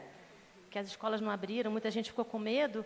Qual é a nossa responsabilidade de quebrar essa corrente e não deixar os boatos se espalharem? Porque o boato, né, o medo, é em si uma forma de agressão, uma forma de violência. Então, só para não me estender demais, eu queria dizer que essa é uma conversa, como lidar com a comunicação e os relacionamentos no ambiente digital, que a gente tem que ter sempre, curricularmente e transversalmente, ao longo de todo o processo educativo. Rodrigo, Elane, vocês gostariam de comentar? Eu acho que tem uma questão importante também, que é esse olhar muito claro para aquilo que os jovens já trazem, né? Acho que a Mariana e a Ana trazem isso de uma maneira importante. Então, antes da gente tirar conclusões, é realmente analisar o consumo de mídia de cada um desses jovens, desses grupos, entender as lógicas em que eles estão inseridos, não no sentido de sair demonizando logo de cara, porque acho que também essa é uma etapa que a gente já superou na educação midiática, né? Mas partir desse entendimento para ir levar a uma problematização, a uma reflexão, que é o trabalho especificamente que a escola tem que fazer, né? Obrigada, Mari. Obrigada, Ana. Obrigada, Rodrigo. Pessoal, eu acho que hoje é um dia de bastante reflexão, né? Estamos aqui juntos no Cambridge Day e as falas da Mari, da Ana, do Rodrigo reforçam bastante essa nossa responsabilidade na sala de aula, né? Por mais que você não esteja ali só com crianças, adolescentes, mas a maneira que você perpetua esse conteúdo também, né? Você pode compartilhar coisas online que acabe, né, chegando muito longe e você não sabe quem que é o público. Não é? Então, acho que hoje é um dia de reflexão, vale levar, né, para a nossa prática. Bom, o meu próximo round de perguntas é para o Rodrigo e para a Elânia. Pessoal, a gente sabe, né, que a escola é um local onde crianças, adolescentes e professores, os teachers, eles passam um bom tempo. E é super intensa essa convivência, né, pessoal? São algumas horinhas ali, mas parece que é a vida inteira. A gente sabe que nós temos, né, como sociedade, um papel muito importante em assumir responsabilidades por adolescentes, pelo outro. E eu queria que vocês comentassem um pouco como a gente, como sociedade, pode desempenhar um papel ativo e responsável na promoção de segurança nas escolas, além do envolvimento direto de pais e familiares. Acho que eu vou começar aqui já pensando algumas coisas que já vem na tua pergunta, né? Que é o nosso papel enquanto comunidade e a gente entender a escola como um espaço de convivência e também um espaço de promoção e garantia de direitos. Porque, independente de qualquer espaço, vou falar do Brasil, independente de qualquer espaço no Brasil, nós temos uma legislação específica que vai falar da importância de se garantir proteção e outros direitos básicos a crianças e adolescentes, que é o nosso aniversariante do mês, que é o Estatuto da Criança e do Adolescente, que é para toda criança, todo adolescente brasileiro, brasileira, né? Então, é importante a gente sempre lembrar que crianças e adolescentes são sujeitas de direito e que quem garante esse direito é a família, a sociedade civil, o Estado, o poder público, e a gente coloca no estatuto essa ordem, né, de a família, a comunidade, a sociedade como um todo e o poder público, por ordem de aproximação, de proximidade com a criança, com o adolescente, e não por ordem de responsabilidade. Não é, então, primeiro é a família, depois é a comunidade. Não, a família está mais próxima, e a comunidade, a sociedade como um todo, o Estado. Então, a gente tem que pensar a escola como um espaço da comunidade também. E pensar a comunidade como agente ativo nessa promoção de direito, inclusive à proteção, ao cuidado, e entender crianças e adolescentes como participantes dessa construção. Então, a gente tem falado bastante do quanto crianças e adolescentes precisam de proteção, a gente precisa criar um ambiente seguro para que crianças e adolescentes convivam, e dentro da escola é um espaço de muita potência, mas a gente entender que quando nós falamos, não quando nós dizemos, vamos criar um espaço para crianças e adolescentes, essa criação tem que ser junto com, e não para, tem que ser com criança, com adolescente, crianças e adolescentes construindo debate, construindo reflexão, convivência. E eu gosto de pensar sempre que o Estatuto da Criança e do Adolescente, isso eu vou trazer em todos os espaços que eu frequento, porque garantia de direito é uma conquista, inclusive, dos movimentos das crianças e adolescentes, né? O Estatuto, ele nasce, inclusive, de uma movimentação do Movimento Nacional de Meninos e Meninas de Rua. E aí a gente vai pensar o quanto o Estatuto precisa ser divulgado como uma grande ferramenta, a ferramenta fundamental para pensar crianças e adolescentes como sujeitos e sujeitas de direitos que constroem também as relações dentro da escola e fora dela. E a comunidade como participante ativa, a comunidade como parte de uma rede. E aí a gente conversava lá atrás sobre essa metáfora da rede, né? Existe, então, essa rede de pesca, que é essa rede que olha para o peixe e captura. Então, na perspectiva do peixe, essa rede não é boa, porque é uma rede que captura, que vai pensar a tua existência enquanto uma existência que eu preciso criar um ambiente em volta para te capturar. Então, nós não somos uma rede de captura, uma rede de pesca. Nós somos rede de descanso, sabe? Eu sou do Espírito Santo e lá a gente tem muita essa cultura de dormir na rede. E a rede de embalar, a rede de cuidar, a rede em que eu escolho estar. Então, ser comunidade e participar ativamente da escola é ser rede de descanso, rede de proteção, rede de cuidado. Então, essa é uma grande chave, aí, uma grande possibilidade. a comunidade se sentir parte da escola e a escola se sentir também parte daquela comunidade que está inserida. Não é uma nave que chegou e que está ali prestando um serviço. É um espaço da comunidade e, sendo da comunidade, constrói junto com ela. Pois é, estou anotando aqui na minha colinha várias coisas muito interessantes que você falou, Elânia, e eu acho que, em relação ao ECA, a gente precisa lembrar que já existe um sistema de garantia dos direitos, né, da criança e do adolescente, foi instituído no Brasil em 2006. O grande problema é que ele é pouco conhecido, né? Geralmente, quando acontece alguma treta na escola, a primeira coisa a ser feita é chamar a polícia, né? Raramente esse é o caminho mais indicado, né? A escola, como você bem colocou, é parte de uma rede de proteção, de garantia de direitos que envolve assistência social, que envolve a saúde, sobretudo quando a gente está falando de saúde mental, são muitos atravessamentos, né, na questão da segurança escolar e da saúde mental, e existem protocolos para o contato entre esses diversos órgãos, o Conselho Tutelar, eventualmente a polícia, mas muito raramente, né? E falta formação, não é culpa de nenhum professor ou professora, porque isso não está na formação inicial, raramente está na formação em serviço, mas eu acho que as últimas ocorrências muito tristes, como disse a Mariana, chamam a nossa atenção para a necessidade de cada um e cada uma conhecer melhor esse tipo de sistema, né? Aí já vou fazer aqui uma dica. A USP tem um curso de difusão que está com inscrições abertas nesse momento, chamado Educação, Saúde e Assistência Social, que trata justamente sobre essa temática. É um curso presencial, eu sou fã do presencial, né? Acho que a gente sofreu muito com o online. O online tem vários benefícios, sem dúvida, mas acho que essa troca, sobretudo quando a gente está falando de construção de redes, ela ganha muito com o presencial. Na Faculdade de Saúde Pública, com profissionais da Faculdade de Saúde Pública, da Faculdade de Educação, da Faculdade de Direito, enfim. Quem se interessar por essa temática, só colocar no Google lá, USP, Educação, Assistência Social e Saúde, que vai aparecer coisas nesse sentido. Eu queria complementar com 3 pontos, né, dessa colaboração que a comunidade pode ter em relação à segurança nas escolas. Eu acho, e aí vou falar de 2 lugares aqui. Primeiro, como jornalista, né, acho que a gente precisa calibrar um pouco a visão que a gente tem das escolas como um ambiente violento. Não são ambientes violentos, né?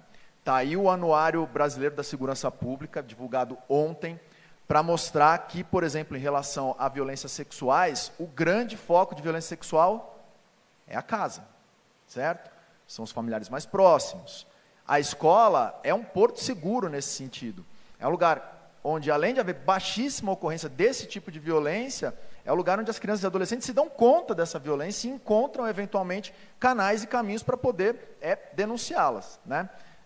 Eu acho que tem, então, esse descompasso entre a percepção de violência e a violência em si.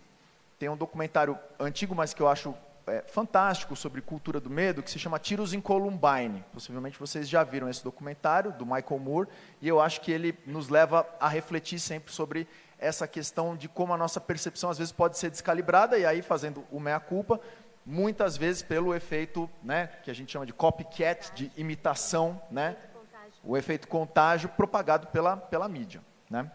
O segundo ponto a comunidade precisa conhecer as escolas, né, gente? Então, quem é pai precisa frequentar as reuniões dos filhos, né? Se possível, se envolver em mecanismos institucionais que as escolas já possuem, a associação de pais e professores, conselhos escolares. É só aí que a gente consegue realmente ter uma visão mais profunda do que aquela comunidade representa para o território, quais são as questões que estão aparecendo efetivamente. O mesmo vale para professores e professoras. Aí vou virar a chavinha, vou falar como professor, que eu também sou, sei de todas as dificuldades que existem para isso, da carga horária, da ausência de um plano de carreira. Muitas vezes o professor horista não tem tempo para se fixar numa escola, mas a gente sabe a diferença que faz participar da vida escolar para além do período de aula, né? E o terceiro ponto que eu queria trazer é deixar os educadores trabalhar, né, gente? Acho que aqui é o seguinte, todo mundo acha que pode meter a colher no campo da educação, como se o problema da segurança fosse um problema da polícia ou um problema da política, e a pedagogia tem caminhos, tem estratégias, tem protocolos, tem mecanismos para lidar com as incivilidades, com a indisciplina, com a violência, né? podemos depois gastar um verbo falando sobre isso, mas a gestão democrática está aí para isso, a existência de diferentes níveis de debate e discussão, a presença do professor, as atuações de mentoria.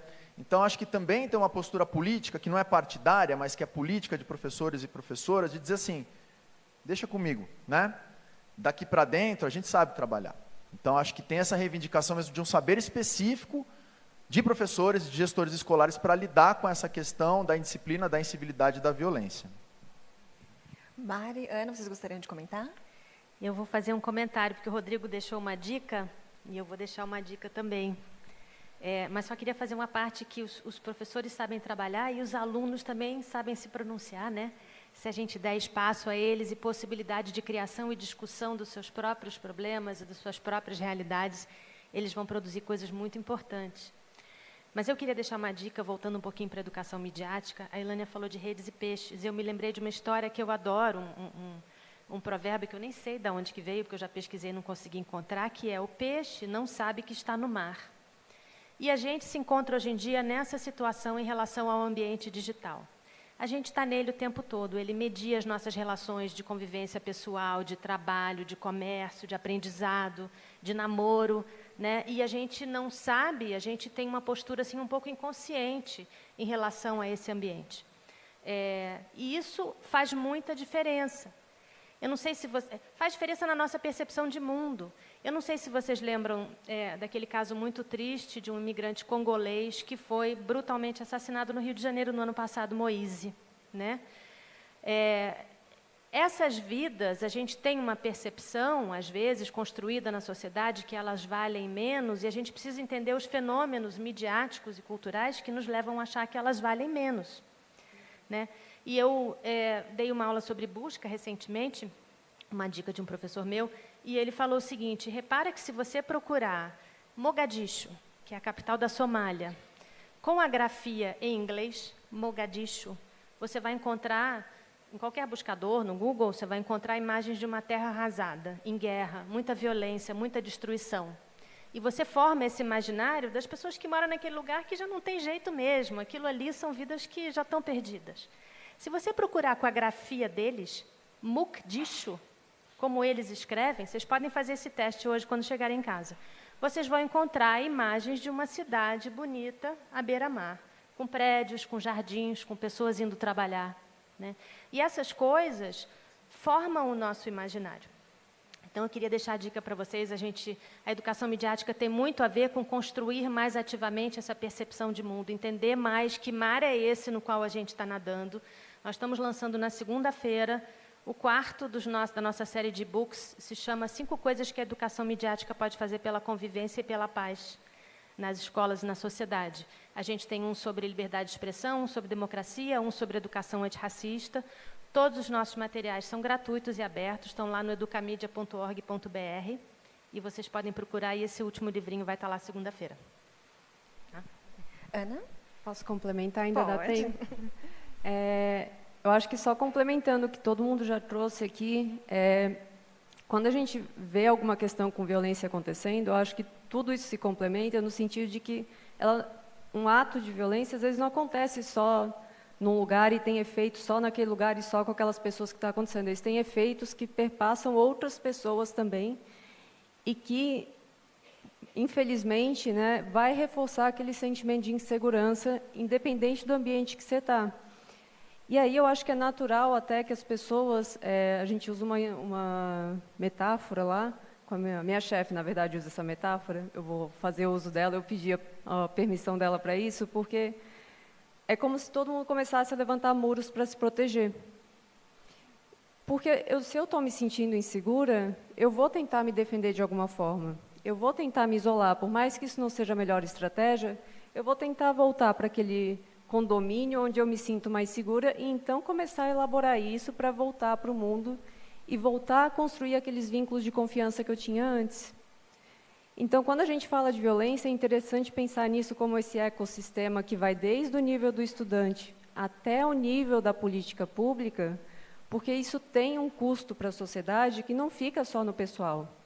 Ele é um custo que, quando a gente olha o Atlas da Violência de 2019, eles fizeram uma estimativa.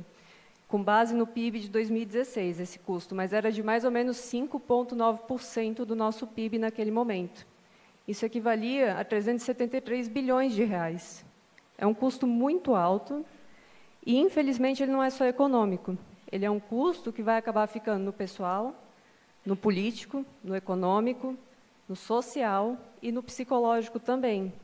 Então, quando a gente fala de violência, falando pela educação midiática, falando pelas redes, por quem é responsável, quem está na escola e qual que é a responsabilidade de cada um naquele ambiente, eu acho que é porque tem esse custo que é um pouquinho de cada um de nós também. Então, eu estou adorando o debate aqui, mas eu acho que é realmente um desafio que precisa ser olhado por diversos olhares e de uma forma intersetorial também, para que juntos a gente consiga construir uma solução no longo prazo, né, para ter um mundo que seja mais seguro, mais pacífico para todo mundo, incluindo as nossas crianças, né?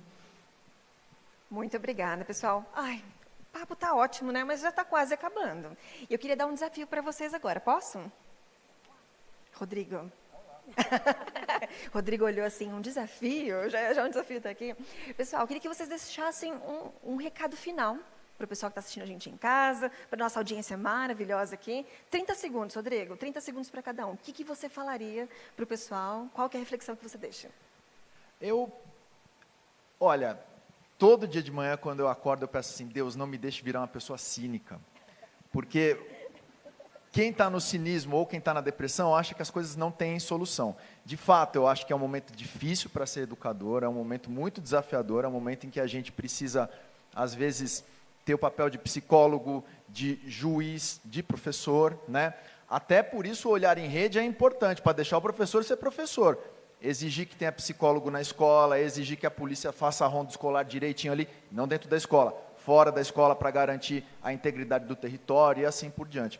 Mas acreditar também na pedagogia, acreditar nas metodologias de ensino, né? Olhar para as metodologias ativas como uma forma de construir junto com alunos, né, com crianças e adolescentes, olhar para as nossas próprias práticas, enfim. Eu acho que é esse sentido de empoderamento. Não vejo a docência como uma missão, eu acho que a docência é um trabalho para profissionais, mas a gente tem esse plus, né? Pode falar inglês aqui? Pode, ele sabe. Esse plus, né? Que é essa tarefa tão importante de partilhar o conhecimento construído pela sociedade ao longo desses milênios, né, que a gente tem. Então, é uma mensagem de otimismo mesmo, para a gente não desistir, seguir em frente, buscar cada vez mais o conhecimento. Acho que é isso. Thank you, Rodrigo. Elânia, sua vez, desafio. 30 segundos. 30 segundos. Vamos lá. Garantia de direitos. É importante focar na garantia de direitos. Toda criança, todo adolescente tem papel ativo, inclusive, né, na sociedade, para pensar, para trazer reflexões. A Mariana falou que as adolescências, as crianças, as pessoas que estão ali no processo de educanda, né, tem esse lugar ativo de propor, de trazer reflexões, de também cumprir um papel de falar sobre o que pensa daquele espaço escolar e do espaço comunitário. Garantia de direito. E aí você pede toda manhã para que você não seja uma pessoa cínica. Eu peço toda manhã para que eu não seja uma pessoa adultocêntrica, para que eu não entenda que a pessoa adulta é a detentora de todo o saber, de todas as respostas com relação a crianças e adolescentes, proteção e garantia de direitos. Então, que vocês também consigam viver esse momento de toda manhã olhar para si e dizer, não serei cínica e não serei adultocêntrica. Muito bem, entendi. Agora já virou o desafio do que você vai fazer de manhã quando você acordar, Ana? Ana, o que você vai fazer toda manhã quando você acordar? Difícil, gente. Mas eu acho que a minha mensagem de toda manhã vai ser acolhimento é fundamental. Eu acho que isso para todas as esferas da minha vida, mas trazendo isso para cá, pensando desde o estudante, que vai passar, às vezes, por um determinado evento na escola que vai desafiar ele de formas que a gente nem imagina, e que muitos de nós, né, enquanto adolescentes, nunca pensou em passar dessa forma, e nunca pensou que precisaria mobilizar recursos para passar por isso. Eu acho que o acolhimento também é fundamental para todos os outros envolvidos na escola, incluindo a gestão escolar, os educadores, porque eles estão na linha de frente. E eles precisam também sentir que eles estão seguros emocionalmente, psicologicamente, nas relações que eles estabelecem, e eles precisam também ter a segurança de que eles têm recursos para lidar com aquilo. Então, o acolhimento desses profissionais também é essencial junto com o das crianças, porque quando a gente pensa em violência, às vezes, vai muito para o lado de policiamento, muito para o lado de justiça para a resolução de conflitos. E não é só isso. Eu acho que o grande norte aqui dessa conversa foi, não é só isso. A gente tem que pensar em outras estratégias, a gente tem que pensar nisso em conjunto. Então, fica aqui essa minha mensagem do acolhimento. Thank you, Ana. E você, ó, vou te dar 20 segundos só. Vamos ter que produzir um e-book depois, né? Eu acho que a minha mensagem de manhã é o que eu posso fazer hoje. Porque nós temos uma certa tendência de responsabilizar os outros, né? É a polícia que vai resolver, são os legisladores que vão regular as plataformas, são alguma coisa, a política pública de educação que vai resolver, é a escola que vai resolver. A escola, coitada, acaba sendo responsabilizada por tudo, né? Mas eu acho que essa é uma questão coletiva e todos nós temos o nosso quinhão de responsabilidade. Então, todo dia, quando eu levanto, eu falo que pequena parte dessa construção coletiva eu posso fazer. Enquanto eu estou dando a minha aula sobre a fórmula de Bhaskara, ou sobre o past tense, ou seja lá o que for, como é que eu posso incluir aí uma camada de lidar mais responsavelmente com a informação, de me responsabilizar pelo bem-estar do outro, pela justiça social em todos os nossos ambientes de convivência? Todos nós temos um pedacinho a cumprir e todas as ações, grandes e pequenas, são importantes. Thank you all. Thank you, Rodrigo. Thank you, Elânia. Thank you, Ana. Thank you, Mário. Thank you all for being here with us. Muito obrigada por estarem aqui. And salva de palmas.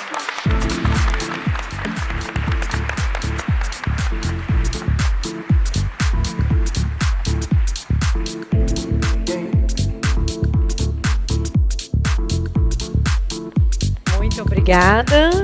Muito obrigada. Obrigada, minha co-host. Foi uma delícia dividir esse palco Rebecca. com Thank você. you so much. Muito obrigada, pessoal. Espero que vocês tenham gostado. E agora eu vou correr para a transmissão online, porque eles estão me aguardando lá. Isso mesmo. Bye, bye. Até já. Thank you. Switching back to English. An important part of the English journey are the assessments and exams that come as milestones of learning. I don't know about you, but I love taking tests and having my knowledge tested. Maybe I'm crazy. And here to talk about assessment for a successful learning journey is our exam expert, Senior Cambridge Assessment Manager, Alberto Costa.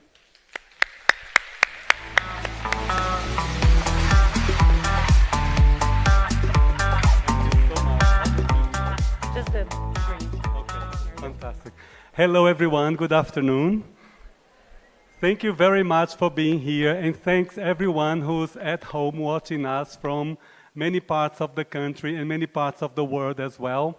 So we are going to talk today, after this beautiful table here, round table, we are going to talk about assessment. I would like to make lots of connections with points, but we also have to consider the issue of time. So in this session today, it will be assessment for a successful learning journey. But for this session, what we are going to do is, I'm going to ask you to participate and interact, right? So we're going to start the session by asking you to participate by answering questions. So if you look at the overview of the session today, we're going to start with questions 1, 2, 3, and 4. Of course, I didn't put the questions here because I don't want to give you any spoilers. But I'm going to ask you to engage as much as possible. And of course, we are going to talk about implementing Cambridge exams in your school. So, in order to invite everyone to participate, whether you are here face-to-face or whether you are at home talking to us remotely, I'm going to ask you to use your devices to scan the code so that you can participate. People at home, you can also scan the code, but also I'm going to ask the team, I'm going to ask my colleagues to put the link in the chat so that the people at home can click on the link and also take the opportunity to vote to answer the questions as well. I know that when we use one of those voting tools, everyone gets really, really excited. Sometimes we go straight to voting without reading the question properly or without reading the options properly. So please, everyone, let's read the questions so that we can give the best answer possible to them, right? After each question, I'm going to give you some explanation about what we're going to cover, okay? So we're going to start with question one, and question one is quite thought-provoking. So, how do I distinguish between evaluation, teaching, testing, and assessment? When we talk about assessment, we have many big terms, right? And you have three options there to vote. Are they basically the same thing? Do you think evaluation and assessment mean the same thing and therefore they can be used interchangeably? Or do you think they don't mean the same but they are interrelated? Which do you think is the best option? As you read through the questions and the options, I'm going to ask the team to show the voting system here to see which options are being the favorites from the audience. What are the most popular options from A, B, and C, Leo? Okay, I see that. This is the last question though, Leo. I think we are going to the first question. Question number 1. Okay. Can you see question number 1 in the voting system? So Leo is going to put it up now, and then you'll be able to vote. But let's have a show of hands. Do you think A is the best option for this question while we set this up? A's? Any hands up? B's? Any hands up? C's? Okay, C is a very popular option, and it seems to be a popular option from people who are watching us from their homes, right? Well, we're going to check the right answer now, so Leah will press okay, letter C is the best option for this, and now we are going to see why, right? We are going to go back to the PowerPoint because we are talking about those 4 terms here. So, Leo, please, PowerPoint. We are looking at the terms assessment, teaching, evaluation, and testing. They are interrelated, but they are not the same. And we shouldn't be using assessment and evaluation interchangeably, which happens very often. So this is where they belong if we look at this diagram, which was put together by Douglas Brown in his book, Language Assessment from 2004. So when we look at those terms, they are related according to this diagram, like this. We look at, for example, testing. Testing is only one part of assessment, but testing is not equals to assessment. It's one of the ways that we can use to assess learners. So when we look at a test, for example, a test in simple terms is a method of measuring a person's ability, knowledge, or performance, right? So to qualify as a test, the method must be explicit and structured. So when you have a structure, when you have a method, when you have a date, when you have a certain time, when you have those key questions, that is a test, and a test is only one of the ways that we can use to assess learners. So it's part of assessment, but not necessarily equals to assessment. When we look at assessment, assessment, on the other hand, is an ongoing process, right, which happens all the time in the classroom. So whenever a student responds to a question or offers a comment or tries out a new word or structure, the teacher subconsciously makes an assessment. Oh, that student didn't do so well here. Oh, that student did very well. I wasn't expecting this performance, right? So assessment is happening all the time, regardless of the moment, whether or not this is a formal test. So it's an ongoing process that's happening throughout the lesson while we are, for example, teaching, right? Teaching sets up the practice tasks of language learning. So this is the moment when you put together a number of activities, questions, visuals, etc., to give learners opportunities to listen, think, take risks, set goals, and also process feedback from you teachers, right? And then they recycle this through the skills. Helen this morning talked a lot about revising, recycling, repeating, etc., right? And of course, we have this word, which for us, speakers of Portuguese, can be quite confusing because we have one word in Portuguese which means assessment, but which also means evaluation. Perhaps this is where the confusion comes from. Evaluation is not assessment. Evaluation, on the other hand, involves looking at all the factors that influence the learning process. For example, syllabus objectives, course design, materials, methodology, teachers' performance, and assessment.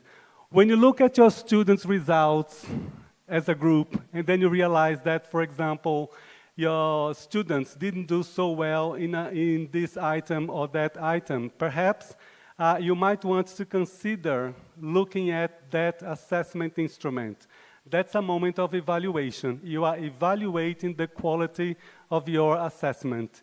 If you give, as a school, if you give students a form for them to complete, to check how happy they are with the services, the teaching that you are offering, then you are also involved in evaluation. You want to check how happy students feel with the quality of the teaching and the quality of their learning, right?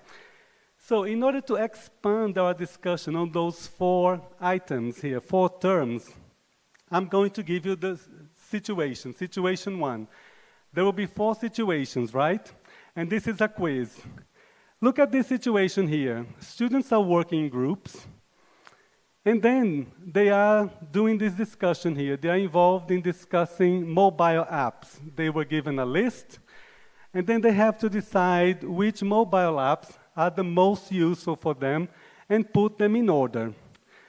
While they are doing the discussion, the teacher listens to the conversations attentively, just to check their participation, their interaction, if they are using the right language for opinions, preferences, etc. When you look at those options, this situation is related to A, B, C, or D. If you are at home, type the letters in the chat. Which letter do you think this relates to? Okay, A's. Any hands up? B's? C's? Very good. Oh, lots of hands up. Testing? No? Okay. This is a situation that involves assessment. So the teacher is assessing students' performance while they are performing this task, right? Of course, as a result, the teacher might make some kind of evaluation by saying, oh, I see that overall students have shown progress because of the materials that I used, etc., etc. But for each student, the teacher is assessing them, okay, to give feedback on their performance. Now let's look at situation 2. Students have this question to answer, right? So it's a question that could appear in course books, but there are some elements here which might give you some hints. Are we talking about A, B, C, or D in this situation? A, B, C, or D? So A, any hands up? B's? C's? D's? Okay, good. Yes, this is a situation that involves testing. Of course, you could use this as part of the homework or part of the class, but here there are some hints for you. For example, type your answer, write your answer on the answer sheet. You have 35 words, which gives you an idea that this is a formal moment of assessment, also that is testing, right? Could be part of an exam. Actually, this is an item from one of our exams, A2 key.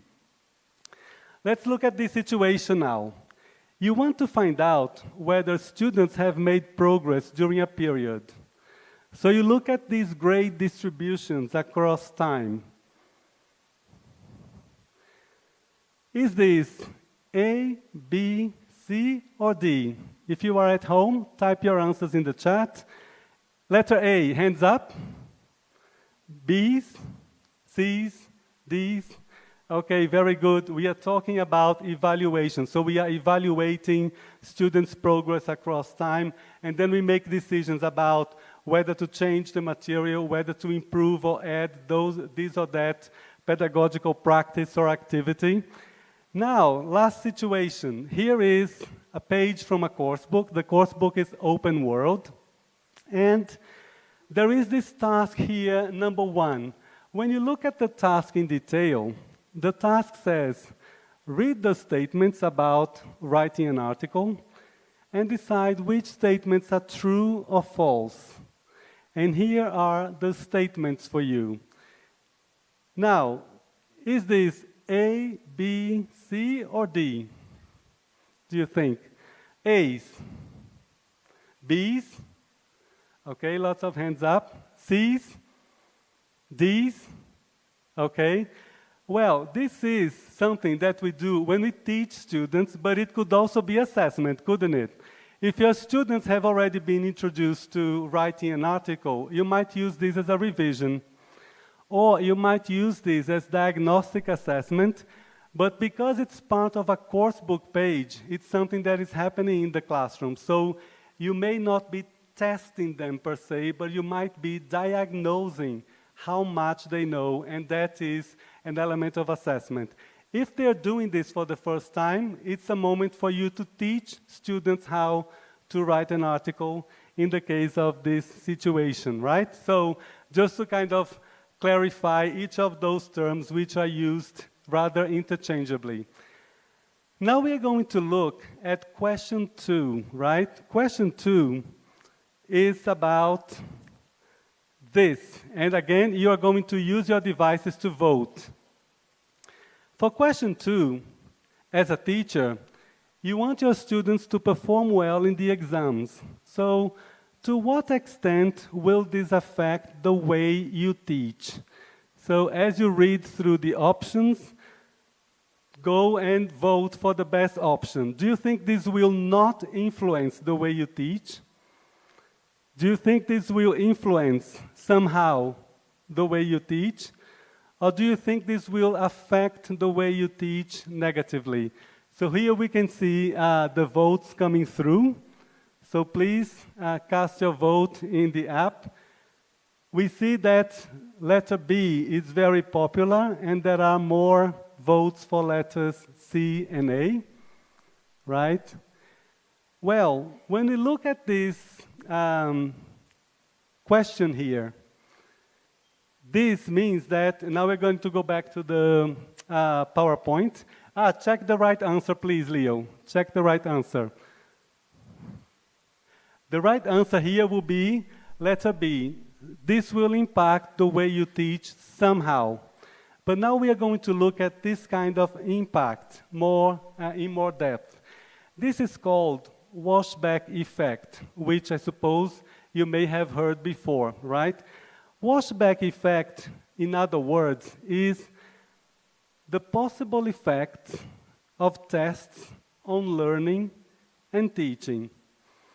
The thing is, when we talk about washback effect, many people associate this with a negative influence or a negative effect on learning and teaching. However, when you look at the literature, washback effect has to do with this continuum here. When you decide to prepare students for exams, this will influence the way you teach, and this might influence the way you teach negatively. The effect could be neutral, or the effect could be positive, right? So it's important to look at washback effect from this spectrum. It could be positive, it could be negative as well, not just negative. And this effect relates to many different aspects. For example, It's related to the learner itself, the learner's motivation, the learner's attitude, and the learner's interests in doing well in their language learning. It affects the teacher's attitudes and behavior. So how much of a specific task are you going to bring to class just because you are preparing students for the exam?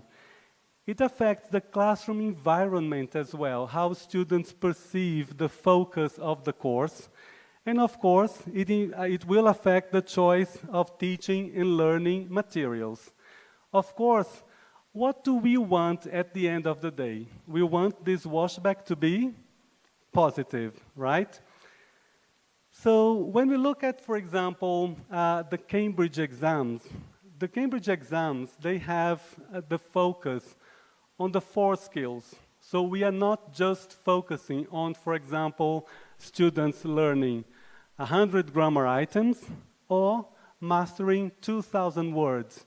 We need to make sure that the students develop the right skills, for example, to express themselves in a writing task, in a speaking task, which involves interaction, and interaction is very important. So as a result of the focus on interaction, we need to bring to class activities where students will have the opportunity to practice and develop interaction skills.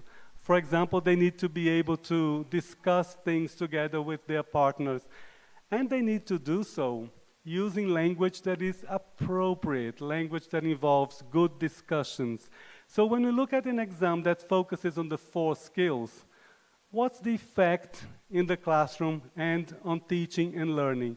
You're going to bring more skills development to your classes. So chances are that this washback effect will be positive, because you're not just focusing on developing only grammar items, but you want them to focus on the skills, right? To communicate, whether they are reading, listening, writing, or speaking.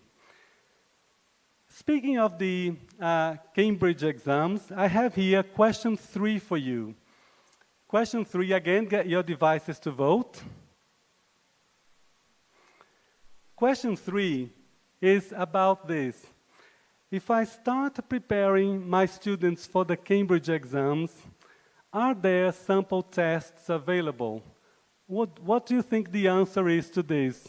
If you are at home, type your answers in the chat. Yes, they are available from the Cambridge website. No, you can only access some exam items, but not the tests. Yes, if you purchase them. Let's look at the voting system to see what options we have. So a lot of people are going for option A.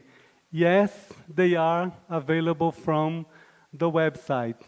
Somebody says, yes, if you can purchase them. Let's look at the right answer here for this question. The right answer for this question is yes.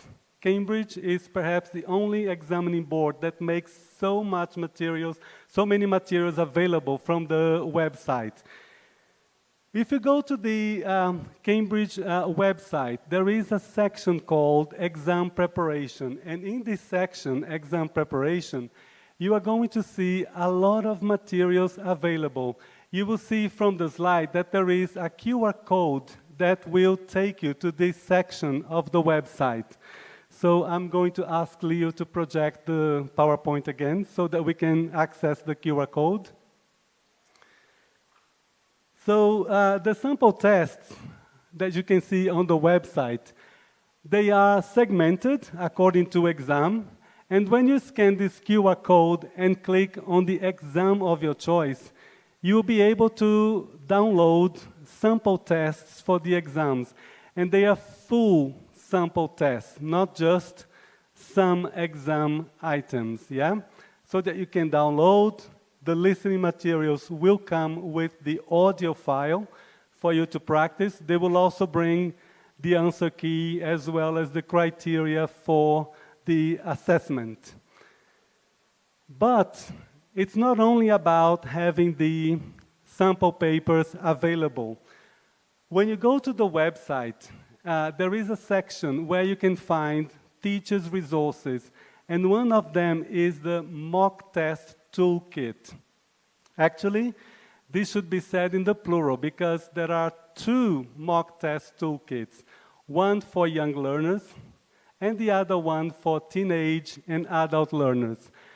Those mock test toolkits, they bring resources to help you better use the mock tests, the sample tests. And they have segmented the materials in terms of preparing the students, so why do a mock test, and ideas on how to do the mock test. The action category, which will bring ideas for you to organize activities and download materials to use the mock test. And there is a feedback section, which helps you give your students feedback on their performance in the classroom when you use the sample tests.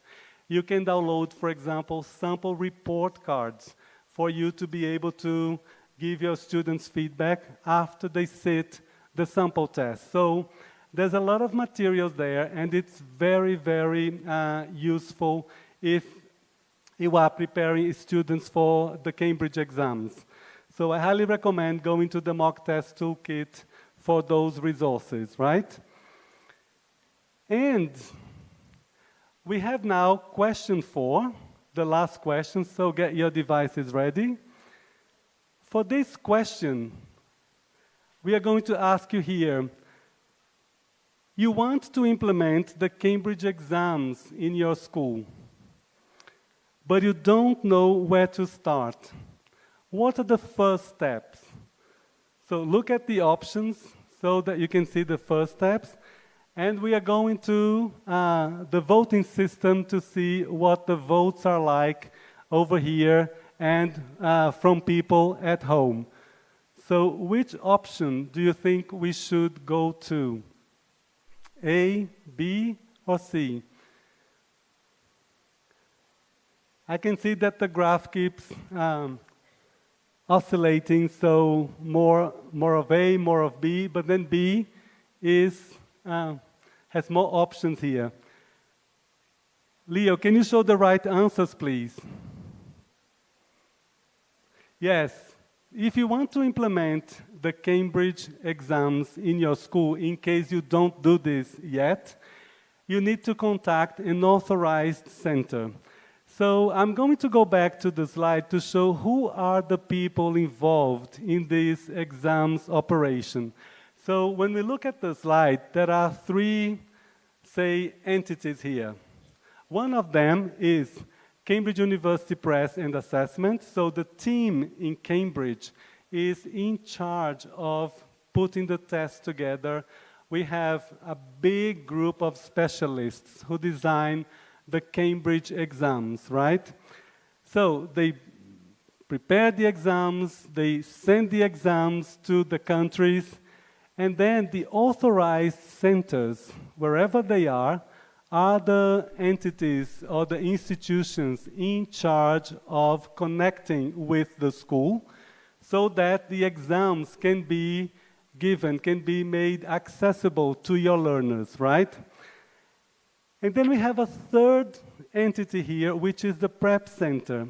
If you are at school and you use the Cambridge exams, or you decide to use the Cambridge exams, you contact an authorized center for the operation, and then you become a prep center, yeah?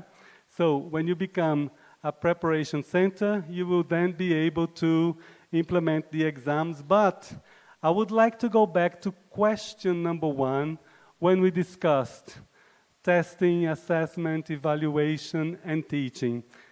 When you adopt the exams, it's not just the exams that will do the trick or the magic, but it's the ecosystem, what happens in the classroom, the assessment that we do on an everyday basis, until students feel they are ready to sit an external exam and be successful in this journey, right? So we started from question number 1, and then we go back to this question here, when the authorized center is the person for you to contact in case you don't use the Cambridge exams, because this is the starting point of the negotiation. So it's the authorized center that will be in touch with you. And if you want to find out which authorized center could help you, you can scan the QR code to go to the Find a Center section of the website.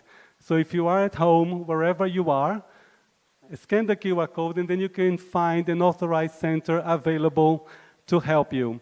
Speaking of the authorized center, we have done 9 Cambridge days in 9 cities. So this is the last day in São Paulo. But in all the cities we went to in Brazil, we had authorized centers with their stands promoting the services they offer with the Cambridge qualifications. And there are authorized centers over here as well. You may have seen them during the break and during lunchtime. So I would like to thank the authorized center for their hard work talking to the schools and transforming the schools into preparation centers. So please, everyone, a big applause to the authorized centers. The ones who are here and the ones who were with us all over Brazil in this year's Cambridge Day. So contacting the authorized center, this is where you start the journey to implement a positive assessment culture in your institution. The centers can help you as well with other activities that will support the exam preparations for students to be successful. So this is where the journey starts, and like the banner says, your English journey starts here. With that, I would like to say thank you very much and invite Rebecca to see if there are questions. Thank you, everyone.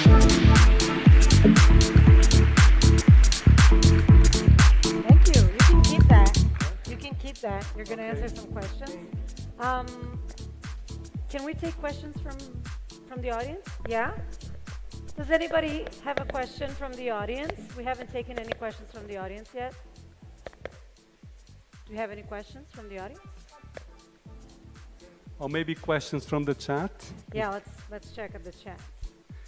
In the meantime, you can decide if you have a question and ask now.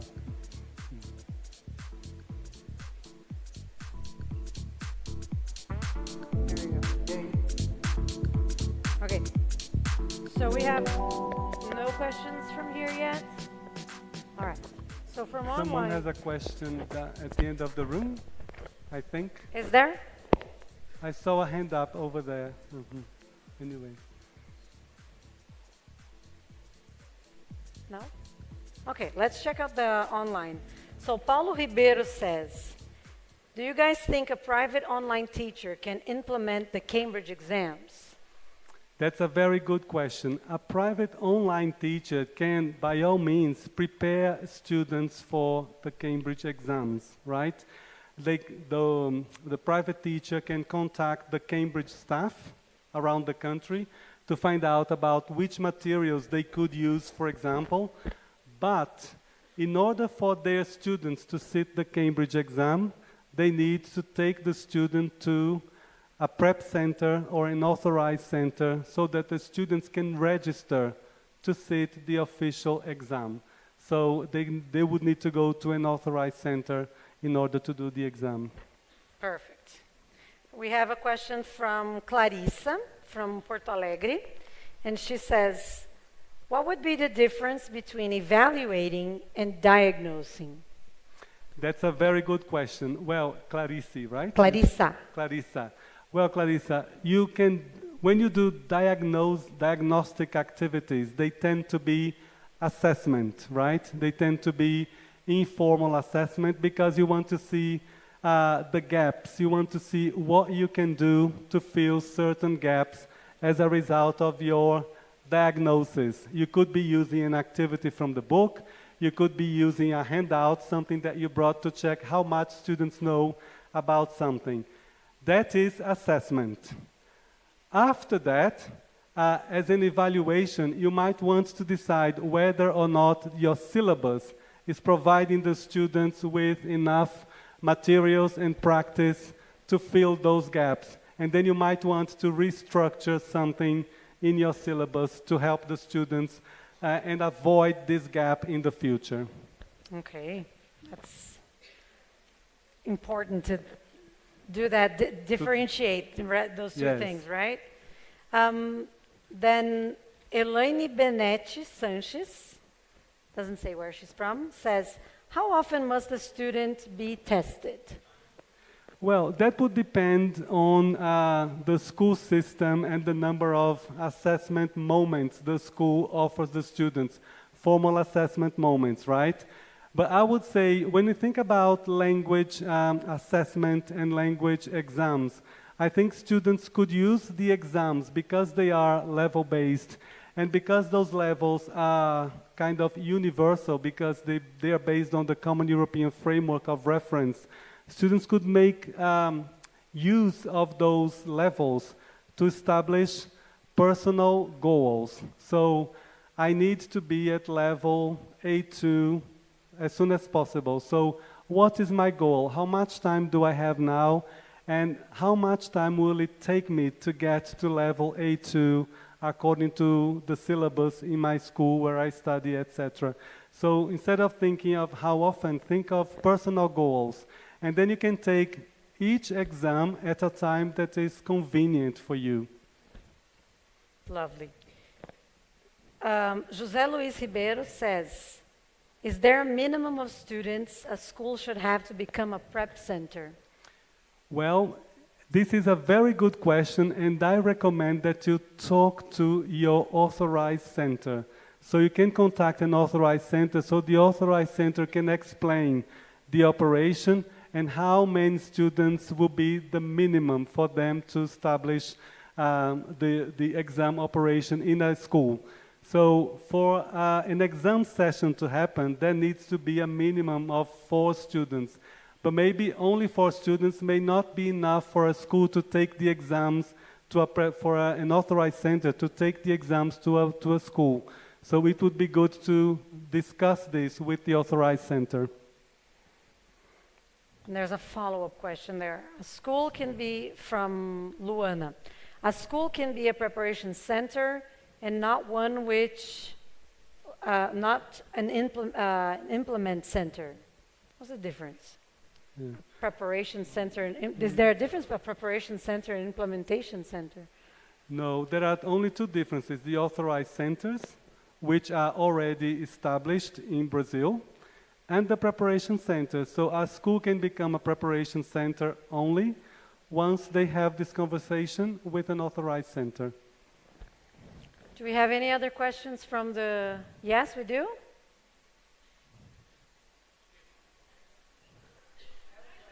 And one question there. And then we have one over and someone here. At this end here.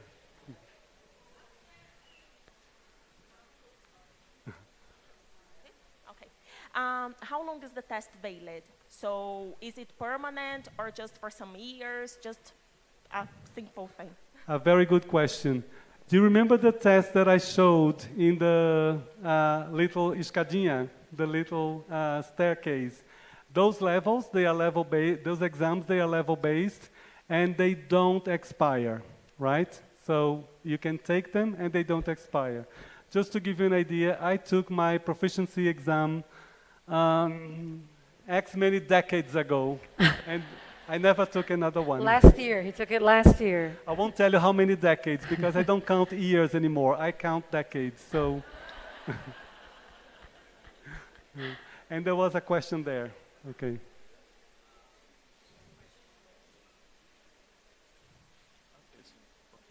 Hello? Hello. Okay. Some of my students, sometimes they complain about when they are doing the listening exam, they complain that at some places don't have the proper acoustic, or the prep centers, or even the exams. They can't listen to what is being told or asked in the exam. Is there any standard or any exigence about how a prep center must carry the preparation of the environment or the acoustic? Because it's very important when we talk about listening to what you have to say, and what you have to do and things like that. Are there or is there any kind of standard that the institute promotes to the prep center or something like that? That's a very good question. There is a series of protocols, and this includes protocols for the listening papers in the Cambridge exams, and the authorized exams. They have their checklists to check that everything will happen according to the rules, right? If something has happened, it would be good to report to that authorized center, right? And if it is the case of a student having some kind of impairment, this can be discussed with the authorized center as well, so that the student can make use of other devices, for example, an individual headset. Any more? We have time for one more question. I heard here. Up there at the gallery. Do we have mics on in the gallery? Up here? There is a question from up here, from the gallery. It's going there. It's going there. Okay, the mic is getting there. It's so hard for us to see up there. Yes, sorry, because there are many lights over here, and I only see the reflections of the lights in the gallery. I can see the people waving up there as well. Probably Tobias. Okay, the mic is almost there.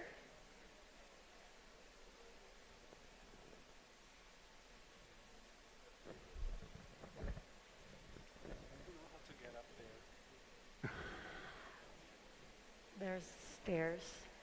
Okay. Somewhere. Let's see if we have any online before we get to that. So if you can speak loud enough, we might be able to hear you. No. I know I hear voices from up there, even though I can't see very clearly. There she is. The mic is there. Can you please raise your hand, the person who has a question? Yes, I have a question. Go ahead. Does Cambridge have any tests for kind of professionals or business-oriented people? They need to have some kind of proof of their knowledge. Could you speak just a bit louder, please? Sorry. Sure. Does Cambridge have any kind of test for professionals, for business-oriented people? They need to prove their knowledge of the language in the professional environment. Yes, there are other tests apart from the Cambridge qualifications that I talked about.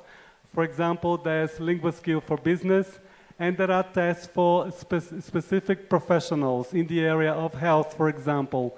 Again, the authorized center will be able to help you with those specific needs. Okay, I think that covered it. Thank you very much. Thank you for the questions. I mean, when we talk about assessment and exams, there are always many questions, and this was the idea, to provoke you and to get more questions from the audience. Thank you, Rebecca. Thank you. Let's give Alberto another round of applause. Thank you very much. Thank you.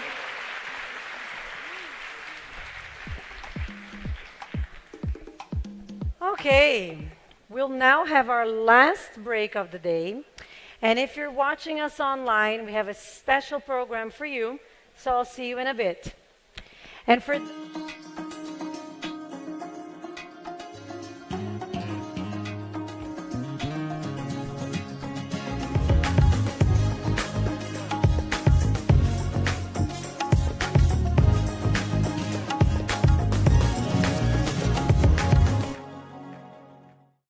Welcome back. I hope you had a great time with Alberto. I have nothing to say about him, right? How did you like his talk? Leave the comments here, please. We would love to hear your opinion. What did you learn? Please. Now, this is a very important moment. I know you have just seen him, but we have prepared a special surprise for you all. Alberto is here to share his favorite poem. Let's listen to him.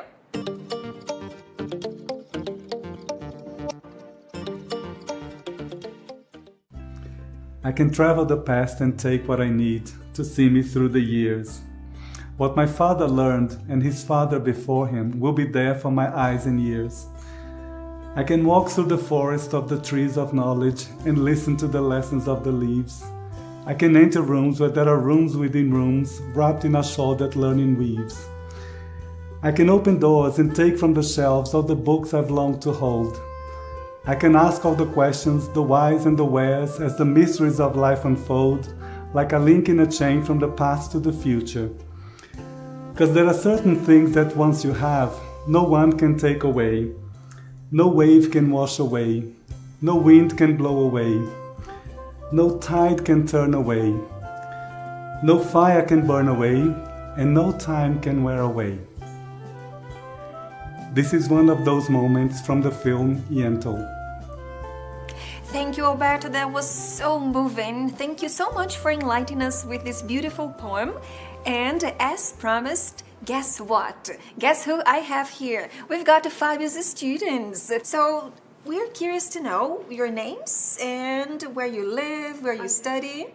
So my name is Yasmin. I live here in São Paulo and I study with Fabio at Colégio Pré-Médico. Awesome. What about you?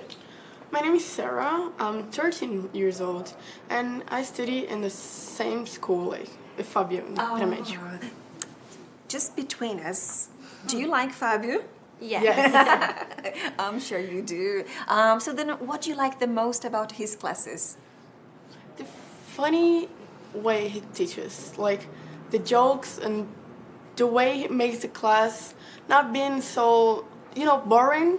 It's like the class is a moment you can feel free to be yourself and talk about what you want, what you like, and in English, obvious. Do you like English or do you like it because of Fabio?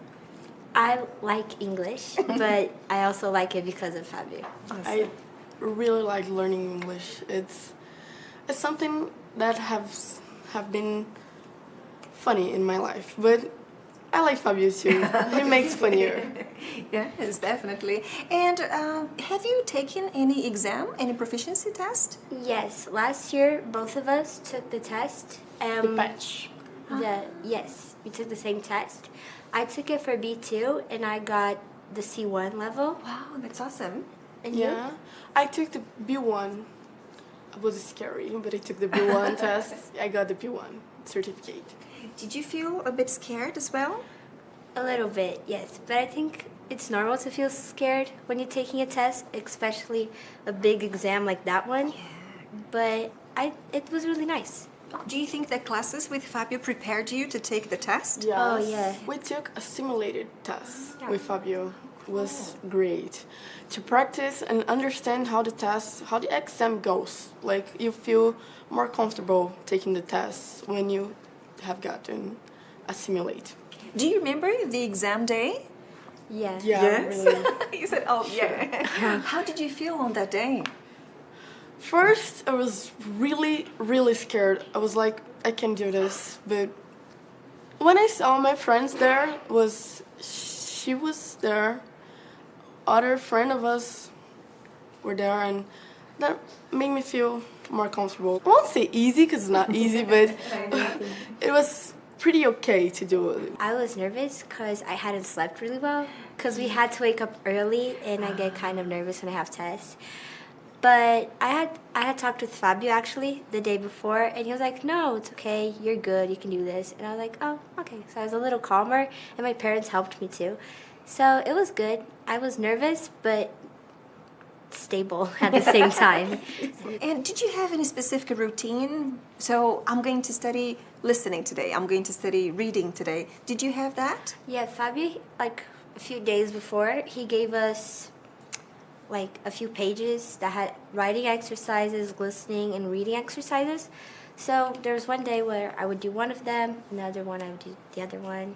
And it helped a lot. It helped see how the test was going to be, and it got less scary to do it. So, and what if you could give some pieces of advice for people who are watching us, either, teenagers or adult learners? I think I would say, don't be so much scared. It will be scary at first, obvious. Almost every test is scary, but you can focus on the good things. You can do it with your friends. It helps a lot. I can say on my own experience. Yeah, and so I think everyone who feel confident should take the test. Confident about yourself English. Did you feel more confident about your English? Yeah. When I took the test and I took the results, and Fabio gave me the results, so it was special. In the ceremony, it was amazing. What about you? Which pieces of advice would you give people? Maybe that it's normal to be nervous, not even just for a test, like for everything, but there's always somebody to help you. Like with me, there was Fabio and there was my parents. So even when you're nervous, or even if you feel confident, like Sarah said, you should take it, because eventually you'll feel confident, even if you don't feel it at the moment. Because it's scary sometimes, but it'll pass. Thank you, girls. Thank you so much. Would you like to send a message to Fabio? Fabio. What would you tell him? Things I would tell him, I would say I'm really grateful for you, and thank you so much for supporting us, and you made really difference for us to take the test, and in every single class you made difference. Fabio helped me a lot over the last year, not only on English, but like in everything. So yeah, I would say I'm really grateful for him to come into my life and helping me a lot. Oh, thank you, girls. Thank you so much for being here. I loved our time together, and I'm so inspired by you. But wait, there's somebody calling me here. Oh, our production is informing me that Andrea is in a very special place. Andrea, where are you? Hello, Tamires. We are live from Lapa, here in Colégio Pré-Médico. But let's cut to the chase. Let's get the VIPs before the bell rings. It's time for recess. Let's go find them. Come. How are you? Good. How old are you? How old are you? You're asking me? I have to tell you now. 33. And you? 6. I'm jealous. Lívia. What is your name? Maria Victoria. What is your nickname? Nickname? Yeah, for example, yeah. Mavi. So Mavi, how are you feeling? Happy. How are you feeling today? Very happy. Very happy, and why is that? I didn't want it to be the last day of school, but I'm happy because I'm gonna go camping and I'm gonna go do a lot of stuff. What is your favorite thing about life? Of having my family. Your family? Who specifically? I want names. My mom. Tem que ser o nome. No, it can be mom and... My mom, my dad, my grandpa, and my grandma. That's so nice. Are you gonna camp with them? No, they're not. Very happy. Why are you very happy? It's my last day. And what are your plans? Travel. Where? I don't know. You don't know? You just know you're gonna travel? Like no destination, you just go? Yeah. That sounds very exciting. That's why you're super happy. Eu gosto de geografia. Eu não sabia que tinha 50 países na Europa. 50 países? Eu também não sabia. Is your last day today before vacation? Yeah. And how are you feeling about that? Happy. Do you like hamburger? I love hamburger. Do you like a potato? I love potato. Who doesn't like potato? Do you love potato? Yes. Like or love? Love. Do you drinking water? If I drink water, I should drink more. But yes, I do. I love water. But I should drink more. Like you have your own bottle, right? I should, yeah. Olha só quem está aqui. Qual o nome de vocês? Meu nome é Heitor. Meu nome é Caio. O que você falou? Ao vivo. Ai, meu Deus, tô nervoso. And here at school, what is your favorite thing to do? Esportes. Tem muitos esportes. What about English? Eu queria aprender sobre a língua do Portugal. A língua de Portugal? Qual é a língua de Portugal? É tipo uma língua brasileira, só que um pouco mais diferente. What do you want to tell me now? Color. What is your favorite color? Water green. Blue. Blue is your favorite. What do you like that is blue? Uma cadeira, uma mesa, um avião. What is your favorite color? Orange. Oh, I can see that now. Let me see your t-shirt. What is on your t-shirt? Naruto. Do you like it? Do you like No. this? You don't? E por que você tá vestindo a camiseta dele? Minha mãe me obrigou. You have a song. Favorite song? No. You have a song. Ah, son, filho? No, just dogs. Do you like to be a teacher? Oh, it's my favorite thing. I love being a teacher. Can you send a message to all the kids who are about to leave for vacation now? Let me think.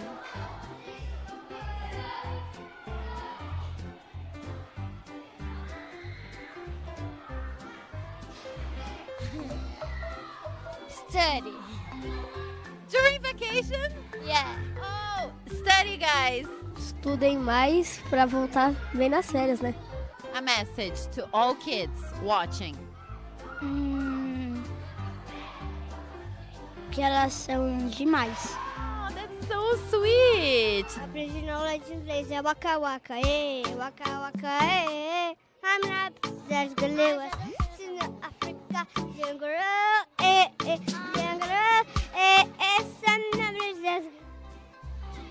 E você gosta de falar nessas câmeras? Gosto. Gosto. O que você quer falar?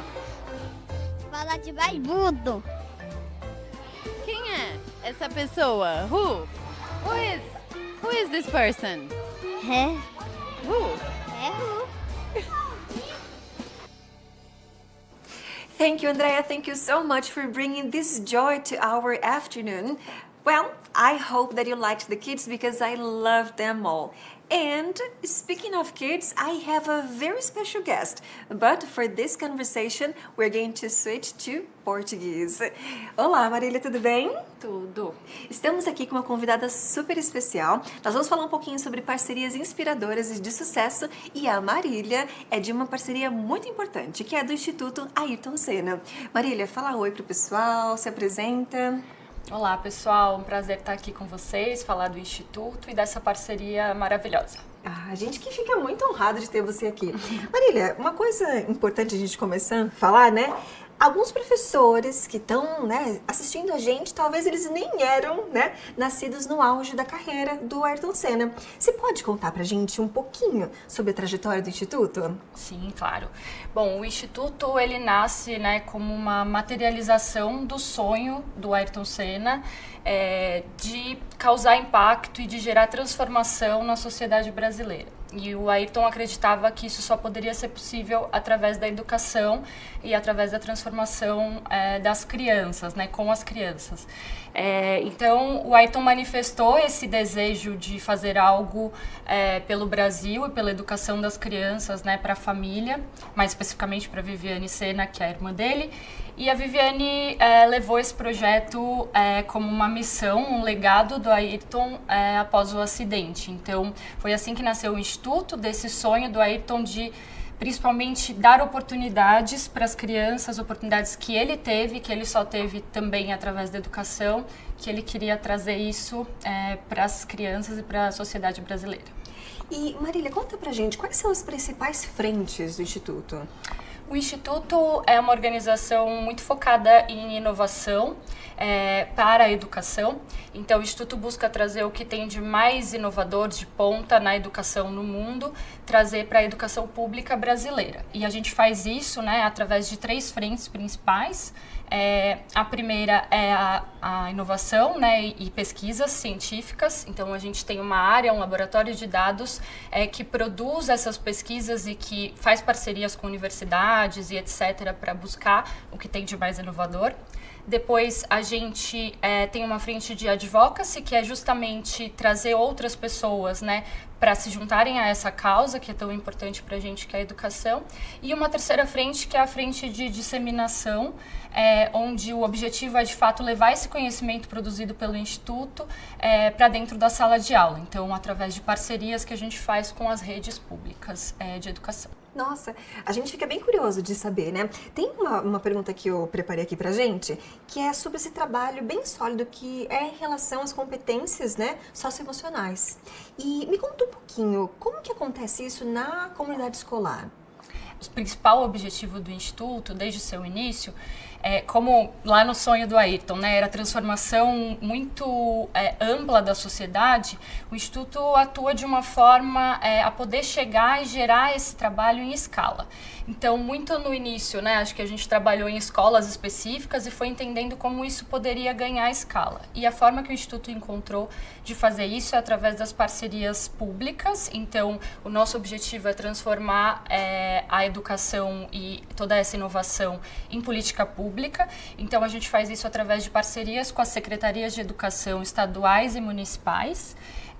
Então, a gente chega até os professores, então, inclusive, os professores são o nosso principal foco de atuação. A gente acredita que eles são agentes de transformação, porque através deles a gente consegue chegar num número muito grande de alunos e gerar essa transformação. Então, pelo protagonismo do professor. Marília, você falou uma coisa bem importante, né, do papel do professor. Eu fiquei sabendo que no final do ano passado o Instituto lançou uma plataforma para desenvolvimento profissional dos professores. Como chama essa plataforma? Isso, é a plataforma Humani, é uma plataforma que o principal objetivo, né, dessa plataforma é universalizar esse conhecimento. Então, antes, o Instituto só chegava até os professores, né, através dessas parcerias com as redes públicas, e a Humani veio justamente resolver essa questão, fazer com que a gente pudesse e chegar e ser acessível para qualquer professor do Brasil e até do mundo que queira acessar esses conteúdos. Então, a Humani é essa plataforma de disseminação desse conhecimento para que isso se torne ainda maior, né? Para que a gente tenha um alcance ainda maior e consiga apoiar os professores tanto no seu autodesenvolvimento quanto no desenvolvimento das competências dos alunos dentro de sala de aula. E Marília, quando que o Instituto passou a fazer parte da jornada da Cambridge? Olha, o Instituto e a Cambridge se encontraram, acho que em 2020, muito levados, né, pela questão da Cambridge ter um interesse de também atrelar ao produto, a um novo produto, a causa social, e de querer fazer o bem, acho que no fim do dia. E eu acho que o principal é que a gente tem tudo a ver, né? Sinergias entre Cambridge e Instituto Ayrton Senna, o nosso principal elo é a educação. Então, acho que para nós fez muito sentido desde o minuto 1 da primeira conversa essa parceria, porque a gente está unidos aí por esse objetivo em comum, que é a educação. Falando, né, dessa parceria, tem algo em relação ao selo social, né, Marília? Eu fiquei sabendo sobre o Global... Como é que é o mesmo? É Global Changer? Isso, Global Changer. É um produto bastante interessante justamente por esse link. Então, através aí de um produto de ponta, né, que leva conhecimento de inglês para os alunos e com esse reconhecimento internacional da Cambridge, onde não só a Cambridge apoia o Instituto Ayrton Senna, mas o consumidor também. Então, quem adquire aí a linha Global Changer também está apoiando a causa da educação. Acho que esse é o principal, né? É uma parceria social, né, um produto social que o consumidor também consegue fazer parte dessa mudança. Ah, que bacana. E Marília, como que as empresas e pessoas físicas podem contribuir com o Instituto Ayrton Senna? Tem várias formas de contribuir. No nosso site vocês encontram um pouco mais de informações para quem quiser saber mais. Então, na parte de doações, a gente tem a possibilidade, então, para pessoas e empresas doarem, e são várias formas. A gente tem desde produtos sociais, como o Global Changer, onde não só as empresas estão apoiando, mas os consumidores também. E também outras formas de parceria, né? Doações e, enfim, tem muitas formas de apoiar, e lá no nosso site vocês encontram sobre como fazer parte aí desse movimento pela educação. Marília, como é que você se sente fazendo parte de tudo isso? Bom, muito orgulho, acho que por fazer parte do Instituto Ayrton Senna, que consegue impactar milhões de crianças todo ano, através, enfim, de educação, levando, né, educação de qualidade. E muito feliz também pela parceria com a Cambridge, que nos possibilita fazer esse trabalho e chegar tão longe. Tá, obrigada, Marília. A Obrigada. gente ficou muito assim. É interessante saber quais são os outros passos, né, que Cambridge dá, essa parceria com o Instituto, e de saber que a gente também, como pessoa física, a gente também pode contribuir. Muito obrigada pela presença. Obrigada a vocês. Thank you so much.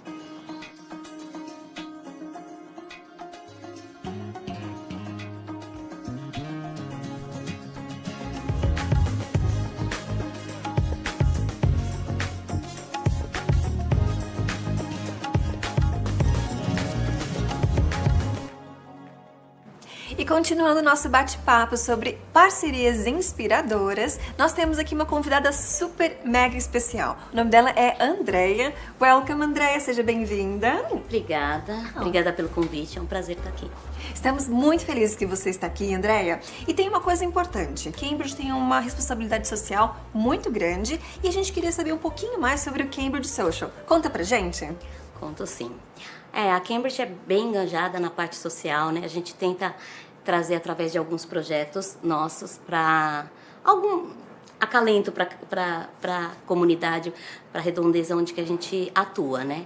Então a gente tem o Bookstep, que é bem conhecido, que é a adoção de livros, né? Que ajuda, né, educacionalmente os alunos, né, as crianças a terem o inglês. Então a gente tem a parceria com escolas que têm esse mesmo objetivo. Então a doação de livros para os alunos que não têm condições de ter o material. E existem algumas ONGs também que fazem projeto, como a Cidadão Pro Mundo, né?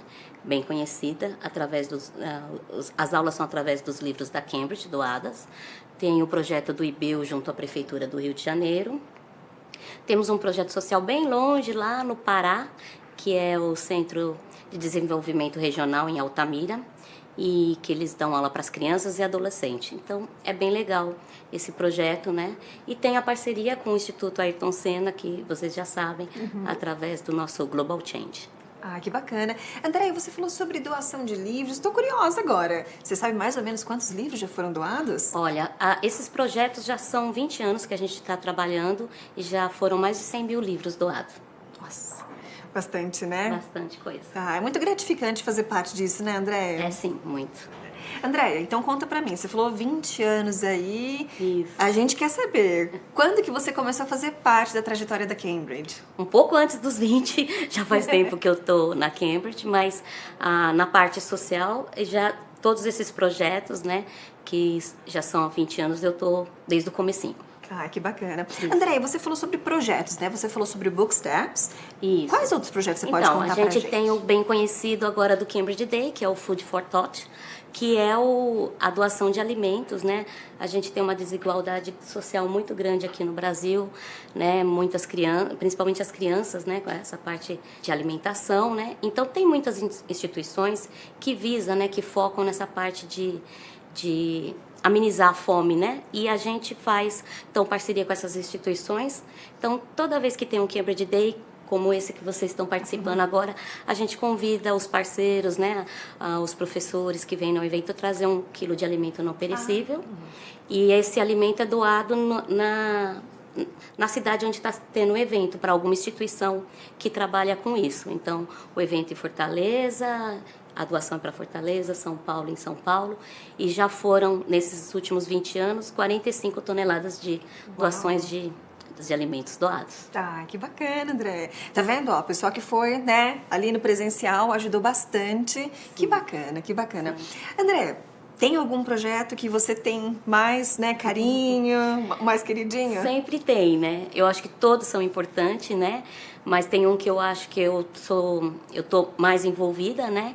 Que é o Print Smile, que a gente faz no final do ano, que é a doação de uma sacolinha de Natal para as crianças carentes da comunidade de São Paulo. Através, quem faz, na verdade, quem organiza é uma ONG que chama Grupo Amar, né? E a Cambridge, e essa criança recebe em dezembro, né? Uma semana antes do Natal, uma sacolinha que tem um brinquedo novo, uma roupa nova, um kit de higiene e doce, né? Então, eu falo que eu estou mais envolvida porque eu vou nas lojas para comprar roupa, a gente escolhe a roupinha do menino, da menina, a gente compra o doce, a gente compra o kit e escolhe o brinquedo, né? Embrulha tudo, entrega, e já foram desde quando começou, né, esses últimos 21 anos, esse começou um pouquinho antes, 2.400 crianças já receberam a sacolinha. E o ano passado nós fomos comprar 250 presentinho para eles. E é muito bacana. E André, como é que é para você fazer parte de tudo isso? Porque são vários projetos, né? É muito gratificante, né? Tá envolvida em todos eles e conhecer um pouquinho. E saber que a gente faz a diferença, né, na vida deles. Ou através do estudo, ou através do alimento, ou através de um presente no final do ano, no Natal. É muito bom. Nossa, imagina que você fica acho que é mais pra gente do que pra eles até. Pois é. André, você comentou com a gente sobre alguns projetos que são essa parte social. Tem algum envolvido com sustentabilidade? A Cambridge Global, né? Nós estamos num projeto agora de carbono zero, né?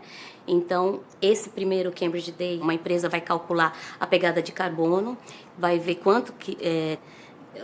vai somar esse carbono, né, de todos os eventos, que são 9, e depois isso a gente vai transformar em plantar árvores, né, para compensar esse carbono. Então, fique ligado que vocês vão saber o resultado aí dessa pegada de carbono agora desse ano. Bacana, Andréia. Muito obrigada pela sua participação aqui. A gente fica muito curioso, né, de saber como que as empresas, né, principalmente como Cambridge, trata dessa parte social, dessa parte sustentável. E a gente ficou, né, assim, super contente de saber que desses projetos eles tocam em muitas vidas. Thank you, Andréia. Thank you so much. Obrigada pelo convite. Can I test you for a moment? I still have one more challenge for you about assessment. Are you ready?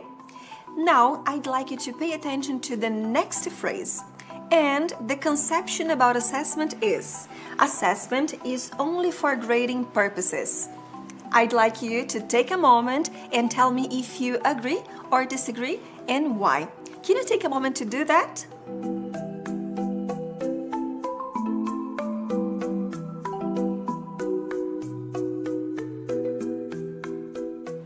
E continuando mais uma conversa sobre parcerias inspiradoras, a gente tem aqui uma convidada muito especial, a Simone, do Comitê Paralímpico. Olá, Simone, tudo bem? Oi, Tamires, tudo bem? É um prazer estar aqui com você, muito obrigada pelo convite. A gente que fica honrado de ter sua presença aqui. Simone, conta um pouquinho de você para o pessoal que está assistindo a gente lá de casa. Bom, eu sou ex-atleta paralímpica, né? Fui atleta nas modalidades de atletismo e goalball. Participei de 3 Jogos Paralímpicos. Estive em Atenas 2004, Pequim 2008, Rio 2016. Minha última participação pela seleção brasileira foi em Lima, nos Jogos Pan-Americanos. A gente é bicampeã pan-americana, né? As minhas companheiras de equipe vão defender o título agora em 2023 lá em Santiago. Eu tenho também, né, em paralelo ao esporte, eu tive quase 20 anos na Polícia Civil do Estado de São Paulo, sou formada em psicologia e faz 2 anos que eu estou à frente do programa CPB Atleta Cidadão no Comitê Paralímpico Brasileiro. Uau, Simone! Menina, quantas coisas importantes. Viajou bastante, né, Simone? Olha, viajei, mas dizer que a gente conhece como atleta não dá pra dizer, mas assim, a gente carimbei alguns lugares no meu passaporte, nos meus, né? Que bacana. Mas Simone, conta pra gente, o que é o Projeto Atleta Cidadão do Comitê Paralímpico? O programa CPB Atleta Cidadão, ele nasceu, a semente dele foi a gente perceber que os atletas, eles se dedicavam muitas vezes a vida inteira ao esporte, né? E quando chegava no momento no qual eles deixavam de competir, eles não sabiam muito bem o que fazer.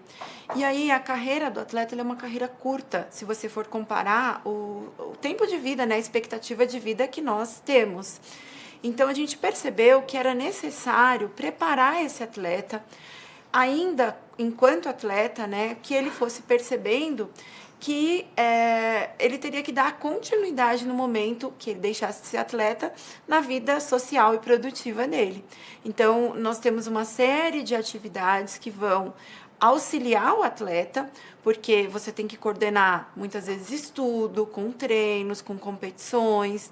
Nós vamos ter atividades, parcerias, ações que vão ajudar o atleta no sentido de fornecer a ele alguns subsídios, né, para, por exemplo, nós temos algumas parcerias como é o caso da Cambridge, na qual a gente oferece aí a oportunidade de curso de inglês para eles, entre outras ações, todas elas voltadas, né, para esse desenvolvimento pessoal e profissional dele durante a carreira esportiva e pensando no momento no qual ele deixar de competir.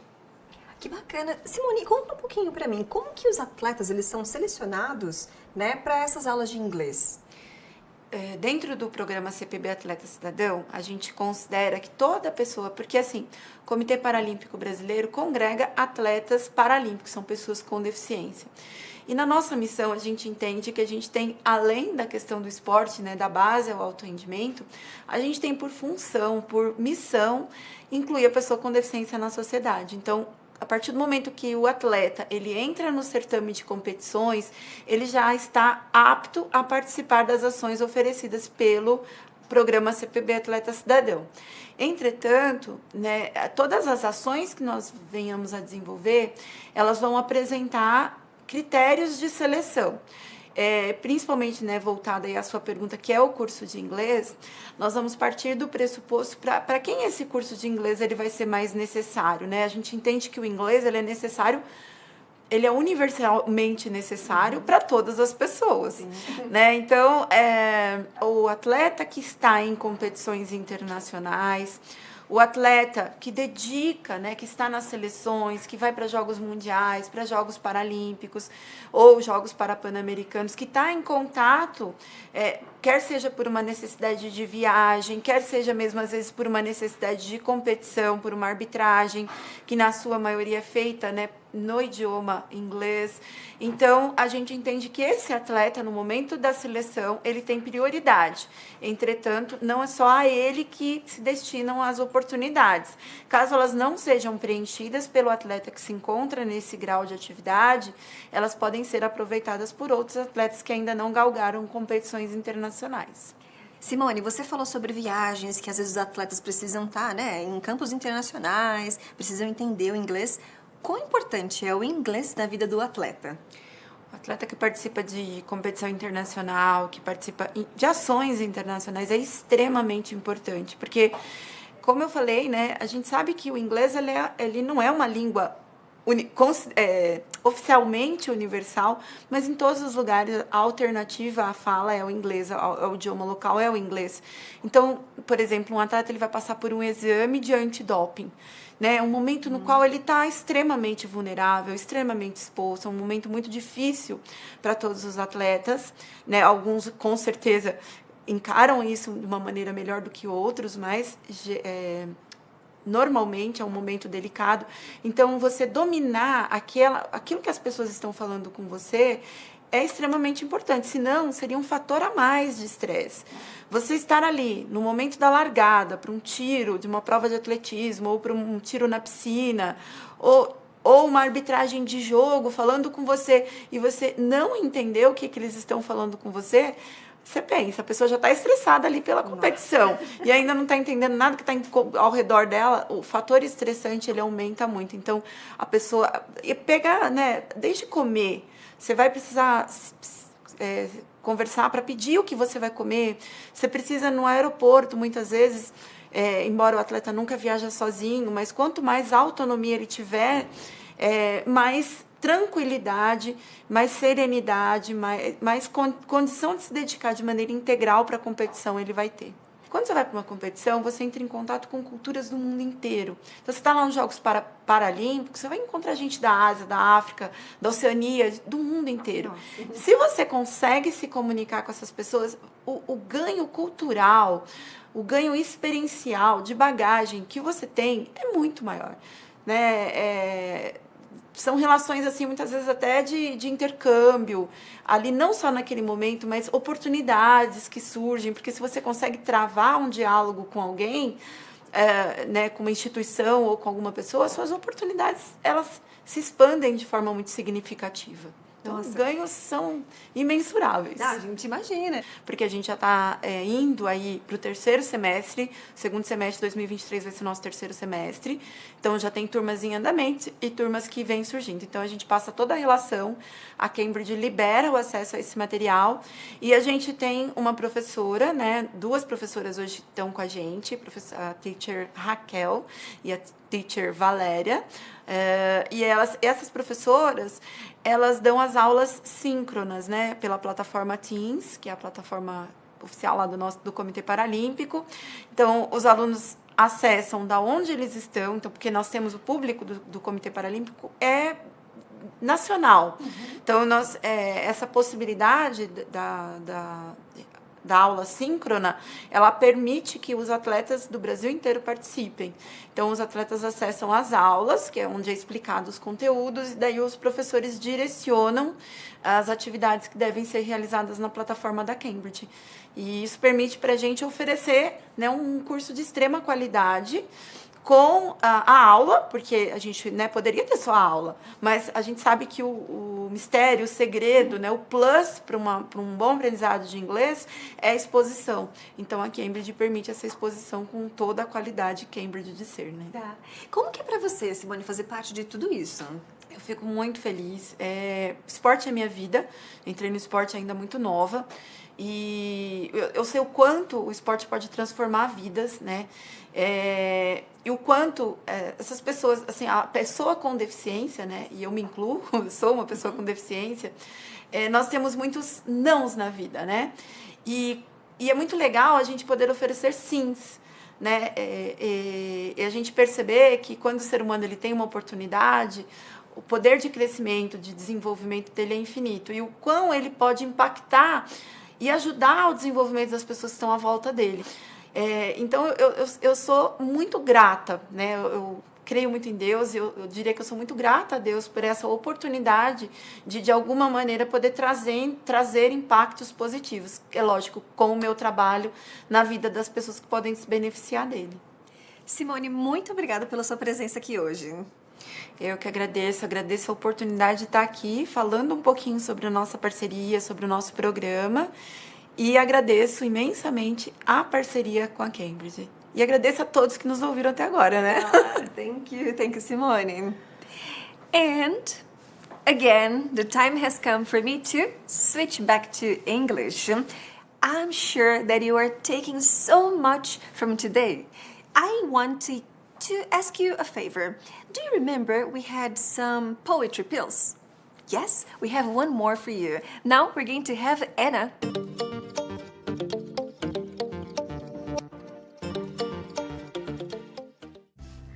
I believe that it's difficult to kill an idea because ideas are invisible and contagious and they move fast. I believe that you can set your own ideas against ideas you dislike.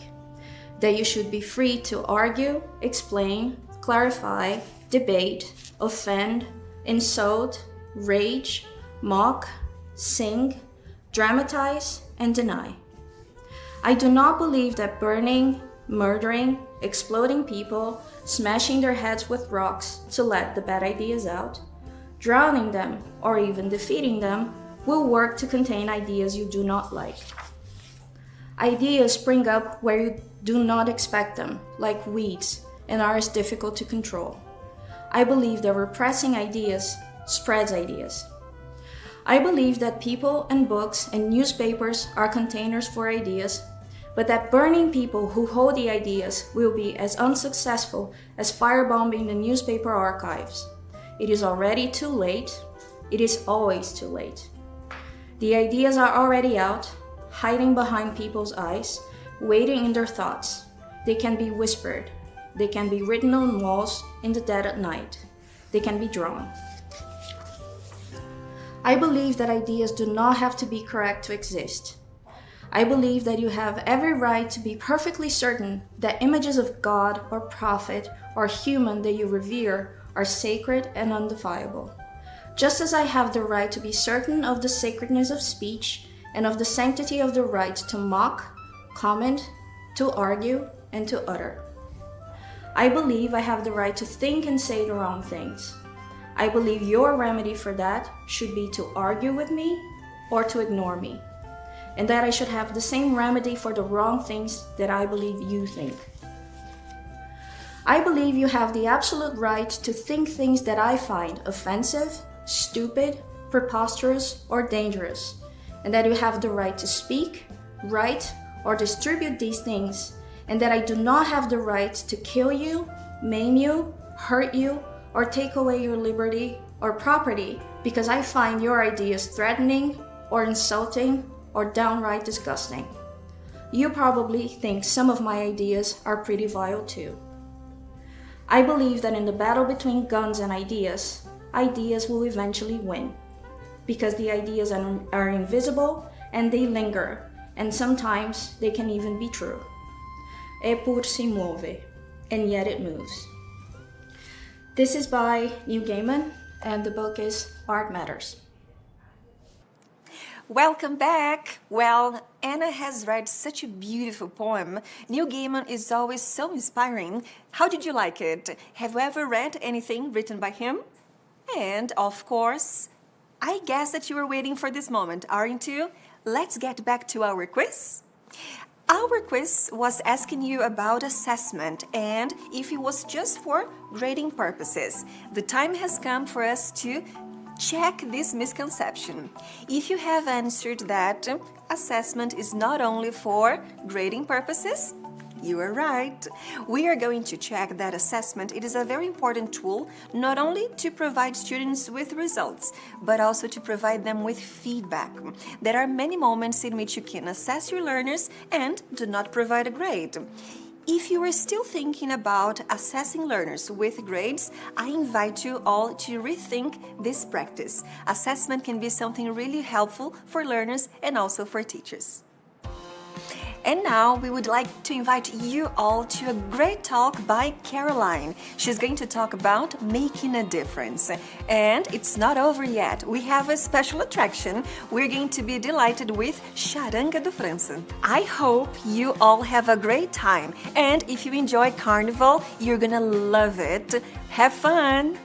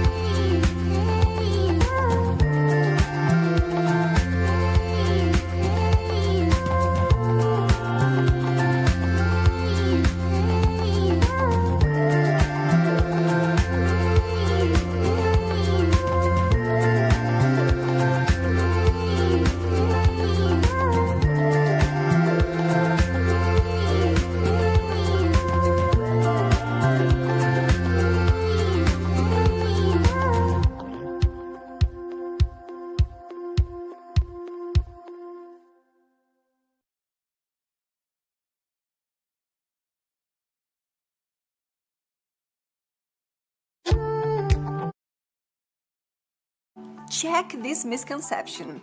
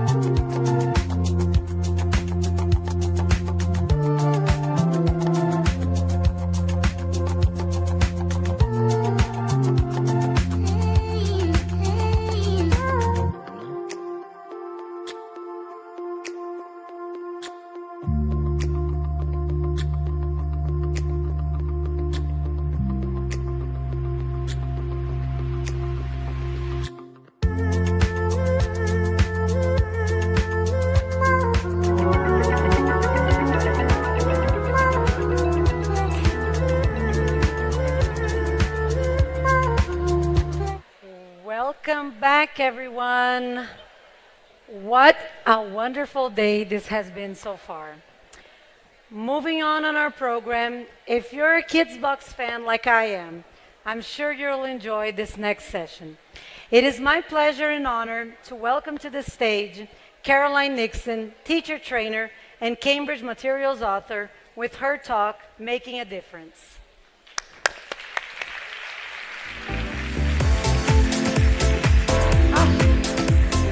You're already mic'd up. There you go. Just this one. Okay, thank you very much. Right, well, we'll take that one off as quickly as possible. Oops, now I've already made a mistake. Okay, so thank you all very much indeed for coming and sharing this day with us. I clearly have an elite audience because you're all concerned with your professional development and trying to be the absolutely very best teachers that you can possibly be. So I think you deserve a round of applause. You've had a very long day and a busy day. And I think the next round of applause has to go to Cambridge University Press and Assessment for giving us the opportunity to all come together and meet face to face and have the day that we've had. So thank you very much, Cambridge. Thank you. For those of you at home, I hope you participate in equal measure. I know some of the activities, even though you're at home, please don't think you're going to miss out. Just do them just the same. Whatever we're doing, do it too. Okay, so before I start, I'd just like to say I'm not a social psychologist. I'm not an educational psychologist. I'm an active teacher just like you. So there's probably very little I'm going to be able to teach you. You're teachers. You know what you have to do in class, and you know what you're doing, and I'm sure you're fabulous. All I'm doing now is taking an opportunity to bring different aspects of diversity together, just to remind ourselves, each and every one of us, how we can actually improve a sense of inclusivity in the classroom through bearing in mind certain aspects of diversity. So my observations and suggestions to you today are based on 40 years teaching experience. And I hope that at the end of the session, you take something away with you that maybe hasn't happened to you because you haven't been teaching for 40 years. Basically, things that have cropped up and come into classrooms, and I've just made a mental note of them and collated them, and we can share them today. So, on we go. First of all, looking at this quotation. I like quotations, and especially when they're made by people who can say things very quickly and in a short way, far better than I could spend a million years thinking even about it. So this quotation by Max Frisch says, "We asked for workers, but we got people instead." This refers to the invitation to migrant workers to enter the United States at the beginning of the 1920s to literally build the country. But what they didn't appreciate, or they didn't understand from the beginning, was the complexity of bringing together people with their different needs, their different social needs, psychological needs, different cultures, languages, nationalities, their different aspirations. And this became very problematic very quickly. And this is the whole thing, that we are humans. And each and every one of us is different in multiple different ways.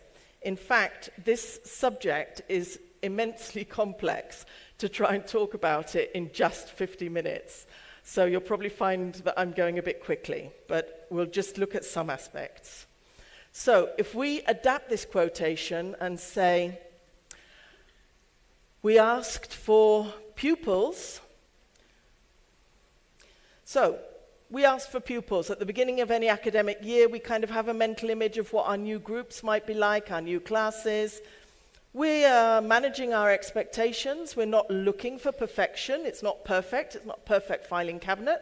There are bits and pieces missing, labels missing, some substitute drawers. We expect more or less this.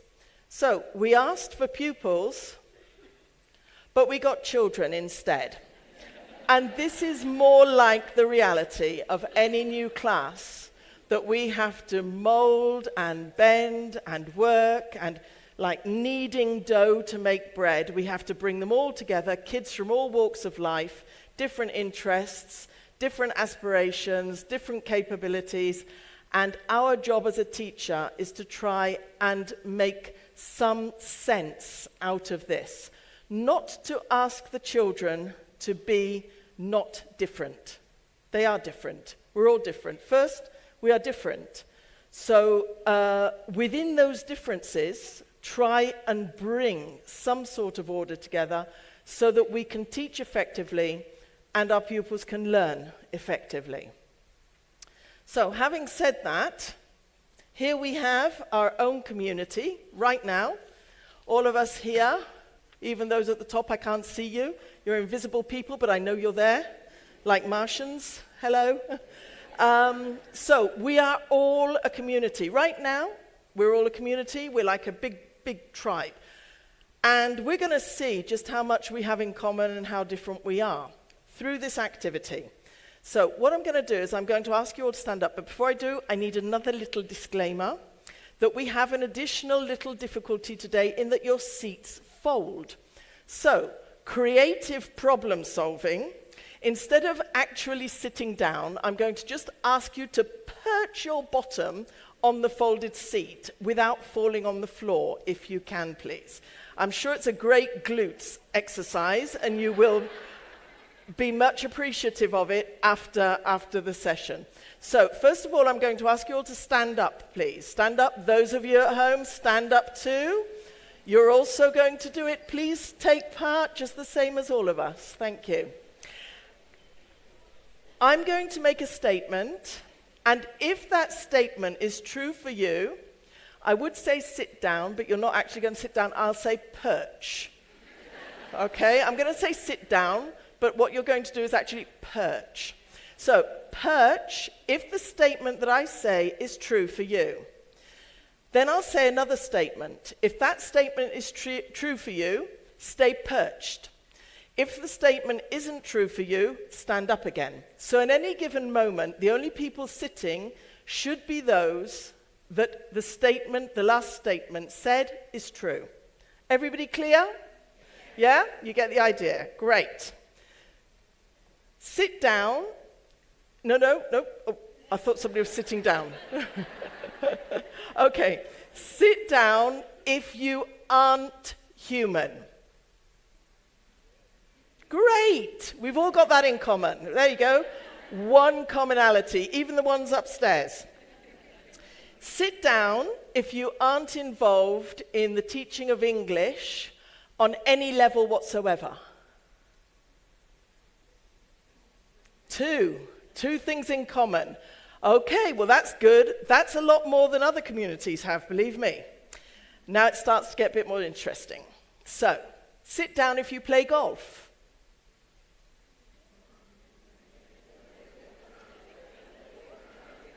Okay, good. We've got some golfers. Sit down if you've got more than 2 pets.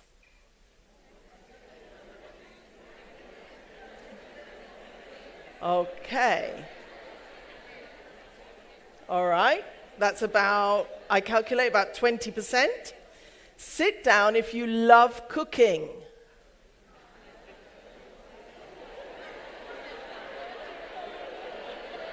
Okay, very good. Yeah, I'd say that's about 35%. Sit down if you support Real Madrid football team. Yeah, I thought that would be less of a sitter. Okay, sit down if Portuguese isn't your first language.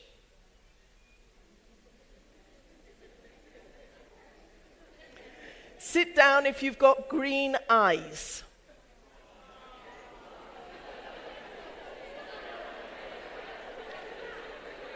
Sit down if you play a musical instrument.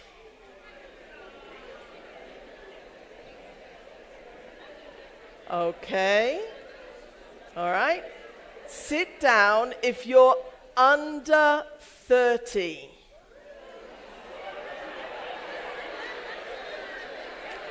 Be honest. Okay. All right. Sit down if you weren't born in Sao Paulo. Oh, that's about a 50-50, I think. Okay. Sit down if you're really good at maths.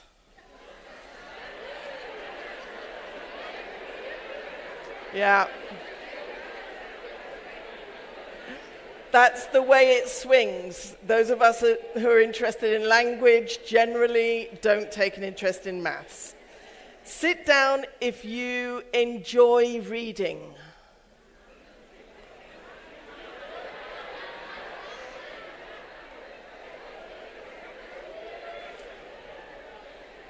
Okay, excellent. Those of you who remain standing, because you're brave enough to admit that you're teachers who don't enjoy reading, which seems like a bit of anathema, And secondly, because you don't enjoy reading, you will more understand where pupils are having difficulties enjoying reading and reading. So, good on you. Excellent. And the last one. Sit down if you know the meaning of the word da hora.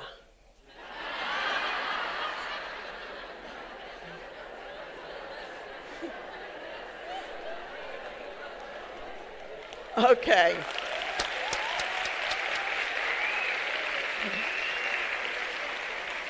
I had that on excellent advice. That was a word specific to people who live in the area of Sao Paulo. So, moving on. Another quotation, because as I said before, I like them, and what I like, I use. This quotation by Audre Lorde: "It's not our differences that divide us, it's our inability to recognize, accept, and celebrate those differences." And with this quotation, I think the three key words are recognize, accept, and celebrate. Okay, so we are diverse. Every single person is different from the person sitting next to them, around them, even within the same family. So, our first job as teachers in a classroom is to recognize the differences within our pupils. And through recognizing them, we will start to see our pupils, really see them as the unique individuals that they are. So we need to train ourselves to see those differences. Accept. I think the word accept is a much better word than tolerate. For example, when we say we tolerate extreme heat, we tolerate pain, I don't like, personally, I'm speaking for me, I don't like the word tolerate and tolerance with regards to other people, because it sounds like we're tolerating a person. That doesn't work for me. It's acceptance. Acceptance of the differences that we recognize. And not just to recognize and accept them, but actually celebrate our differences. Celebrate our strength as a community within those differences. I certainly celebrate differences because I'm absolutely useless, for example, at reading maps, even reading Google Maps. And my sense of direction is naturally appalling. I think I have something missing at a neurological level because I can get lost in a library. Now, if I were to go into a library with a group of friends, I would hope that one of them would be good at map reading, orienteering, or have a good sense of direction, because that person is going to complement my deficit. The great thing about diversity is that we can complement each other. And it's this complementing that we should be working on using within the classroom to get pupils working together to complement each other, to level the playing field in the classroom. Another observation is that when I talk to teachers, if I ask them what aspect of diversity they are most concerned about, practically all of them refer to mixed abilities. That some pupils finish faster than others, some pupils finish more slowly, and that this makes it difficult to manage the lesson and the time in the classroom. And I have an idea that if we actually work with children's strengths and weaknesses on all sorts of different levels than the purely academic, those mixed abilities actually start to disappear, because we're giving some children the confidence to interact and learn where maybe they didn't have it before, and sometimes their performance in the classroom can improve enormously.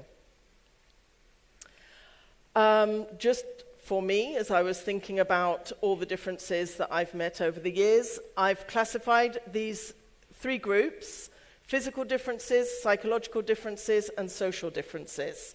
There are multitudinous other things that I won't have contemplated, because it's not actually my specialization. This is just through experience. So, physical differences. These are the easiest to detect because obviously they're visible. We can see all these differences. And we have to bear in mind certain things like children who are 8 years of age, maybe we've got a classroom of 8-year-olds, but some children grow very, very quickly. They've grown to the stature and the size of a 10-year-old, but they're not 10 years old. They are psychologically 8 years old. But we are, as humans, hardwired. We see big people and we think mature, we think more grown up, we think more adult. And so inadvertently, we can sometimes demand a higher level of performance from big children than smaller children. And I found that this is quite current, quite something that happens a lot in classrooms. And likewise, with small children, we tend to accept underperforming from them, that we don't want to pressurize them too much because, again, we're hardwired to think that smaller children are younger, and they're not. They're still 8 years old. So we have to really look at ourselves and check that we are asking for a similar level of performance within each child's capability, but not based on anything to do with their physical capacity or physical aspect. In the same way, physically attractive children tend to be favored in all of society. And they become popular in the class, and other children want to play with them, and sometimes teachers can favor them also inadvertently. And this is not good for them. This admiration that comes from nothing except being physically attractive isn't good. And ultimately, they may learn not to have to work hard at anything because for some reason, magically, society opens the path for them. So we have to really manage all of these things to make sure that each child is properly working to the level that they should be working at. Bigger children, because they've grown so quickly, they tend to be a little bit less coordinated in their movements. So sometimes they can bump into tables and chairs. They're a little bit more clumsy because they haven't grown into their bodies on a coordination level. They think their bodies are still small and they don't know that they can pass through gaps or not. And sometimes this might generate a little bit of frustration when they knock things over. They might knock a table over or a chair over. And we have to completely see that they haven't grown into their bodies and try to avoid showing any facial expression of frustration or annoyance. Just, are you okay? Have you hurt yourself? Come on, let's pick the chair up. No problem. Okay? So there are all these different things about children's physicality that we need to bear in mind. Plus the fact that we may have children that are hearing impaired, they may be sight impaired, they may be wheelchair users. So all of these aspects in the classroom, we need to ensure that the sound system, if we're using audio files in class, that children who are hearing impaired get to sit nearer the loudspeakers. Those that are visually impaired or wear glasses get to be able to see what it is that we're projecting or showing. They're in a good position to be able to see clearly. But if they have Asperger's or they're on the spectrum, sitting near a loudspeaker may upset them. So they are very, very sensitive to sound. So those children may need to sit further away from the loudspeaker, and some children may even have to have the lesson with sound cancelling headphones.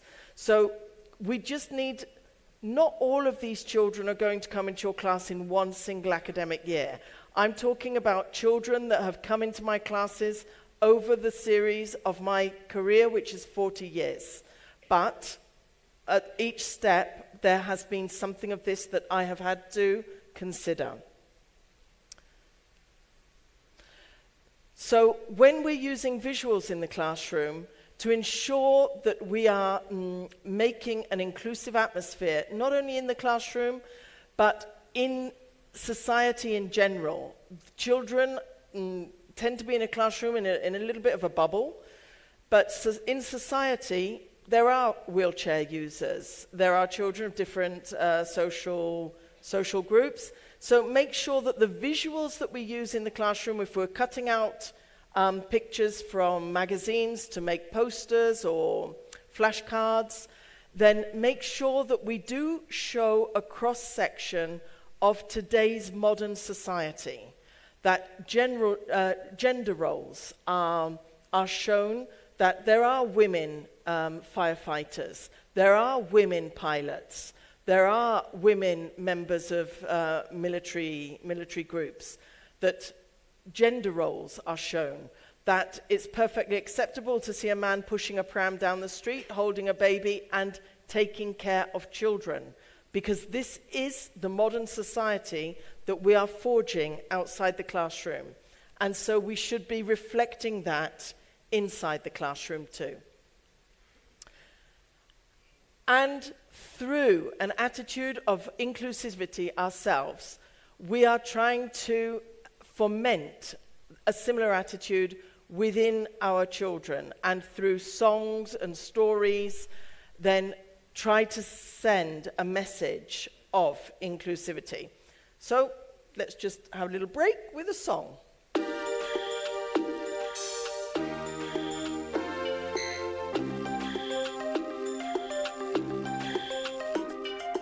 People, people, here or there. People, people, everywhere. Different colors, different skin. Bodies that are fat, bodies that are thin.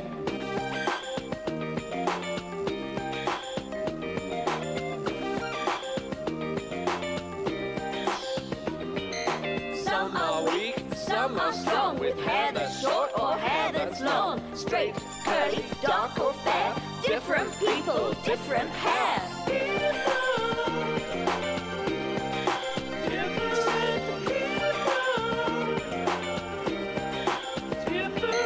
Hungry, thirsty, happy or sad, young or old, good or bad. People are big, people are small, people are short, people are tall.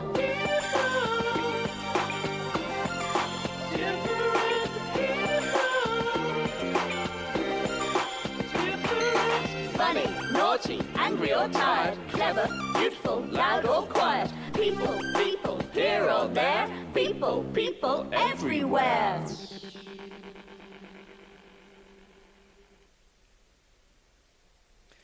So, those are the more permanent aspects of physical differences, but then we have the temporary aspects. A child might be thirsty, hungry, or tired in the class. Generally, the class before lunchtime is the class that we really need to work on to keep the children engaged. I say children. Diversity is equally as applicable to secondary education as well. I know some of the teachers here are secondary teachers, and I hope that you will take something away from this talk also, even though the visuals tend to show more primary material. But diversity is a subject for everybody, not just even within the classroom. So, the last class of the morning, they're desperate to get out, get into playtime, have their lunch, their blood sugar levels are on the floor, and we have to keep them going right to the end of the lesson. So it's best to bear in mind the timetabling of your lesson so that for the last 5 or 10 minutes of that class, there is something at the end of the lesson that they can move around, they can sing, dance, or have a story, something that is more likely to engage them, like save the best bit for last. The class at the end of the day, again, is one of those dark areas. They're very tired, they've already had a full day's worth of classes, and again, you need to try and save things for that class to keep them interested, keep them motivated, and wherever possible, a TPR activity or a dance with gestures, something to bring them back to life a little bit. And if you have the last lesson of the day before a bank holiday, well, that really is the day for learning games, and because that's a hard one. They are not just thinking about going home, but they're thinking about the holiday coming up afterwards. In English, we have an expression which is drink to think. We are electrical beings. We are a series of electrical impulses from our brain, our neurological system, throughout all our nerves. We need water to conduct our electricity. So I always ensure that children are allowed to have a bottle of water each in class, and I encourage them to drink water during the lesson, because that keeps them awake, it keeps them alert, and it helps their energy level. The next group we're going to look at is psychological. So we have children of exactly the same age group, but with a different degree of maturity. There are some children who, let's say for the sake of arguments, again, 8 years old, but they were born 100 years old. They are little wise people. I've had several of these throughout my years teaching, and they always astound me with their observations of life in general, which you think, well, where did that come from? You know, how is this possible that an 8-year-old is saying these wise things? The thing about these children is that along with their wisdom, they tend to be quite serious. They tend to be very intense and sometimes quite introspective. So we sometimes might think, oh, they're all right, they're doing well at school, they get everything immediately, they are, you know, little Einsteins, but they also need to be encouraged to be children. They need to be encouraged to play, sing, dance, and participate in all the activities like an 8-year-old. Then we have an 8-year-old who might cry a lot, that the moment they're frustrated, their level of frustration is really low, and where we wouldn't normally expect an 8-year-old to cry at frustration, we do sometimes get these children that cry over really small things. It could be a sign of anxiety, or it just could be a sign that they haven't quite learned to manage their emotions. And again, it's our job to show them it's not a problem. Don't worry, everything has a solution. You see, like the chairs that fold. There, I found myself, what am I going to do? Not do the activity? No, we perch. If we can't sit, we can perch. There's always an alternative. So if we can help these children to understand that we can always adapt, we can be flexible, and it's okay, then they will probably eventually just adopt and interiorize that same attitude. Then we have children who are very bright. They get everything really quickly, just instantly. You explain something, they've already got it, and they're distracted, they're on to something else. They understood that. They don't want to do anything else with that, because why are you continuing to explain this even? While you're still practicing it and explaining it to other children, these kids are already looking to see what else they can do in the classroom. And again, we may be tricked into thinking that they've understood something, but sometimes 2 months down the line, they don't even remember any of that knowledge that supposedly they interiorized in just one lesson. So we have to make sure that children adopt good learning habits, irrespective of whether we think that they've got it. They still have to do all the exercises and practice at the same time as all the other children, because sometimes they might even be reluctant to put pen to paper and do the activities. And we have to ensure that everybody's on board and doing the same thing. Then we have children that find it more difficult. They don't get it quite so quickly. And that's the moment that you can put a quicker pupil with a slightly slower pupil and have them complement each other. Because sometimes the quicker, more disciplined pupils, those that have a good intellectual capacity with the anchoring of good learning habits, tend to also be a little bit introspective and quiet sometimes. And another kind of pupil that maybe doesn't get it so quickly is perhaps more extrovert. So maybe if you put them together, an introvert with an extrovert, they can complement each other and learn things from each other. Also, sometimes the children that are fast finishers and haven't got the patience to wait for everybody else to learn, if we say to them that they have a job of special responsibility, perhaps even give them a badge. They've finished all of their activities, they've done everything, and then they can be a coach for some of the other pupils. So we put them sitting next to the other pupils, and they have this special responsibility of coaching. Then we have children who are very, very shy, and sometimes they also pass under the radar, that they might be struggling with their shyness, and all of their academic performance can be impaired because of that. So, for those pupils, I found it quite useful to just get, I don't know if you've been given a lanyard, but when you go to a meeting or a congress or a conference and you get a lanyard, just change your name tag and put classroom helper. And give the children who are less confident in their academic prowess and their learning, give them something to make them feel proud, responsible, and important. And it can work absolute wonders.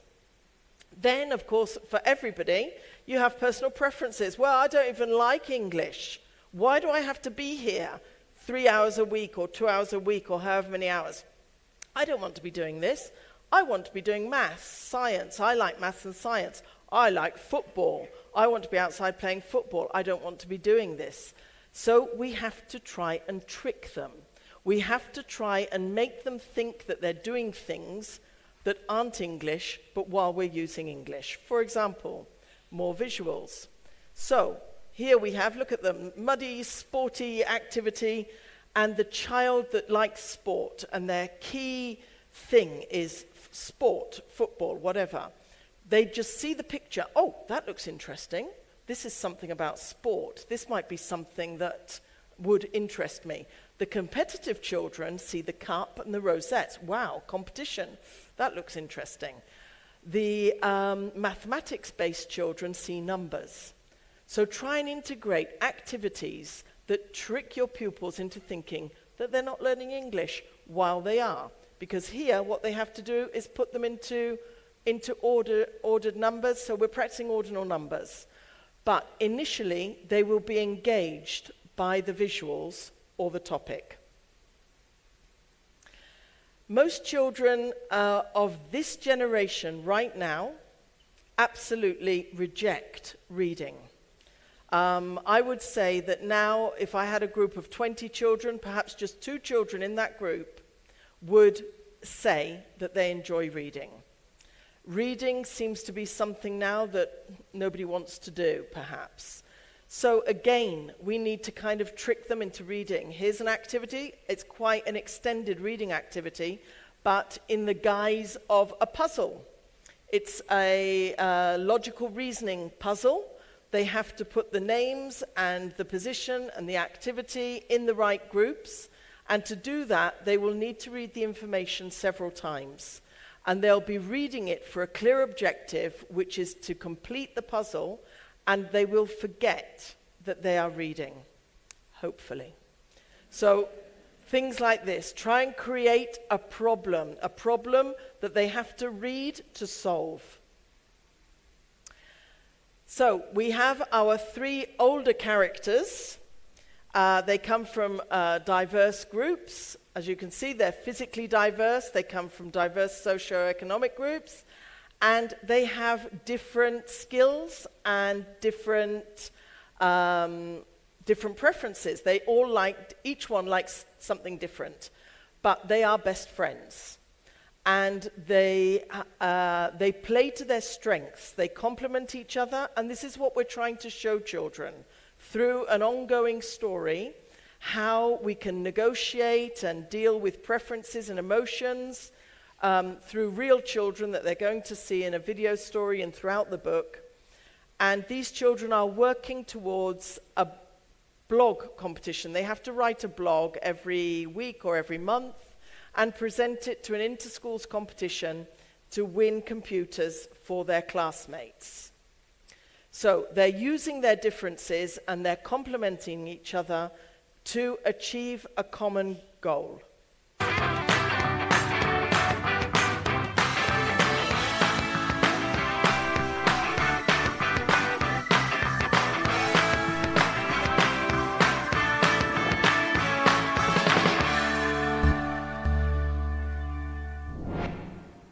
Our first blog post, not bad.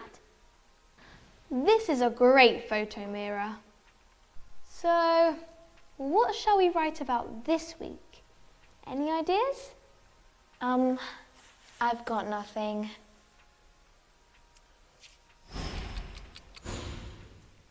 Oh no, it's 4:15. Football's on the TV. It started at 10 past. Oh, football. Oh, Top Talent is on in a minute. Can't we all watch that? Yeah, Lenny, it's on at 4:25. How about that? Perfect. Okay, I can also watch the football on my phone. At the same time? Yeah, so we have to stop now. Oh, let's put our books away first. Okay, quickly.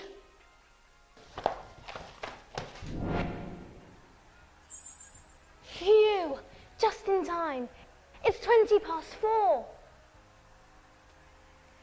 Hi, Dad. Can we please change the channel? We want to watch Top Talent. Oh, I'm sorry, Mira. Not now. The golf's on. And you know I love golf.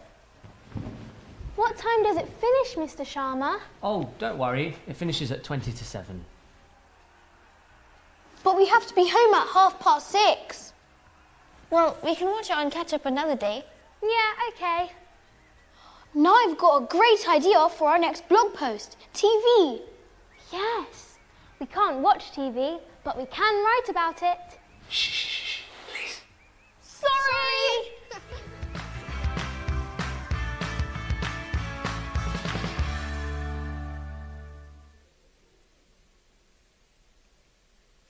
Okay, so there, through a story that actually what we are practicing our times and television programs, what we're showing children is that within a group of people, we're not always going to want to do the same thing. So we have to negotiate, and we're negotiating and come to an amicable agreement about what or how we can do it within the time constraints, the limitations that we have.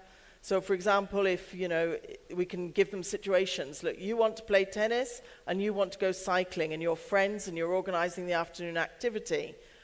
How can you do it? You can't do both activities at the same time because you've only got an hour to do it in or an hour and a half. Say, well, we can cycle to the tennis courts. That takes half an hour. Then we can play tennis for half an hour and then cycle home again. We can do both. Show children means of being able to satisfy their own aspirations and satisfy their companions' aspirations by all agreeing on a common pursuit. Actually, they didn't get to do any of that because their dreams and aspirations were frustrated by the fact that Dad had got there first and he was watching golf. But instead of getting angry about it, they said, well, we can catch up later, we can watch it on catch up, YouTube, whatever. They turned it around and looked on the bright side. And instead of getting upset about it or getting angry about it, they said, well, look, now we have our inspiration for our new blog, which is television. And try and turn things around and take the best of a situation and look towards things with optimism. This is all something we should actively be trying to promote in the classroom, dealing with young people, whether they're secondary or primary. Then we have our social aspect of diversity, family background. So children, the idea of a traditional family that existed maybe 20 or 40 years ago when I started teaching, now is no longer the case in outdoor general society. There are families that the children are being raised by the grandparents for whatever reason. There are families where the families are monoparental, the families are same gender, The families are parents with an adopted child that may not be of the same cultural heritage as the parents. There are all kinds of families right now. So we need to bear in mind in the classroom that if we're doing an activity on families, each child represents their family without any sense of judgment or prejudice. That if they're drawing a picture of their family, every single family is valid and every single family is to be celebrated.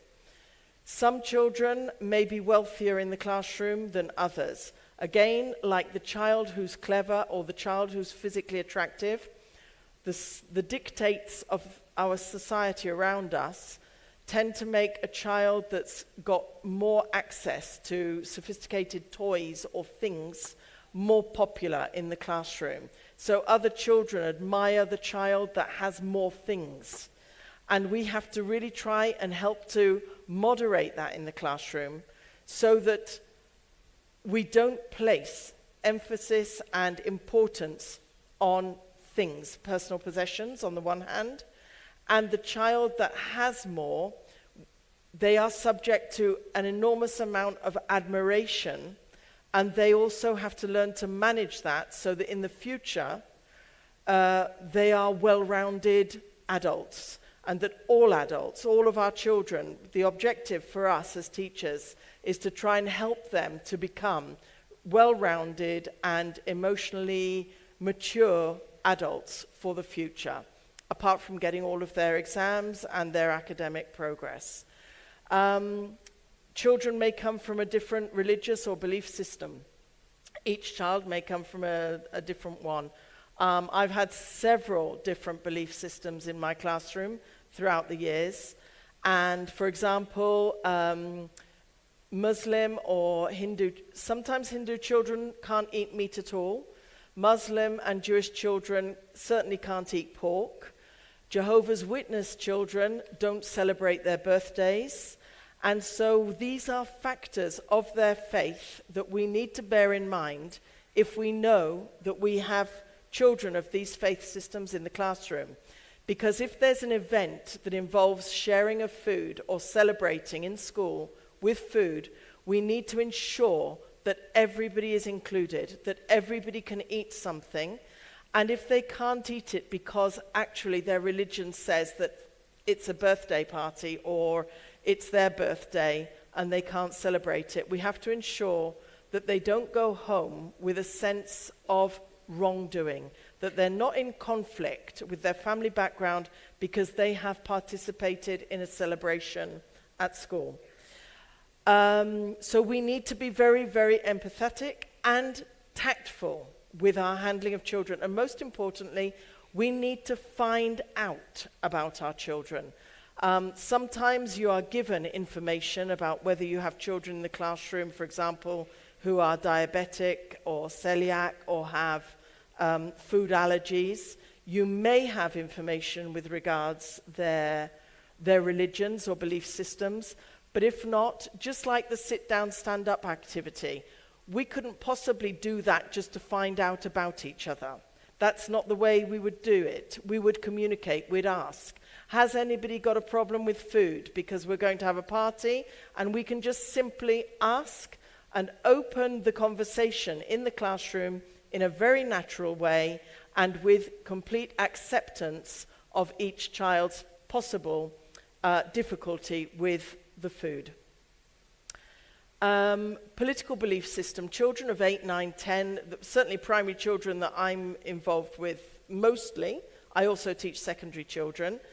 They can come to class, certainly, with a very, very strong political utterance, let's say, which isn't actually acceptable in today's modern society. Sometimes children can say things that reflect more the voice of an adult somewhere in their background. So as a teacher, we can't react to that on a personal, subjective level. We are neutral. We are facilitators of knowledge, and we are there to help our pupils. Our ethics in the classroom must be, how can I help you?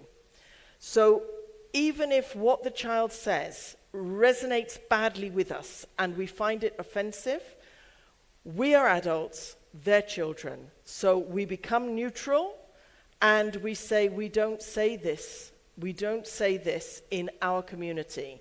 Here, we're a community and we don't say things that hurt other children or hurt other people. But we do face it and call it out. Because if a child does say something that is racially, socially, or politically offensive and does not represent the modern society outside of their family, then if we keep silent in that moment in front of the whole class, then we are actually complicitous. Our silence is complicit. So very gently and with a lot of compassion and sympathy for all of our pupils, we explain that this is something that we don't say or we don't do. We may have children in the class who come from different countries. We're trying to teach them English, and actually they don't speak Portuguese yet. That's tricky. They are going to need a lot of help and support. And we need to ensure that they are integrated into the class as quickly as possible. They could also be children from another part of Brazil, for example. Maybe they're not from Sao Paulo. Their parents have moved here because of work, and they're from a different part of the country. They don't know the cultural references here. They don't know the typical food from Sao Paulo. They don't know when they say da hora, it means cool. And they have to catch up with all of that. So this is a moment to open the conversation in the classroom. What do you say in your region? Or what do you say in your country? Or what do you eat? How do you celebrate festivals? And make a community of all of the children that are in the classroom to try and avoid a sense of exclusion by anybody, because you can feel foreign by not understanding a reference about something even when you're in your own country. And we don't want this sense of feeling foreign. And there was a great slogan by Coldplay, which is, every person or everybody is an alien somewhere. We are. The moment I'm an alien right now. So some of those up there, they said they weren't. They said they were human, so that's okay. So we need to integrate all of our children from whichever walk of life they come and clear the playing ground in the classroom to ensure that every child works to the best of their capacity, they work in harmony, and that more importantly, every single person in the classroom, ourselves included, are comfortable in our own skin. And through stories, we can exemplify that and show through role modeling. Here we have Monty. He's the mediator between the friends. He's more of a pacifist and a mediator. Then we have Trevor, who's extreme. He is very different. He's completely diverse, and he has a love of eating other people's pencils. Mask Man, he's big, strong, and muscular, and he's a superhero. He's something of a narcissist, to say the least, but actually he's really afraid of lots of things. He's actually terrified. He's not such a great superhero. And then we have Marie. Now, Marie is the perfect example of how we can change. We can change. We don't like the situation we're in. We don't like what's happening. She started off her life in a toy shop, in a toy department of a department store, wearing pink, a Barbie-type doll, and she wasn't happy about that. She didn't like pink. She didn't like being a Barbie doll. This was not what she was born for. So, fortunately, Stella, who's also an academic of the family, chose her from the toy shop, took her home, gave her a white lab coat, gave her some pencils, a clipperboard, a stethoscope, and then she is Dr. Marie, named in commemoration of Marie Curie, actually, our role model heroine. So there she is, Dr. Marie. Hold that thought, because I suspect that Mattel have been using Kids Box, but there you go. Toys in the toy box, come alive. Walk and talk on the count of 5. 1, 2, 3, 4, 5. Look, Marie, there he is. He's a monster. No, he isn't, Mask Man. He's a troll. A troll? What's a troll? Look at his hair. It's purple. And his head. It's big and green. Yes, Mask Man. Trolls are green. Look at his eyes, Marie. They're orange. He's a monster. I'm green. I've got purple hair and orange eyes. But I'm not a monster. I'm Trevor Troll. Hello, Trevor. I'm Monty. How are you? Hello, Monty. I'm fine, thank you.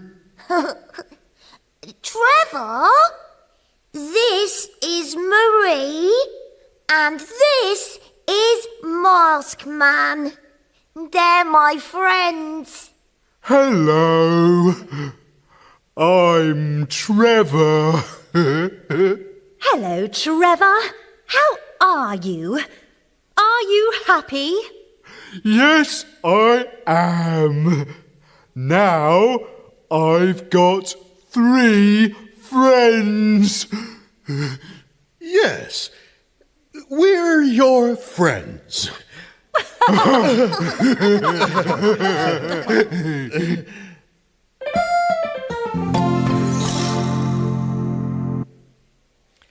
So, at the end of the story, Maskman realized that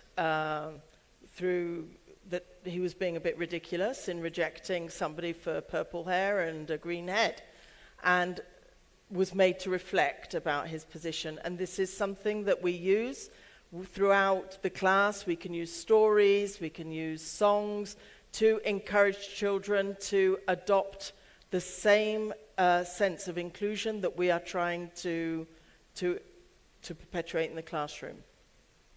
So, our job really as a teacher is like conducting a massive philharmonic orchestra. We have a whole range of instruments in the classroom, from the grand piano right through to the triangle. But every single instrument in that orchestra, every single member is valid and worthwhile to the creation of the music and the harmony. So we need to work on that to make sure that every single child is included and their value is seen, and their contribution to what they bring to the table in the classroom is also valued. So we just need to really take a look at ourselves. We need to put aside any prejudices, any preconceived ideas, and try to just open our mind to the possibility that children have differences from other aspects other than just purely their academic competencies. And that these differences that come from outside or inside that aren't always so visible may have an impact on their learning progress. We need to look around and see the whole child. So small actions, start with small things, and it will make an enormous difference. And we should never underestimate our capacity to influence children for the good. And we should never underestimate our capacity to ensure that children progress and reach their goals in life. And we're going to see now, what does this look like if we adopt an inclusive, empathetic approach to our teaching? What does this look like potentially in a real situation? Because it just takes one teacher to inspire a pupil who's struggling, one teacher, and that teacher could be any one of us. This lady is Dr. Maggie Adarim-Pocock. She is a space scientist, so her subjects, which she talks about STEM subjects, science, technology, engineering, and maths. She was born in a very poor area of East London to Nigerian parents who didn't use English as their first language. In fact, English was their second language, and she grew up with economic difficulties. She went to a state school, and she was diagnosed with dyslexia. She was put into a remedial class, where in those days, remedial classes were just like, yeah, well, you know, let them get to the age of 16, and then, you know, they'll just leave school and do whatever they do. But in that remedial class, one teacher saw her amazing capacity for maths. She saw that she had potential and could potentially be a brilliant mathematician. So she went and studied at London University. She studied mechanical engineering because the teacher encouraged her to go to evening classes, where she studied with older university students and adults as a teenager. She got her degree, she got her doctorate, and she now works on telescopes through which we are all observing Mars. Mattel, to commemorate her life story, made a Barbie doll in her image to commemorate her professional trajectory. Ooh, now I've gone. Where? Let's go back. Need to make a Barbie of me. I couldn't believe it. Both my daughter and I were dancing around the living room just at the thought of it. But all the details as well, things like the dress. The biggest challenge, I think, must have been the hair. And telescopes have featured greatly in my life. And so the fact that my Barbie is next to a telescope just seems very, very appropriate. I'm a space scientist and a science communicator. One of my missions in life is to try and encourage girls into STEM. These subjects are just too important to be left to the guys. If you go into these subjects, you can literally change the world. I work on things like climate change, trying to understand our planet, the James Webb Space Telescope, looking deep into space. These are things that everybody should be involved in. We need diversity, so I like to encourage girls into these subjects. If I introduce myself as a space scientist, some people do a bit of a double take. They're surprised that sort of a black female is a space scientist, because we do often have these stereotypical images of what people do. And I like to smash those stereotypes whenever I get the opportunity.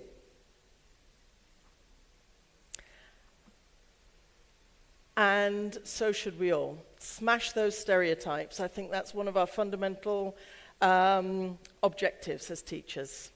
Thank you all very much for coming, and I hope you've taken something away with you with this talk. Thank you.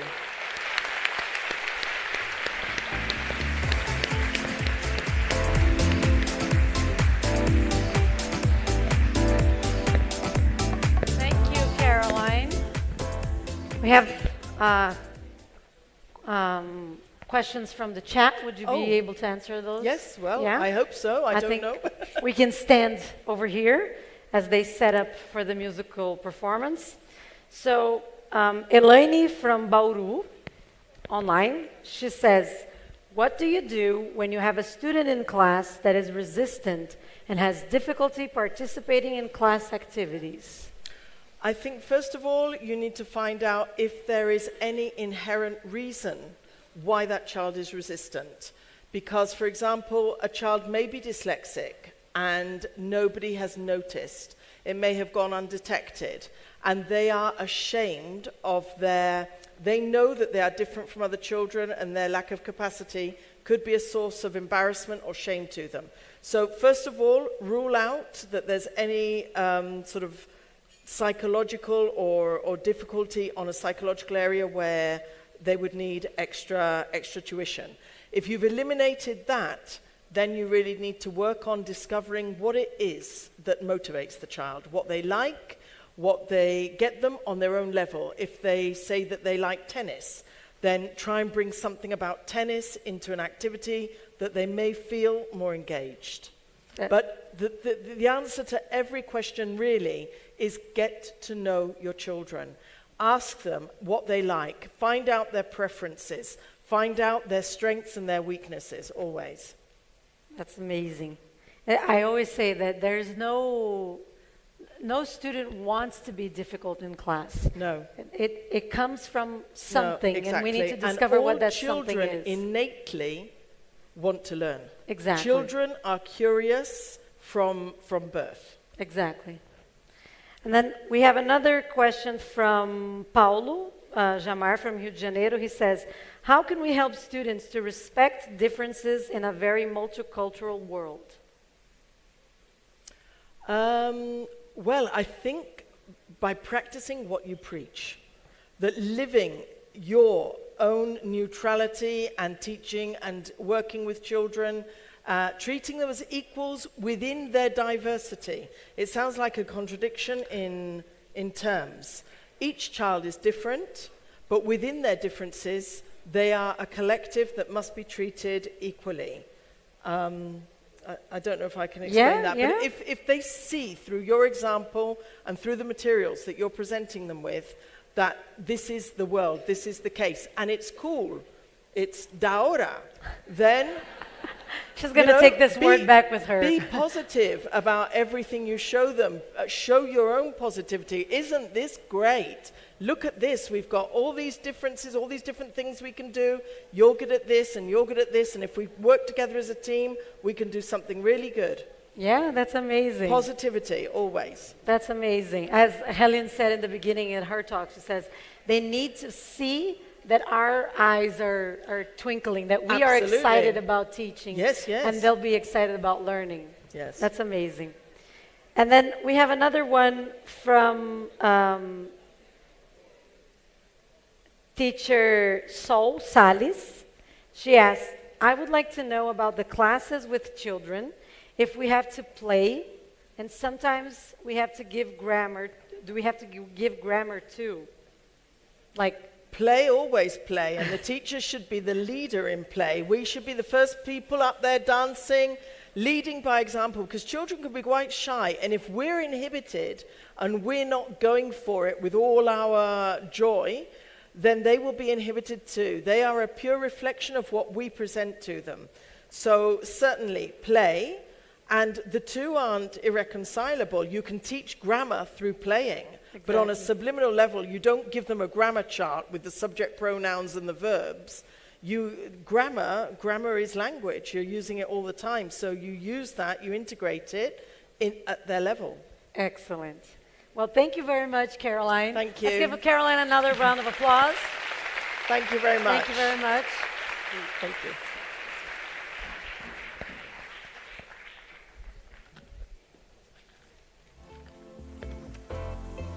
So we've learned so much already today, and now it's time to be inspired and grow our worlds through music. I'd like to welcome to the stage for a very special musical performance the group A Espetacular Charanga do França.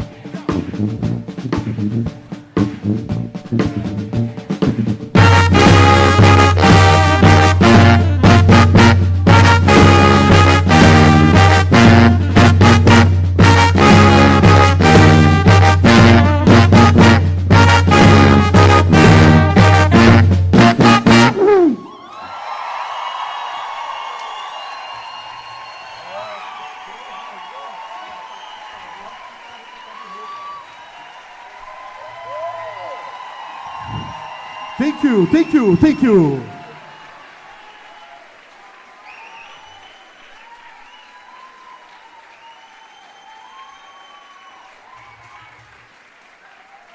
I don't know if you guys speak Portuguese, but if you guys speak Portuguese, probably you know the lyrics of the next song.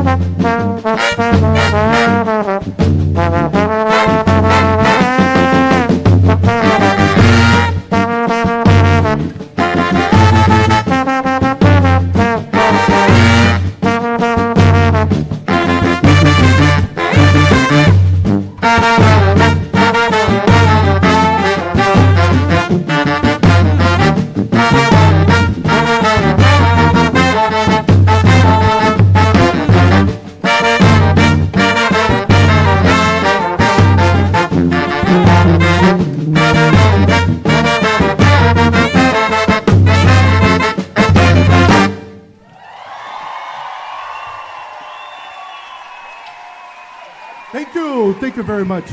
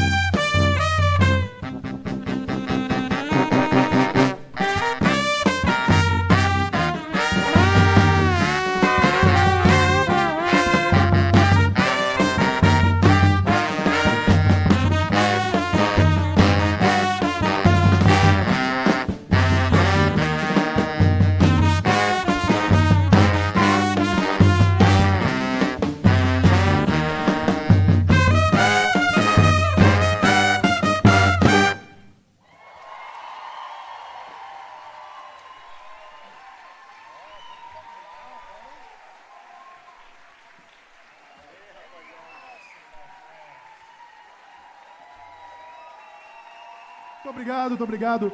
Para quem não sabe, essa é a espetacular Charanga do França. A gente é uma banda que também é um bloco de carnaval.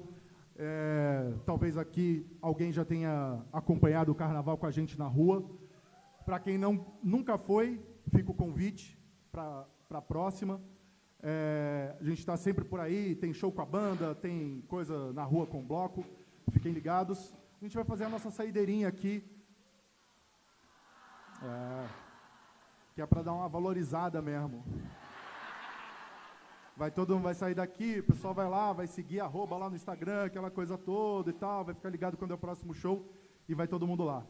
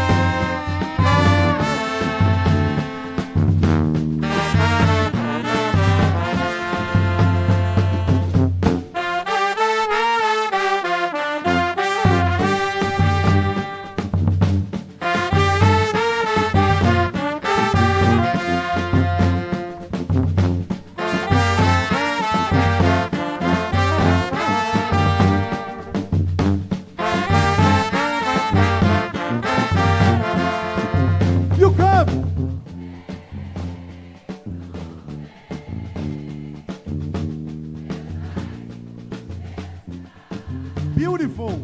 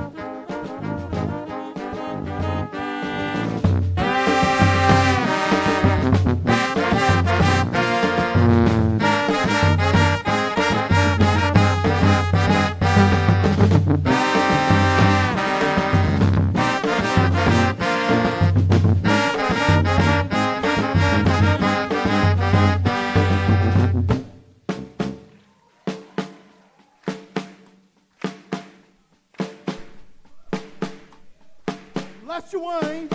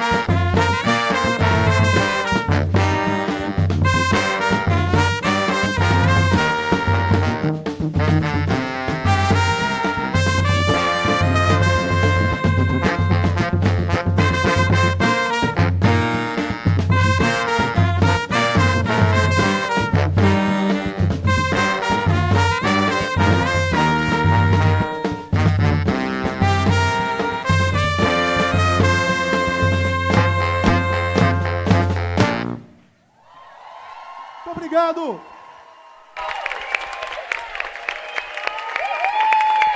Thank you very much.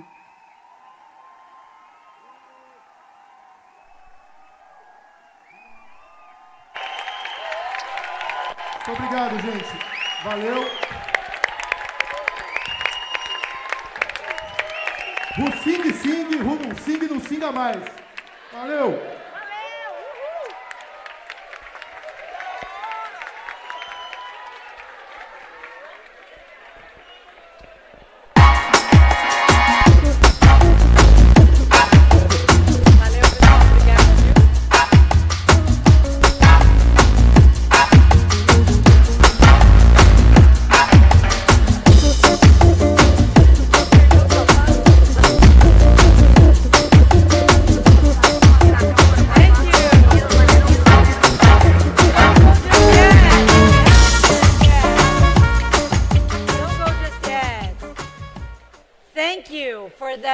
Special performance, a espetacular charanga do França. We are approaching the end of our event, and as you know, Cambridge Day is also a beneficiary event. So I would like to invite back to the stage the head of Cambridge Brazil, João Madureira, to tell us all about the institutions you all are helping today. João?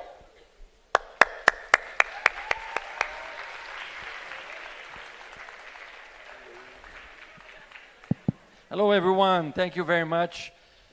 Wonderful music by a espetacular charanga do França. Thank you for that show, pocket show. We wanted more, but we can't stay longer. I will switch to português agora, para que possa trazer aqui o Moisés, o representante da Moca Solidariedade, que é a entidade que vocês tão gentilmente contribuíram, juntamente com os nossos patrocinadores, para que a instituição, então, recebesse e, hoje, leve para a tão necessária ação de solidariedade que eles executam, mais de 1.000 quilos, 1 tonelada de alimentos hoje aqui. Muito obrigado. Moisés, então, por favor. Obrigado a todos. Eu sou voluntário na Associação Moca Solidária. É uma associação sem fins lucrativos, sem vínculo político e nem religioso, localizado no bairro da Moca, na zona leste aqui de São Paulo.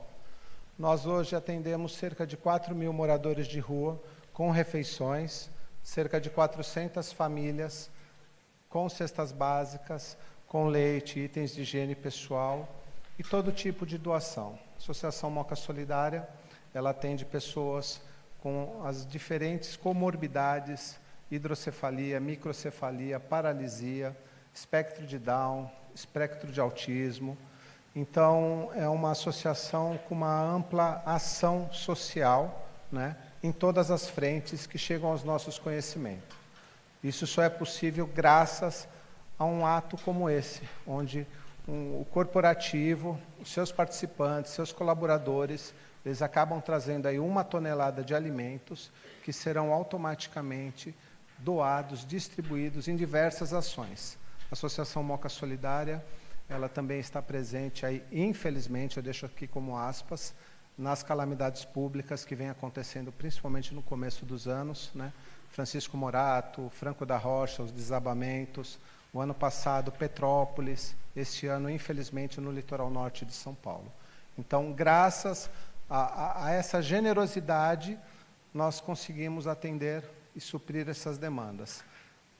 A caridade, ela se faz pelo amor. Mesmo quem está na caridade pela dor, ela acaba se cuidando, ela acaba se tratando. Então, se possível, em algum momento da vida de vocês, procurem sair da zona de conforto, procurem acolher alguém. Normalmente, está do nosso lado, né? Aquele parente menos favorecido, aquele colega que a gente nem sempre tem contato. Se a gente perguntar um pouquinho mais, se aprofundar, essa pessoa vai estar passando alguma necessidade. A Associação Moca Solidária está no Instagram, é @Moca Solidária, e só posso deixar aqui o agradecimento a todos vocês, aos colaboradores, a todo mundo aqui envolvido. Muito obrigado e parabéns para vocês.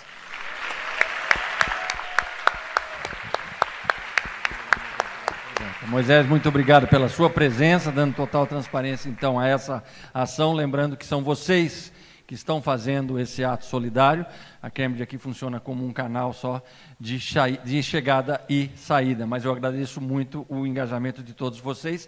E também, nas outras cidades onde tivemos os Cambridge Days, ações iguais a essas foram realizadas em todas as cidades onde o Cambridge Day aconteceu.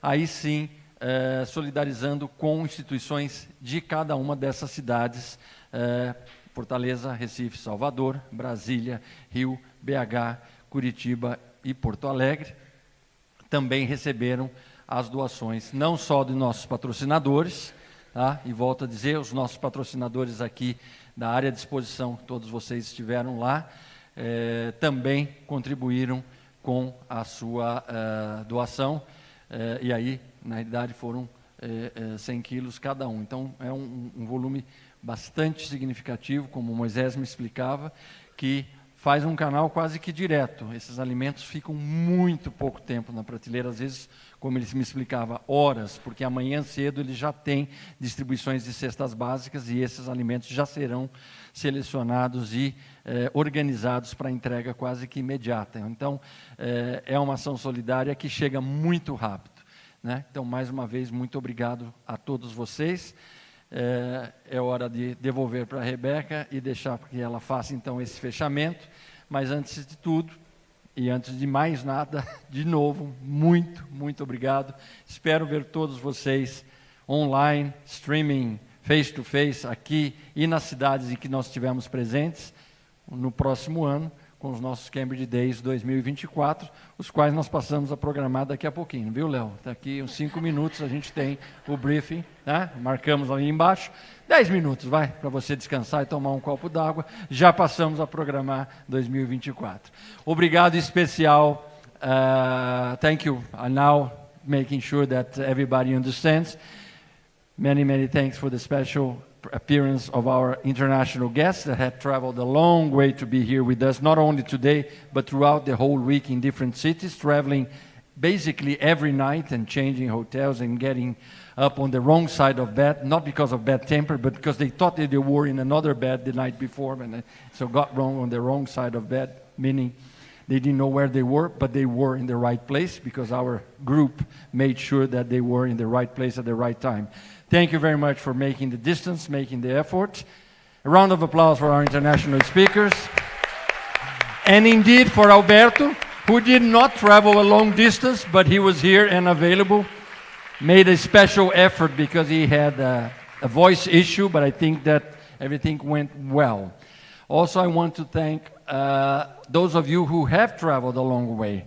I've spoken to a few people that came from Minas Gerais, Ituiutaba, from Goiás e Mineiros, from Brasília, Fortaleza, oh my God, Fortaleza, all the way from Fortaleza, so thank you.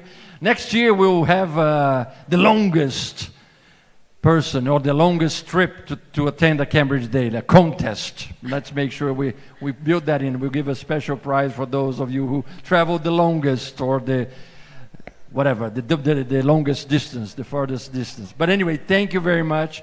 I know it means a lot in terms of travel, time, family time, personal time.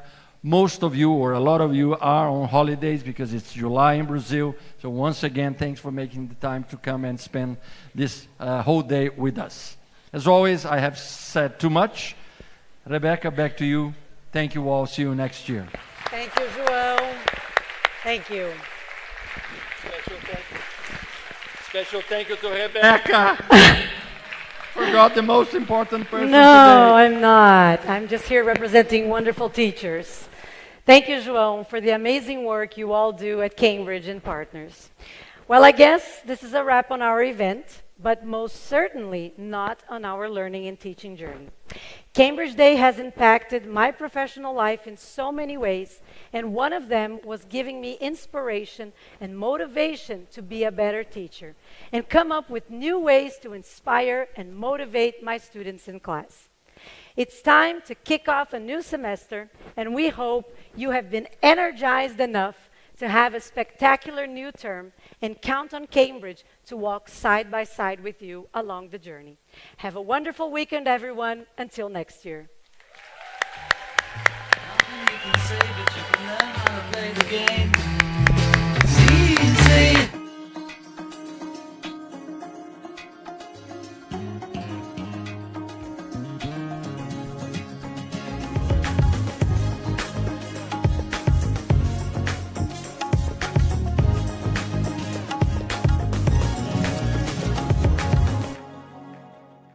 Wow, what an incredible day! I'm sure you had so much fun. Besides having fun, we had many learning opportunities. I hope you had enjoyed. I loved learning from the amazing speakers. I loved learning from our interviewees here. And I hope that you also had fun with Charanga de França. Well, before we finish, there are some special announcements, so you still need to pay attention to me. You need to scan the QR code, or you can also click on the link displayed on the comment section in order to go to a form.